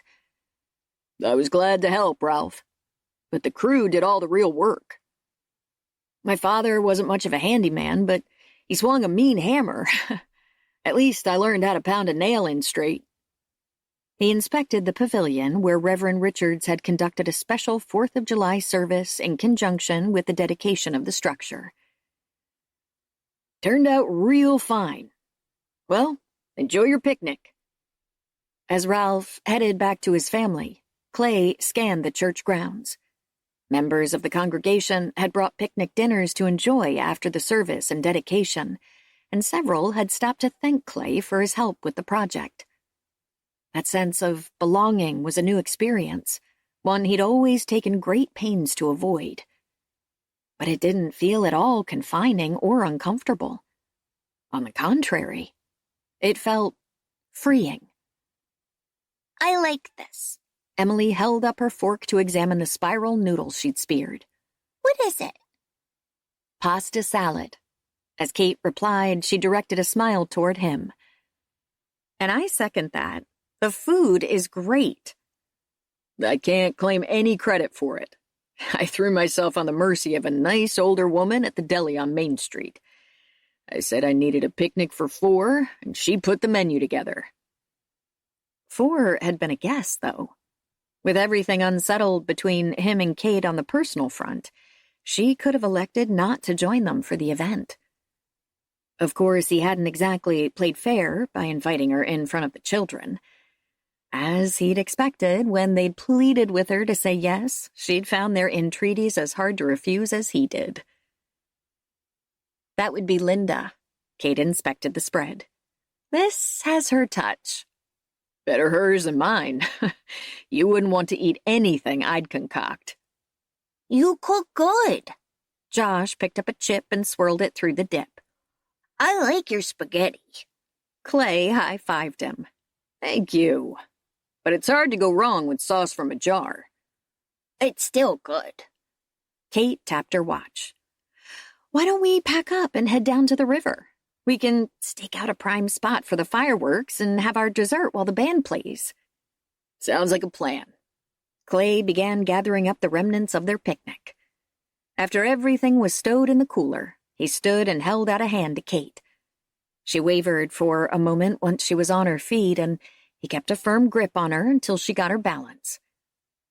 I'm sorry, I should have brought lawn chairs. I like picnics on the grass. She wriggled free and turned to brush a leaf off Josh's bottom. I hope you like fireworks on the grass, too. We're in the same boat there. I'll be fine.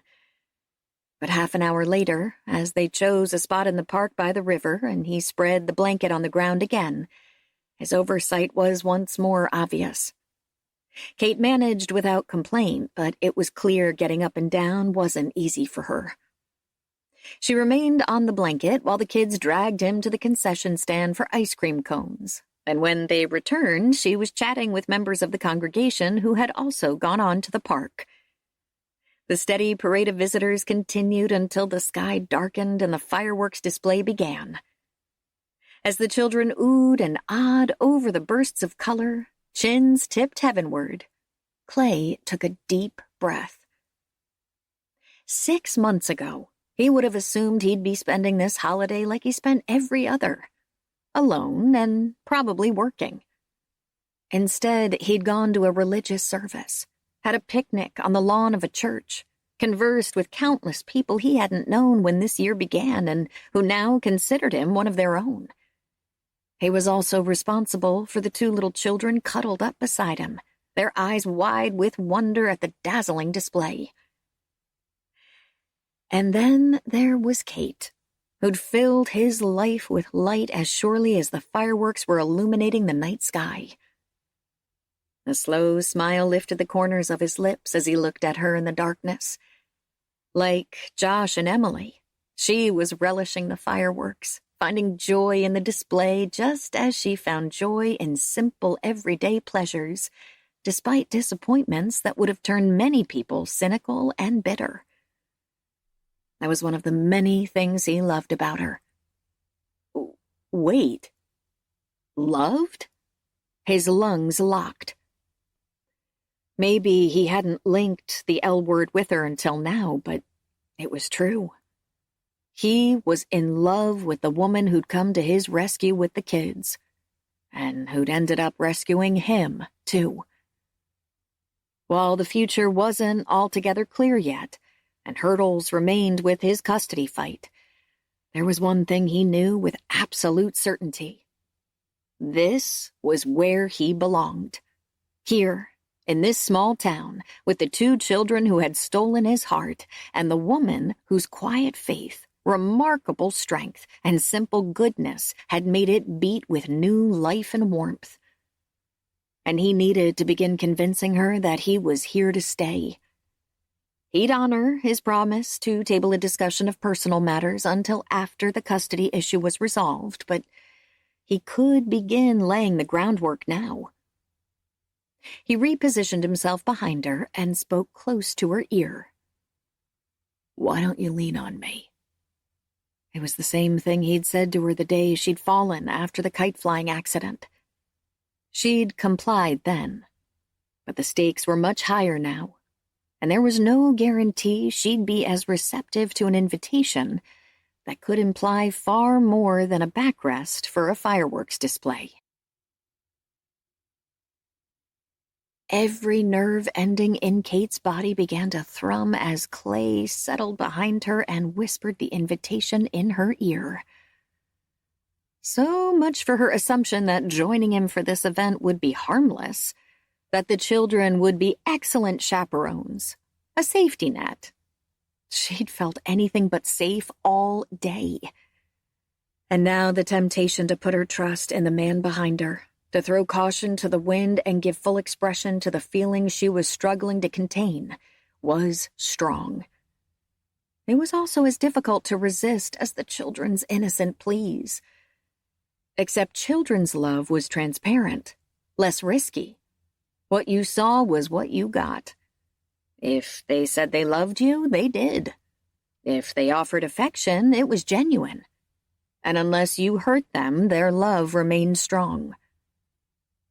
Adult love came with far more baggage and was far less innocent. Even if there was no intent to inflict pain, people could get hurt, as she well knew. Plus, as experience had taught her, her issues were a major stumbling block. If Dan, a kind man of deep faith, hadn't been able to accept her limitations in the end, how could she expect anyone to? "Come on, Cate. Relax."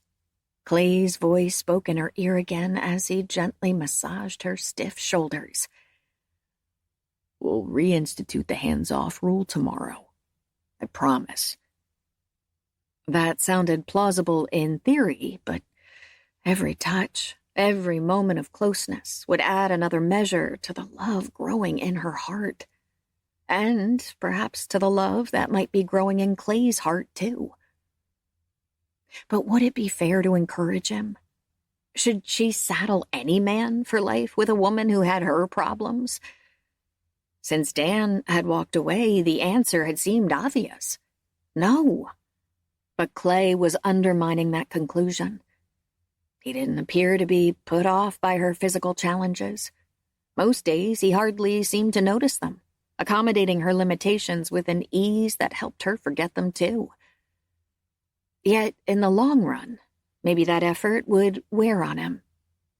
Maybe Clay eased back, clearly interpreting her lack of response as unwillingness to get close. A wave of disappointment surged through her, which was crazy.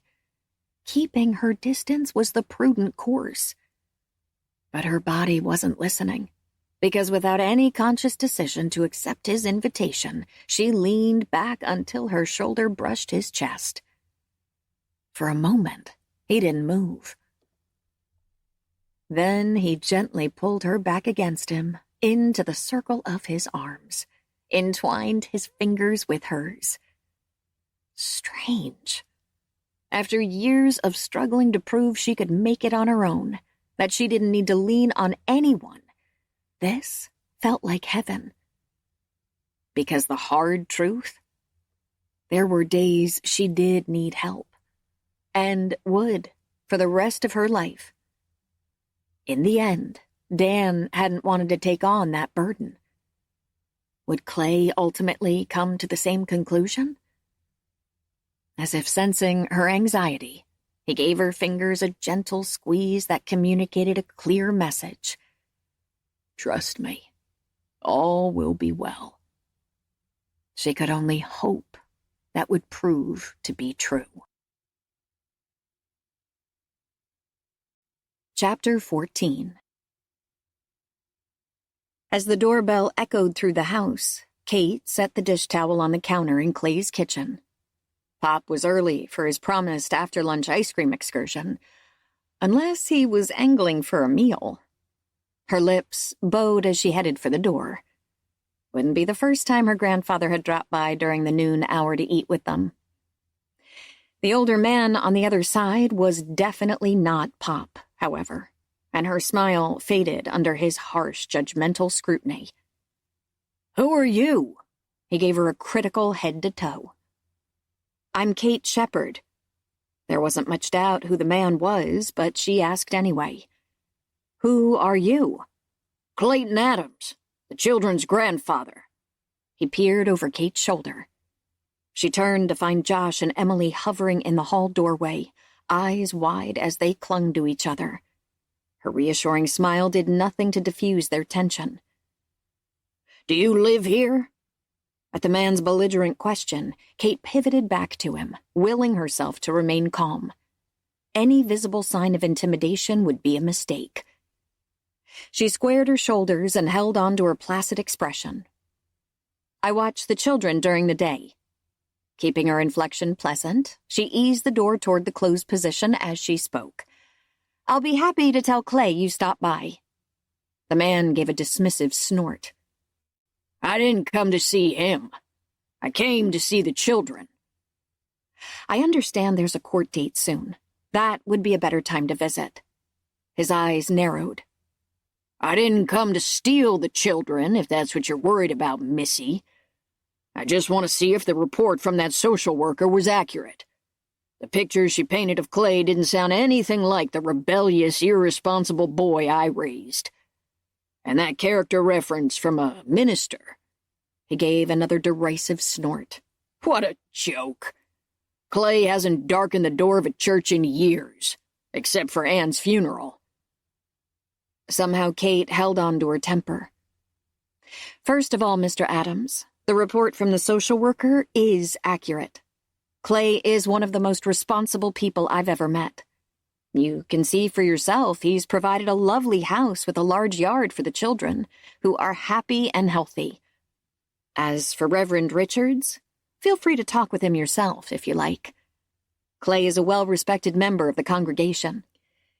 If you hope to find any discrepancies in the social worker's report, your trip was wasted. He gave her one more assessing perusal, but held his ground. Since I drove all the way down here, I don't intend to leave without seeing the children. Cate hesitated. It wasn't likely the older man would use physical force to take Josh and Emily. Not with a court date 3 weeks away and matters now in the hands of lawyers and a judge. Maybe letting him in for a few minutes would help. If he saw how happy the children were, if he realized Clay was serious about his responsibility to them, his attitude might soften. Perhaps it was a long shot, but what harm could it do? We were getting ready to have lunch. Would you like to join us? He squinted at her. There's no hidden agenda, if that's what you're wondering. His features softened infinitesimally.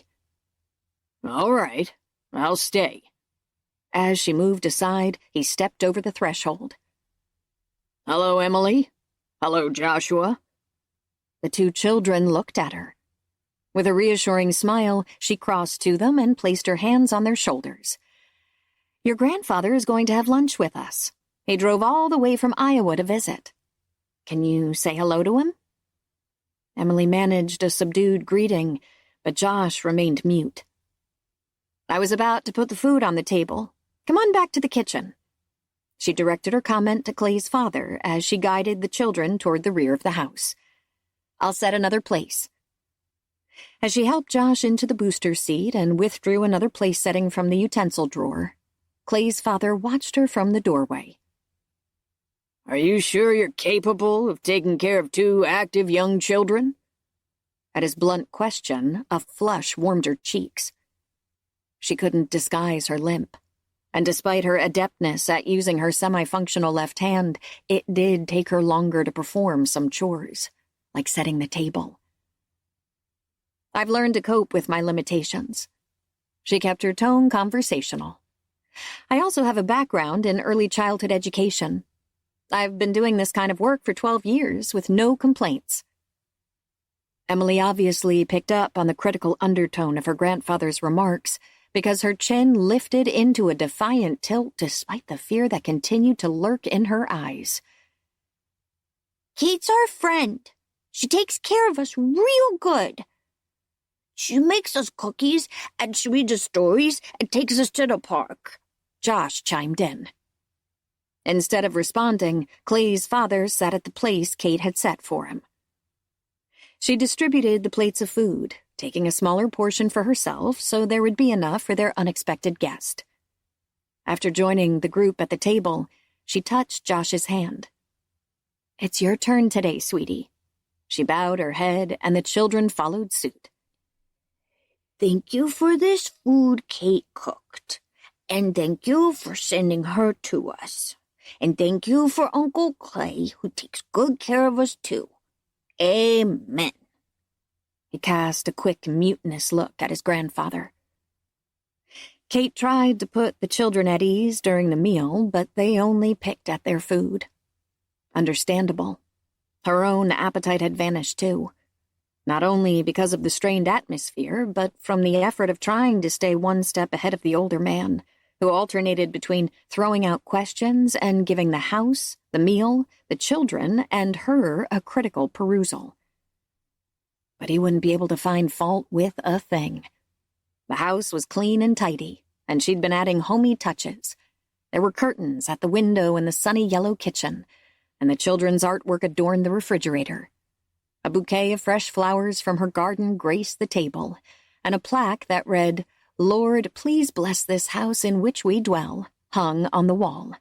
A gift from Reverend Richards after Clay helped with the pavilion. The lunch was nutritious and filling. The children were well-dressed, their skin had a healthy glow, and they'd filled out. Yet it was obvious from the older man's questions that he was intent on finding fault. Do you go to church? He pointed his fork at Emily. At Kate's nod, Emily responded. Yes, we go every Sunday. That's when I talk to Mommy. After church, Uncle Clay takes us to a restaurant for pancakes, Josh added. You ever have any company? The older man addressed Emily again. Sometimes Pop comes over. And that lady, Josh said. She comes sometimes. The man's lips lifted in a gloating smile. Does she stay all night? No, she just visits. When she came when Kate was here. Remember Kate? Josh turned to her. Yes, that would be Martha Douglas, the social worker. The older man's face fell, but he made a quick recovery. Your uncle has a busy job. Do you get to see him very much? Emily tipped her head, expression puzzled. Of course. He lives here. We see him all the time. And he fixes breakfast for us every morning. Oatmeal, Josh supplied. And sometimes eggs or cereal. He makes dinner for us every night, too. After that, he plays with us. We went out for ice cream last night, Josh said. After we play, we have story time. Then we take a bath. Josh made a face. Yeah, every night. And after the bath, we say our prayers and he tucks us in. Emily took a sip of her milk. The admirable picture the children had painted of Clay should be more than sufficient to deflate any of his father's inaccurate assumptions. But it wouldn't hurt to add a few comments of her own. Clay's job is very demanding, as you noted. Kate leaned toward Josh and swiped a blob of applesauce off his chin. It's not a typical 9-to-5 position. But rather than stay late at the office, he often brings work home to do after the children go to bed. The man sent her a disgruntled look. It was clear he wasn't getting the kind of information he wanted. How'd he find you? At church. Clay asked our pastor to recommend someone. I was between jobs, and Reverend Richard suggested me. What church do you attend? Kate told him. If you're still here on Sunday, you'd be welcome to come to services. You could meet Reverend Richards and some of Clay's friends. Before he could respond, the front door opened. 4 heads swiveled toward the living room at the sound of Clay's voice. I could smell Kate's chocolate chip cookies all the way to my office, so I thought I'd stop by and have my dessert with... At the kitchen doorway, he came to a dead stop. His smile faded, and his mouth settled into a grim line as he and his father faced off. The animosity between the two was almost tangible, as thick and suffocating as the humidity on a hot July day in Missouri. By contrast, Clay's voice was icy as he spoke. What are you doing here? I came to see the children. His father's tone was also frigid. Planting his fists on his hips, Clay glared at the older man. You weren't invited. I don't need an invitation to see my grandchildren. The court will decide that. The children's complexions paled, and Kate took their hands. Clay? At the warning note in her voice, he transferred his attention to Emily and Josh. They'd shrunk down in their chairs as they watched, anxiety pinging off them. Clay somehow called up a smile and circled the table to crouch between them. I hope you saved me a few cookies. Josh leaned close to him and spoke in a whisper. We haven't had dessert yet. Then I'm not too late? No. You can have mine. I'm not hungry anymore. Emily's voice was shaky. Clay's smile stayed in place, but it looked painted on. No chocolate chip cookies? He smoothed her hair back. Are you sure you're Emily Montgomery? The girl who ate 2 whole donuts last Sunday after services and 3 pancakes afterward at the restaurant? The bottomless pit, Emily? Is this really you? It's me. Her lips gave a slight flex. Won't you please have a cookie with me? I came all the way home from work to have dessert with you, and it's a long walk. That elicited a giggle. You didn't walk. You drove your car. I would have walked if I didn't have a car, just to be with you guys. He tousled Josh's hair. The little boy threw his arms around Clay's neck as Emily leaned over to plant a kiss on his cheek. We love you, Uncle Clay. She latched onto his hand. And I love you back. All at once, his father stood. I have to go. Thank you for lunch, Miss Shepard. Goodbye, Joshua. Goodbye, Emily. Clay rose as well, leaving his hands on the children's shoulders. Would you like to take a few cookies with you? Cate stood too. It's a long drive back to Iowa. No, thank you. I'll be in town for a couple of days. Although his lips thinned, Clay remained silent. When neither man moved, Cate motioned toward the front door. I'll show you out. For several moments, Clay and his father stared at each other in silence. Then the older man turned and followed her. Have a safe trip back. She pulled the door wide. His only response was a curt nod as he exited. Stomach nodding, Cate shut the door behind him and returned to the kitchen. Clay had refilled milk glasses and doled out cookies, and he continued to chat about light-hearted topics until the children finished their dessert and they went out to the yard to play. After closing the door behind them, he topped off his coffee and waved toward the table. Tell me what happened. They both sat. He showed up at the door. Said he came to see the children and that he didn't believe the social worker's report. At first, I wasn't going to let him in. But then I thought that maybe if he saw the children for a few minutes, he'd realize the report was accurate and that they're happy and healthy. So I invited him to lunch. She tucked her hair behind her ear. I'm sorry you were blindsided. He took her hand, gave it a squeeze. If it helped our case, it was well worth the shock of seeing him here.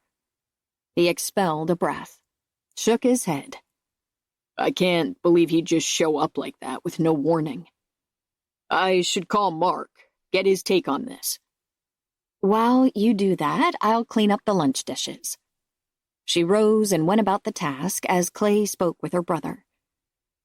It was easy to get the gist of the conversation from Clay's comments, but he filled her in after he hung up. Mark's going to call my father's attorney, see if he knew about this, but he doubts it. With the court date this close, he doesn't think the guy would have gone along with an impromptu visit. Mark's instincts tell him my old man decided on his own to come, which wouldn't surprise me. My father was always bullheaded once he made up his mind about something. He said he was staying a couple more days. Do you think he'll try to see the children again? I don't know. Clay's mouth thinned. But I'll be with them all weekend. I won't let him upset them if he does show up. His very presence is disruptive. I know. For everyone.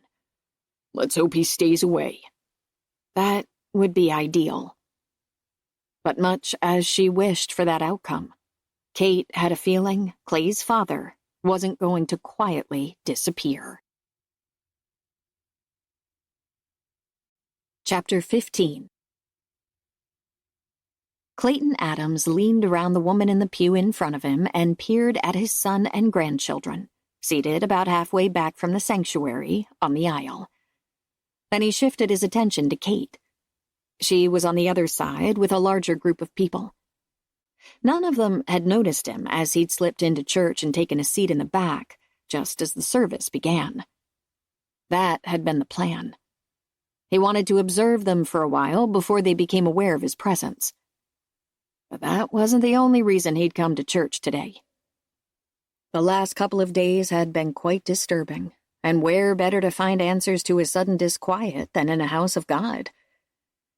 Yet in truth, his unease went farther back than this visit. Back to the phone conversation with Clay months ago when his son had accused him of causing Anne's death. While he dismissed the charge as preposterous, a remark prompted by anger, designed to hurt, with no basis in fact, it had begun to gnaw at him. because he had pressed Anne to stay in a marriage he'd known years ago should never have happened. Now she was dead, and maybe he could have prevented the tragedy. His stomach clenched, and he fisted his hands in his lap. If that was true, if he'd been wrong in his dealings with Anne, could he have been wrong about other things too? Like his son's character. The evidence would suggest so. Everything he'd discovered about Clay on this trip had been 180 degrees from the image he'd had in his mind all these years. Far from being a promiscuous, irresponsible vagabond, he appeared to have become honorable, dependable, and trustworthy. Perhaps he always had been. That was a jolting notion. Just as shocking? Clay's tender and loving interaction with the children. From all appearances, his son had become a father in every sense of the word. Possibly a better one than he had ever been. A bead of sweat popped out on his brow, and he pulled out his handkerchief, dabbed at the moisture. Admitting he may have been wrong, that he may have failed as a father, was hard. Failure was a sign of weakness, and God disliked weakness. Or so he'd been raised to believe. But according to the pastor of this church, that wasn't true. The minister had preached today about how God recognizes his children's humanity and loves them in spite of their mistakes. What a different message than the one he heard in his own church, where the pastor talked only about punishment.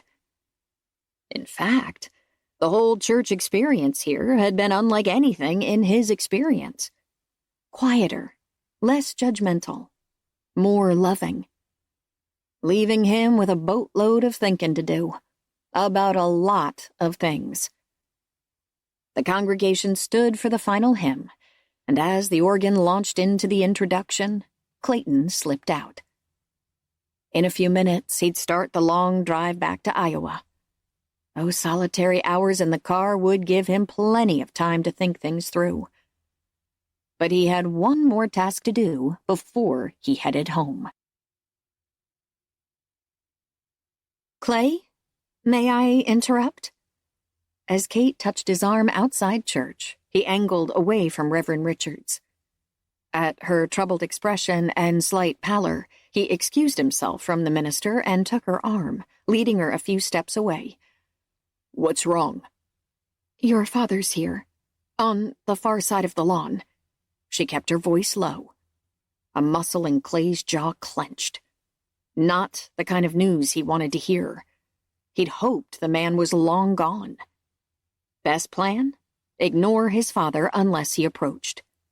The children hadn't yet noticed his presence, and he could spirit them away to see the ducks in the pond behind the church. After his father's visit on Friday, it had taken hours to restore calm to the house. As if reading his mind, Cate spoke again. I think he's waiting to speak with you, Clay. She kept a surreptitious eye on the older man. And he's holding presents. Presents? That was out of character. I don't want to upset the children again. They feel threatened around him. Your father doesn't look threatening today. I sense there's been a change. Since Cate's intuition with the kids had always been spot on, he ought to trust her on this. And if things had changed for the better, that would be welcome news. Steeling himself, he turned toward his father. The older man stood at the edge of the church lawn, holding 2 packages wrapped in bright paper. He straightened and gave a stiff nod. I'll see what he has to say. Can you distract the kids? He motioned to the children who were playing with a small group of youngsters a few yards away. Yes. Leaving Josh and Emily in her care, Clay approached his father, stopping about 6 feet away. Confirming that the social worker's report is accurate, I see. He didn't attempt to hide his hostility. That was one of the reasons I came. But I also wanted to attend services like I do every Sunday. And Ms. Shepard invited me." He lifted the packages. "I brought these for the children." "Why?" "I'm their grandfather. It's in the job description." Clay stared at him. Was that an attempt at humor? His father's cheeks reddened slightly. "I'm getting ready to drive home." Clayton lowered the packages. "I'd like to say goodbye to the children. Please." The last word came out raspy, as if it had gotten stuck in his father's throat. No surprise there. Near as he could recall, Clayton Adams had never once used it in the years they'd lived under the same roof. As for presents, the ones he'd received as a child had been confined to special occasions, and they'd always been practical items. Socks, shirts, gloves. His instinct said these gifts didn't fall into that category. Clay's brain kicked into overdrive. If his father was bearing gifts, making an effort to be cordial, perhaps he should let the children talk to him. It might dispel some of the fear they harbored about their grandfather. And anything he could do to erase fear from their life was worth a try. Swiveling toward Cate, he signaled for her to bring Josh and Emily over. 30 silent seconds passed before she joined them, a child holding each hand. Clayton held out the packages to the children. "These are for you." But it's not her birthday. Emily inspected the packages with a puzzled expression. Or Christmas, Josh added. "It doesn't always have to be a special occasion to give presents." It did when he was growing up, but Clay left that unsaid. Emily and Josh looked to him for guidance, their faces uncertain but hopeful. Dredging up a smile, Clay nodded. "It's okay. You can take them." With a murmured thank you, they reached for the packages. "When you play with those, I hope you'll think about me." His father bent down to their level. "That's a pretty dress, Emily." She gave him a tentative smile. Cate helped me pick it out. "It's perfect for church." He directed his next comment to Josh. "I noticed you during the service. I think you were the best-behaved boy there." Josh's smile was less reserved than Emily's. Uncle Clay says we have to be good when we visit God. I try real hard. "You did a fine job." We're going to get pancakes. Josh hugged the gift to his chest. Do you want to come? He blinked, cleared his throat, sniffed. "I'm afraid I can't today. I'm going home now, and it's a long drive back to Iowa. But thank you very much for asking." After a moment, he straightened up. "I'll be in touch." With that, he turned and walked toward his car. Can we open these, Uncle Clay? At Emily's eager question, Clay sent her a distracted glance. Sure. The two children tore into the packages, shrieking with glee at the doll and toy excavator that emerged from the wrapping paper. As they examined their gifts, Clay drew Cate aside. "What do you make of this?"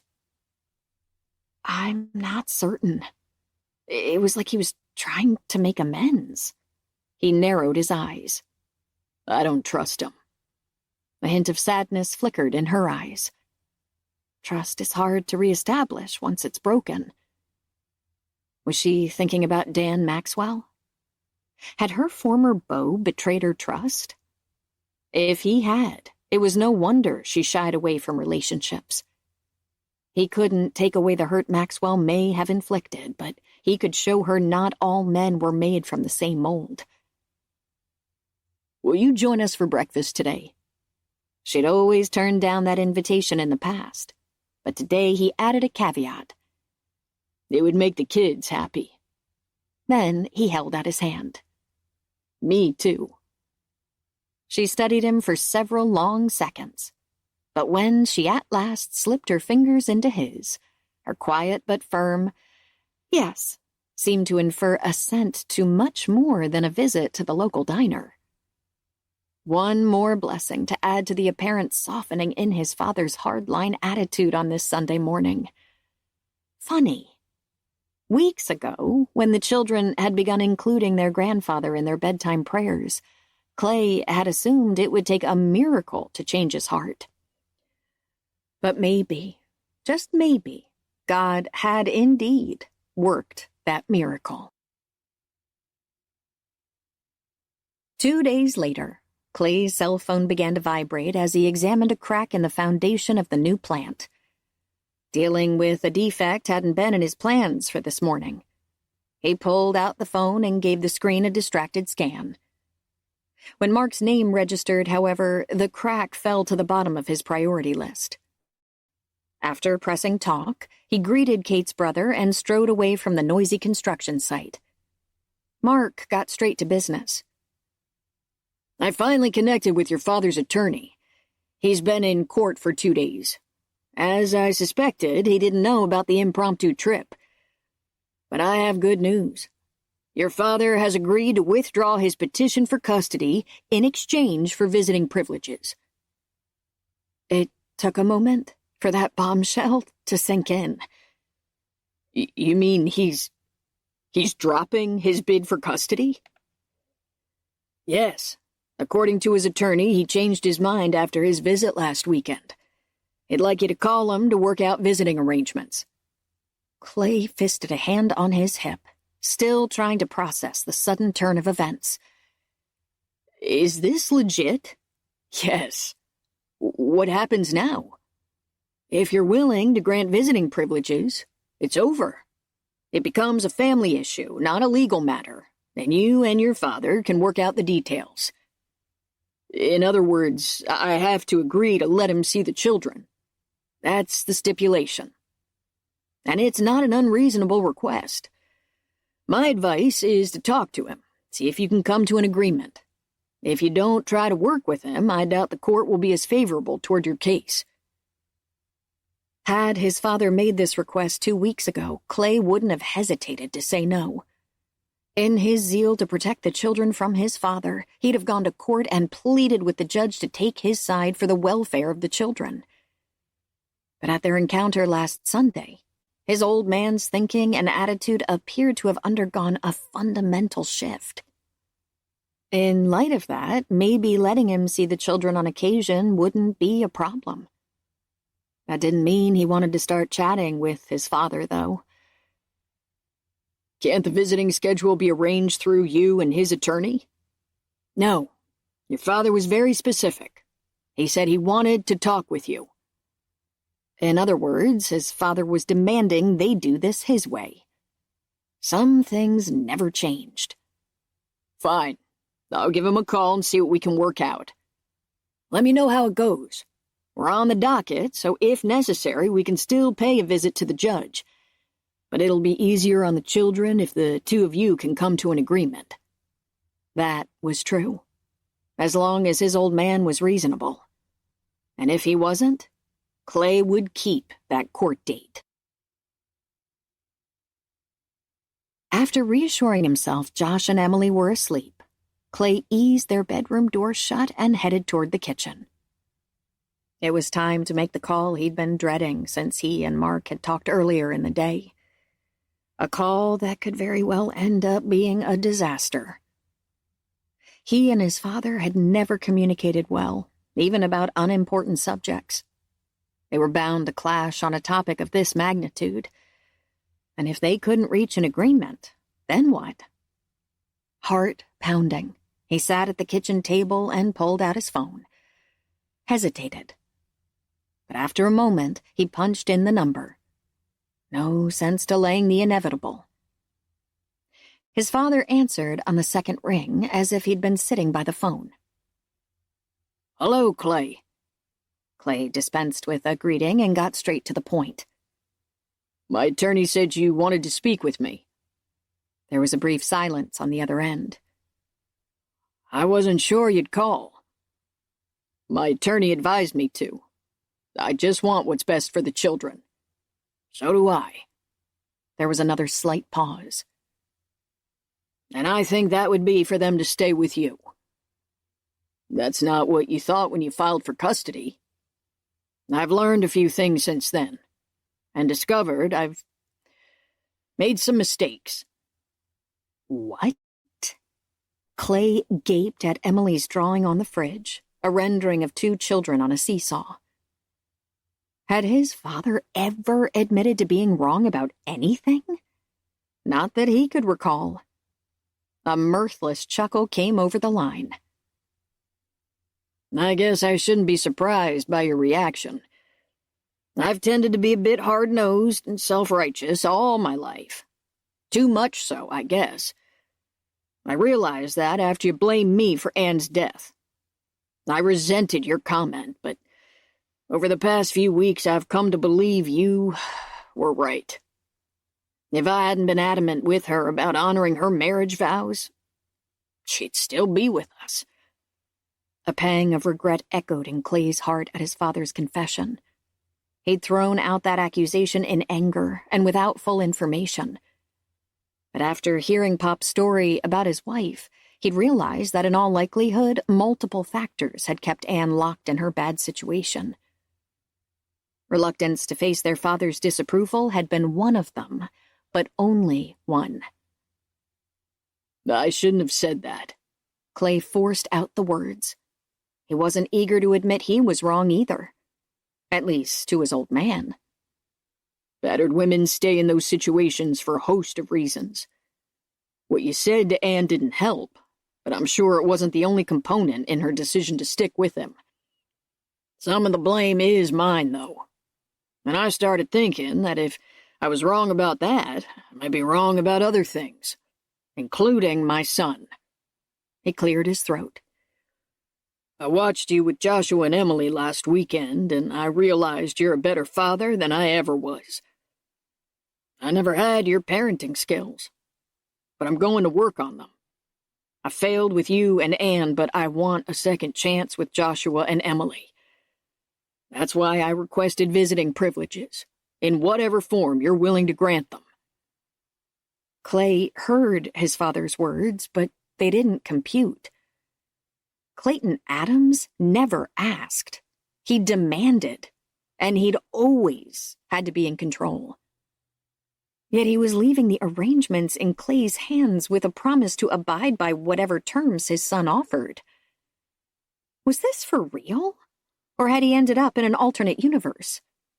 And even if it was for real, how was he supposed to deal with all the baggage from his unhappy childhood? Reverend Richards often talked about the importance of forgiveness, but he wasn't sure he was up to that monumental task with his father. Yet he had an example of forgiveness close at hand, from last Sunday. After his father had approached the children with kindness, Josh had warmed to him, even inviting him for breakfast. The little boy had been willing to let go of past hurts and give the man another chance. Perhaps that was the example he should follow. All I'm asking for is a chance, Clay. Please. At his father's shaky entreaty, which reinforced the thought that had just flashed through his mind, Clay tightened his grip on the phone and made his decision. All right. Let's give it a try. Give it up, Kate. Following the advice of the little voice in her head, she sighed and shoved aside the checkbook she'd been trying to balance for the past half hour. Until Clay called with the promised report on his conversation with his father, the numbers weren't going to add up. Thanks to her distraction, not her math skills. She could always occupy herself with the novels. The phone trilled and she jerked, lunged for it, knocked it to the floor where it spun across the tile and went silent. Wonderful. Now she might have to buy a new cell. She scrambled off the stool at the counter and went after it. As she bent to pick it up, it began to ring again. She grabbed it, clamping her fully functional hand around it as she pressed it to her ear. Clay? I've had women hang up on me in the past, but not before I say hello. Clay's upbeat tone told her all she needed to know. Her shoulders sagged in relief as she sank back onto the stool. It went well. Very. He gave her a recap, ending with his father's willingness to let him set the visitation schedule. The outcome is as positive as I could have hoped. And now we need to celebrate. How does dinner on Thursday night sound? Count me in. The kids will love a party. Their party is tomorrow night. I'm bringing pizza home. You're welcome to join us then, too, but Thursday is for you and me. We deserve a night out after all the stress of the past few months. Kate's pulse tripped into double time. He was asking her on a date, and he hadn't wasted a moment now that the custody issue was resolved. But this was more than a date. It would be the first step down the road to a new, different, deeper relationship. One that could ultimately lead to a proposal. But when the moment of truth came, would he follow through or back out, as Dan had? And suppose he did take the plunge into matrimony, only to decide at some point that living with a woman who had physical limitations wasn't worth the effort. And it wasn't only her emotional well-being that was at stake. 2 little children, who had already endured too much trauma in their short lives, would also be devastated if she and Clay connected, only to have things fall apart later. Come on, Kate, loosen up. It's just a dinner. Clay's teasing tone tamped down a bit of her angst. If you don't want to talk about us, we'll defer that discussion to another night. But I'd like to celebrate the happy outcome of the custody issue with you, since you've been with me every step of the way on this. How could she refuse a request like that? Okay, I agree that happy occasions should be celebrated. Great. I'll write you on my calendar in ink. And consider this a dress-up occasion. We're doing this in style. As they ended the call, Kate weighed the phone in her hand, a smile playing at her lips. A dinner date with Clay. Despite her uncertainties about what the future held for their relationship, it would be a night to remember. She reached for her checkbook to tackle the balancing act again. She'd get it done this go-round.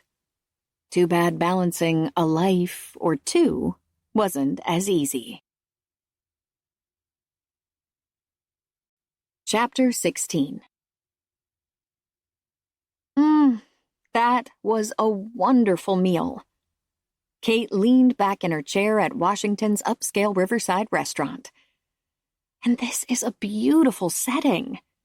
Her lips curved up as she looked over the water from their patio table, the flickering candle on the table adding a glow to her skin. I'm glad you enjoyed it. Clay took a sip of his after-dinner coffee as he drank in the sight of her. Man, she was beautiful tonight in that sleeveless silk dress, the beaded round neckline dipping to reveal a hint of creamy skin below her collarbone. And with every breath she took, her flat gold necklace glinted, directing his attention to the delicate hollow of her throat. Thankfully, she'd relaxed as the evening progressed. If she'd remained taut as a plumb line, like she'd been when he'd picked her up, the evening would have been a bust. I should never have eaten that whole piece of Mississippi mud pie, though.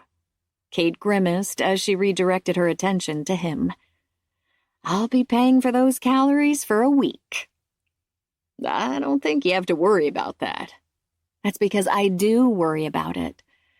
When I was dancing, I could afford to splurge on dessert on a regular basis because of all the calories I expended in rehearsals and performances. She swiped up one last crumb of cake with her fork and popped it in her mouth.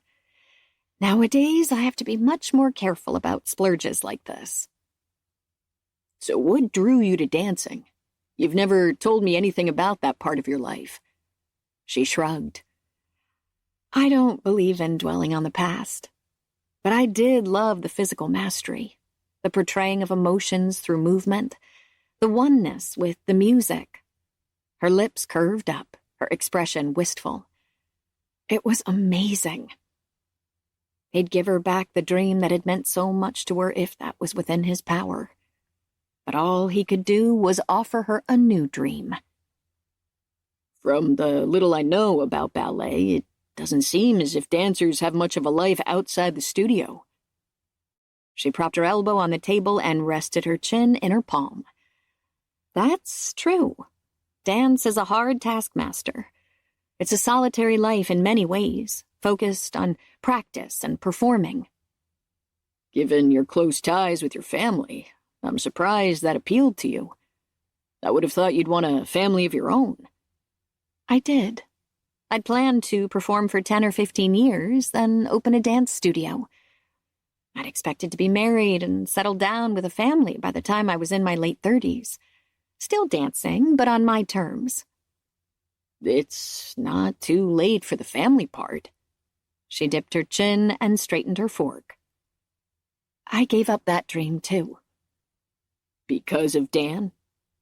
He could be stepping onto shaky ground, but if Dan was the reason her dream of a family had died, they needed to talk about it. She looked up, blinked. How do you know about Dan? I asked Pop who he was at the pavilion raising. Why? I picked up strange vibes the day you and he talked after church weeks ago. And I sensed Pop didn't like him. What did Pop say? That you and Dan had been serious, and the whole family expected an engagement announcement. Then, one day, it was over. No one knew why. Cate swiped a bead of condensation off her glass with a fingertip. It just didn't work out. Why? Much as he wanted the answer to that question, there was a more important one to ask first. Are you still in love with him? No. At the zero hesitation in her reply, the knot in his stomach eased. To be honest, I've begun to wonder if I ever really was. I think I may just have loved what he represented. A future with a principled man who would offer me the kind of life and family I've always wanted. What happened? She lifted one shoulder. My limitations aren't always easy to cope with. There are days I need extra help. When I have to use my cane. When I can't keep up. Dan's very athletic. He loves to ski and hike and bicycle. I couldn't share those kinds of activities with him. And he felt guilty about leaving me behind to do them. After a while, that wears on a relationship. There's more to marriage than skiing and hiking together. That wasn't the only stumbling block. A lot of people are uncomfortable around those with physical impairments. They don't like the attention they draw or the inconvenience they cause. I've encountered plenty of people over the past 14 years who had difficulty dealing with mine. Your condition isn't that severe or even that apparent. Because you're used to it now. She waved a hand over the patio, filled with tables of diners enjoying their meals. Didn't you notice the attention we drew tonight as we walked in? Most people tried to be discreet, but the few I made eye contact with looked away in embarrassment when they realized they'd been caught watching me. That happens wherever I go. A young woman with an obvious limp is a curiosity. He couldn't dispute her take, because his focus had been on her as they entered. Nothing else had registered. If Dan had a problem with that, how did you ever get serious about him? I guess I ignored the warning signs. He used to tell me he prayed every day for my healing. Even after I explained that the doctors had concluded I'd recovered as much as I was going to, he insisted that with trust in God, anything is possible, including miracles. But in the end, he was forced to accept that I wasn't going to improve. I'd never realized his love was contingent on my recovery until the night he told me that while he cared for me and knew my physical limitations shouldn't affect the way he felt, they did. What a loser. But Clay kept that to himself. He took a sip of his coffee and attempted to put a lid on his disgust as he spoke. If that's the case, I'm surprised he ever even asked you out. A humorless smile twisted her lips. In hindsight, I have a feeling he latched onto me out of some misplaced sense of Christian duty. That I became sort of a cause for him. Maybe he felt it was a magnanimous gesture to date a woman with my issues. A demonstration of his Christian charity. She shrugged. I can't speak with any certainty about his motivations, but I do know he never meant to hurt me. He felt so guilty the night he broke things off that I ended up consoling him. Clay's estimation of the man continued to plummet. You don't date someone because they're a cause. You date them because you care about them. I think he did care about me in his own way, but that experience was a wake-up call. It made me realize that my condition is a major stumbling block to relationships. It's often inconvenient, sometimes embarrassing, and, to varying degrees, limiting. Much as I hate to admit it, there are days I'm not up to taking a walk, let alone engaging in sports. A lot of people don't want to deal with that for the rest of their lives. Dan was one of them. If you want my opinion, Dan was an idiot, and that's the nicest comment I can make about him. He removed his napkin from his lap and set it on the table. Are you finished with your coffee? Yes. He scanned the check the waiter had left a few minutes ago, removed several bills from his wallet, and tossed them on the table. Let's continue this discussion over there, in privacy. He motioned toward the benches spaced along the riverbank, none of which were occupied on this warm evening. There are a few more things I want to say and do without an audience. Will you come with me? He held out his hand. A flicker of hope warmed Cate's eyes, one tempered by caution that had been forged from disappointment and pain and experience. But before this night was over, he intended to put her fears to rest about the intentions of the apprentice father who'd hired her as a nanny, but who'd come to think of her as much, much more, if she was willing to give him a chance. As Cate considered his outstretched hand, she took a steadying breath. I thought we weren't going to talk about us tonight. We don't have to, if you'd rather wait. But he didn't retract his hand. Cate hesitated, but only for a moment. They had to have this discussion soon anyway. Why put off the inevitable? Besides, everything Clay had just said gave new life to the spark of hope in her heart. She took his hand. A smile that warmed her all the way to her toes was her reward. After squeezing her fingers, he drew her to her feet and took her arm as they strolled out of the restaurant and across the street to a vacant bench. He didn't speak again until they were seated, the broad river in front of them. Much better. He extended his hand again. I have a few things to say, and I'd like to hold your hand while I do that. She started to lift her right hand, but he shook his head. The other one. After a brief hesitation, she placed her left hand in his. Clay traced each finger with a gentle, unhurried touch as he spoke. You have beautiful hands, Cate. This one doesn't work very well, though. Her voice caught on the last word. True. But something much more important works perfectly. Your heart. He angled toward her, cradling her hand in his. I'll admit that the first thing I noticed the day we met was your limp. And your hand. I remember wondering what had happened to someone so young and beautiful to cause such damage. I guess I fell into the curious camp that day.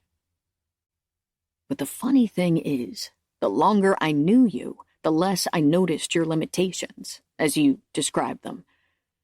Because there were too many other, more important qualities to notice. Your kindness, your tender heart, your gentle nurturing of the children, your deep faith, your devotion to your family, your consideration and empathy and generous spirit.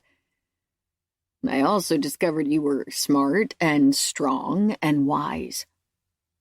I know this may sound strange, but I don't think your physical issues are a burden at all. I think they're a gift that has led you to travel a better path than the one you planned. Cate stared at him as she digested that new concept. Through the years, she'd viewed the after-effect of her illness in many ways. As a problem, an affliction, a cross. But never as a gift. How could the burden that had robbed her of her dreams and almost destroyed her life be a gift? Yet Clay could be right. She'd learned and grown and matured as a result of her illness. And while she'd given up the dream that had guided her youth, she'd found a different, very satisfying life. One that had led her to this place, this time, this man. If her dreams of being a ballerina had come true, she'd never have met Clay. Perhaps never had the opportunity to consider marriage or a family as she juggled the demands and rigors demanded by the life of a dancer.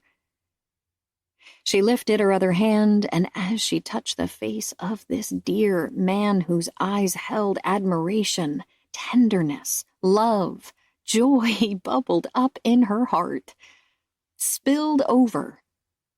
If Dan had convinced her that taking a chance on commitment was risky due to her disabilities, Clay had shown her by his words, his touch, his actions, that if love was real, those posed no risk at all. That, in fact, he considered them a blessing because they'd brought the two of them together. Before she could absorb this life-changing shift in attitude, Clay slid off the bench, dropped to one knee, and cocooned her hands in his. Here comes the scary part. For me, anyway. His Adam's apple bobbed.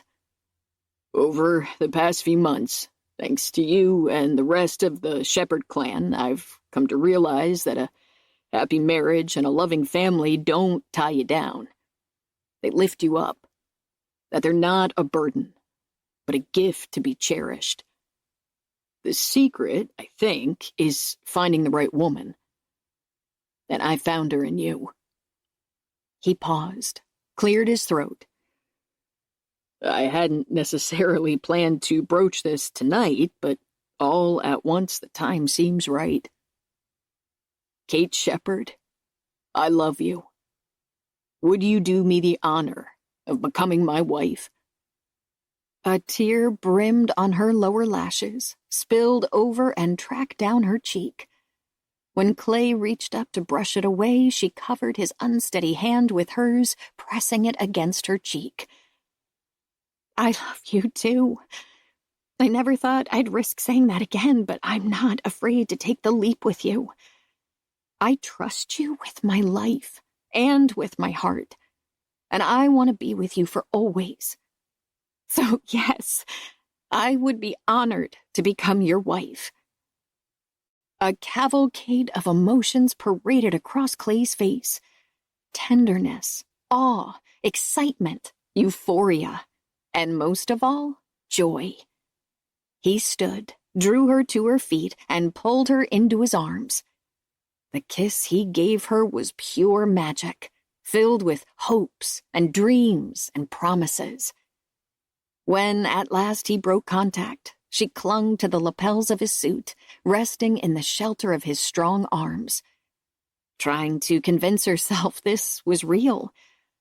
But the thudding of his heart against her ear, the spicy scent of his aftershave, proved that this moment wasn't just a romantic fantasy she'd conjured up in her imagination. Best of all, it was only the beginning. Clay eased back just enough to see her face, keeping her in the circle of his arms. I've never asked a woman to marry me before. Is there a protocol I should follow? Do guys still ask fathers for their daughter's hand? She smiled up at him. You don't need to talk to Dad. But why don't we ask the children? Is this Saturday? Josh rubbed his eyes as he and Emily wandered into the kitchen the next morning, brightening at the cinnamon rolls on the counter. No, it's Friday. Clay finished pouring their juice. Then how come you didn't go to work today? It's a special occasion. Emily squinted at him. Is it a holiday? Like the 4th of July? Sort of. Will there be fireworks? Josh was growing more interested by the second. Yes, but only in my heart. Before they could ask any more questions, Clay changed the subject. Did you have fun with Pop last night? Yeah, he read us 2 stories, and we sang songs, and went outside and caught lightning bugs. Emily scooted onto a chair. Is Cate coming over today? The doorbell rang, and Clay grinned. That's her now. Wash your hands and we'll have breakfast in a few minutes. While they scurried back down the hall, he veered toward the door, pulled it open. Smiled at the woman he loved. Her lips curved up in response as she stepped over the threshold. You seem happy. That's because I'm thinking about this. He leaned over and claimed her lips in a lingering kiss, leaving one hand on the doorknob while the other played with her silky hair.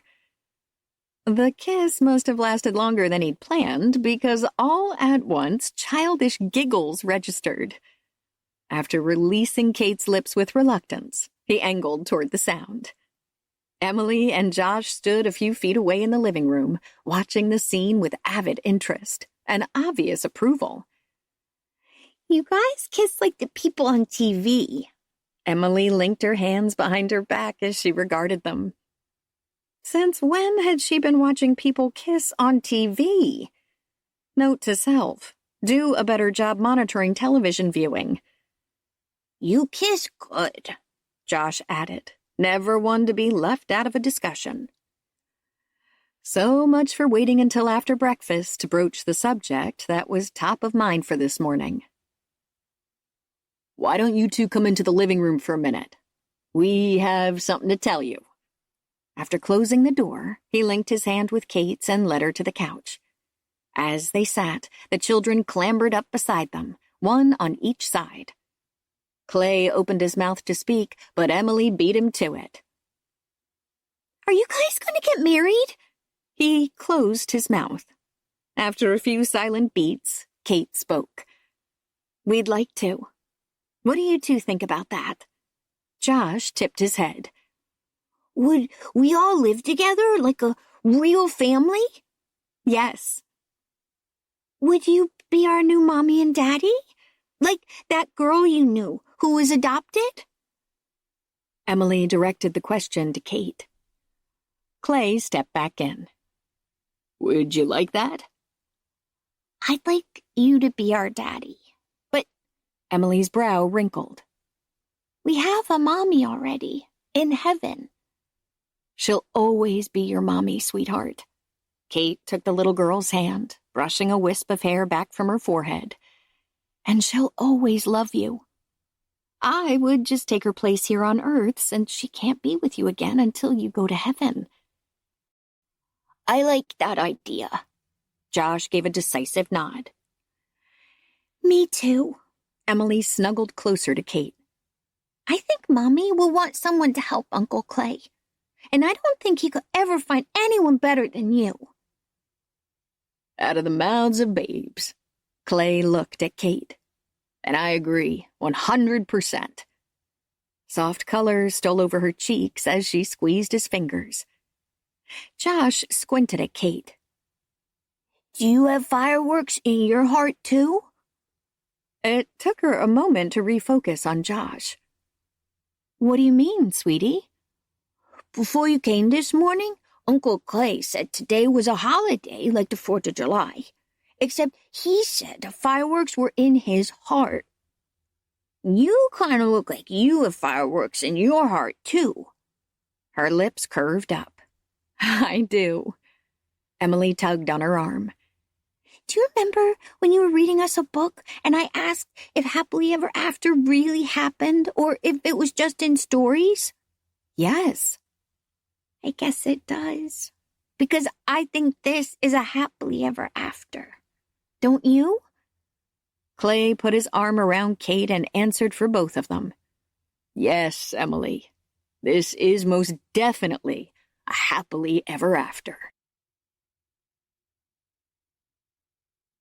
Epilogue. 18 months later. You know, 2 big events in the same month wasn't our smartest idea. Cate tossed the comment over her shoulder to Clay as she dug through one of the boxes piled around the bedroom in their new home. Who knew the perfect house would come on the market at exactly the wrong time? You aren't sorry we bought it, are you? No, but I'm a little amused by God's timing. I'm glad you kept your sense of humor through all of this.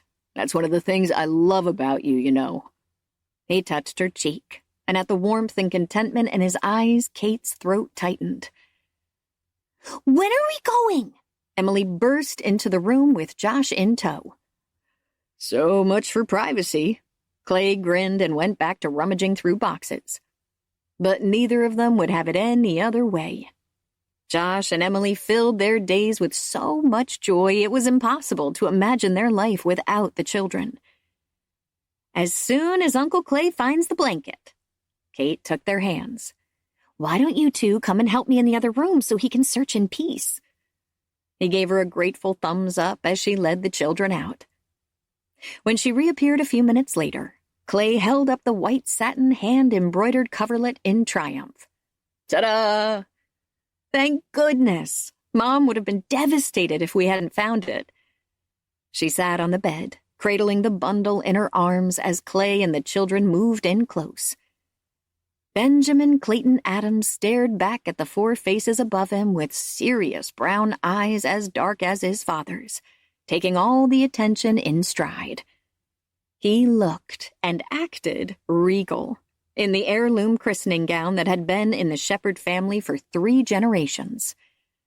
Hang in there, big fella. Clay stroked the baby's porcelain skin with one finger. You'll get your moment in the spotlight soon. Benjamin emitted a soft coo and smiled, waving his fist in the air. Okay, gang, let's get this show on the road. We don't want to be late. Clay shooed them out the door. When they arrived at the church 15 minutes later, everyone was waiting. Reverend Richards greeted them, then led the way to the baptismal font while the assembled guests gathered around. As the minister began the ceremony, Cate scanned the family and friends who had come together to celebrate the joyous occasion. Her mom and dad were front and center. Beside them, Pop gave her a wink. Godparents Mark and Michelle, who were expecting again, kept an eye on their firstborn. Rob, who was going on duty later in the afternoon, looked handsome and very official in his uniform as he corralled his nephew. A few close family friends had been invited as well. And off to one side, but near enough to be part of the group, stood Clayton Adams. Thankfully, he and Clay had reached a tentative peace, and the older man attended any family gatherings to which he was invited. But it would take a long while for father and son to get past the years of hurt between them. All she could do was pray that in time, God's healing grace would fill their hearts. Josh and Emily, who stood close beside her, had both grown several inches since she'd met them 2 years ago outside this very church. Gone were the anxious, traumatized look they'd worn in those early days. Thanks to Clay's willingness to fight for their happiness, they were now cheerful, well-adjusted children.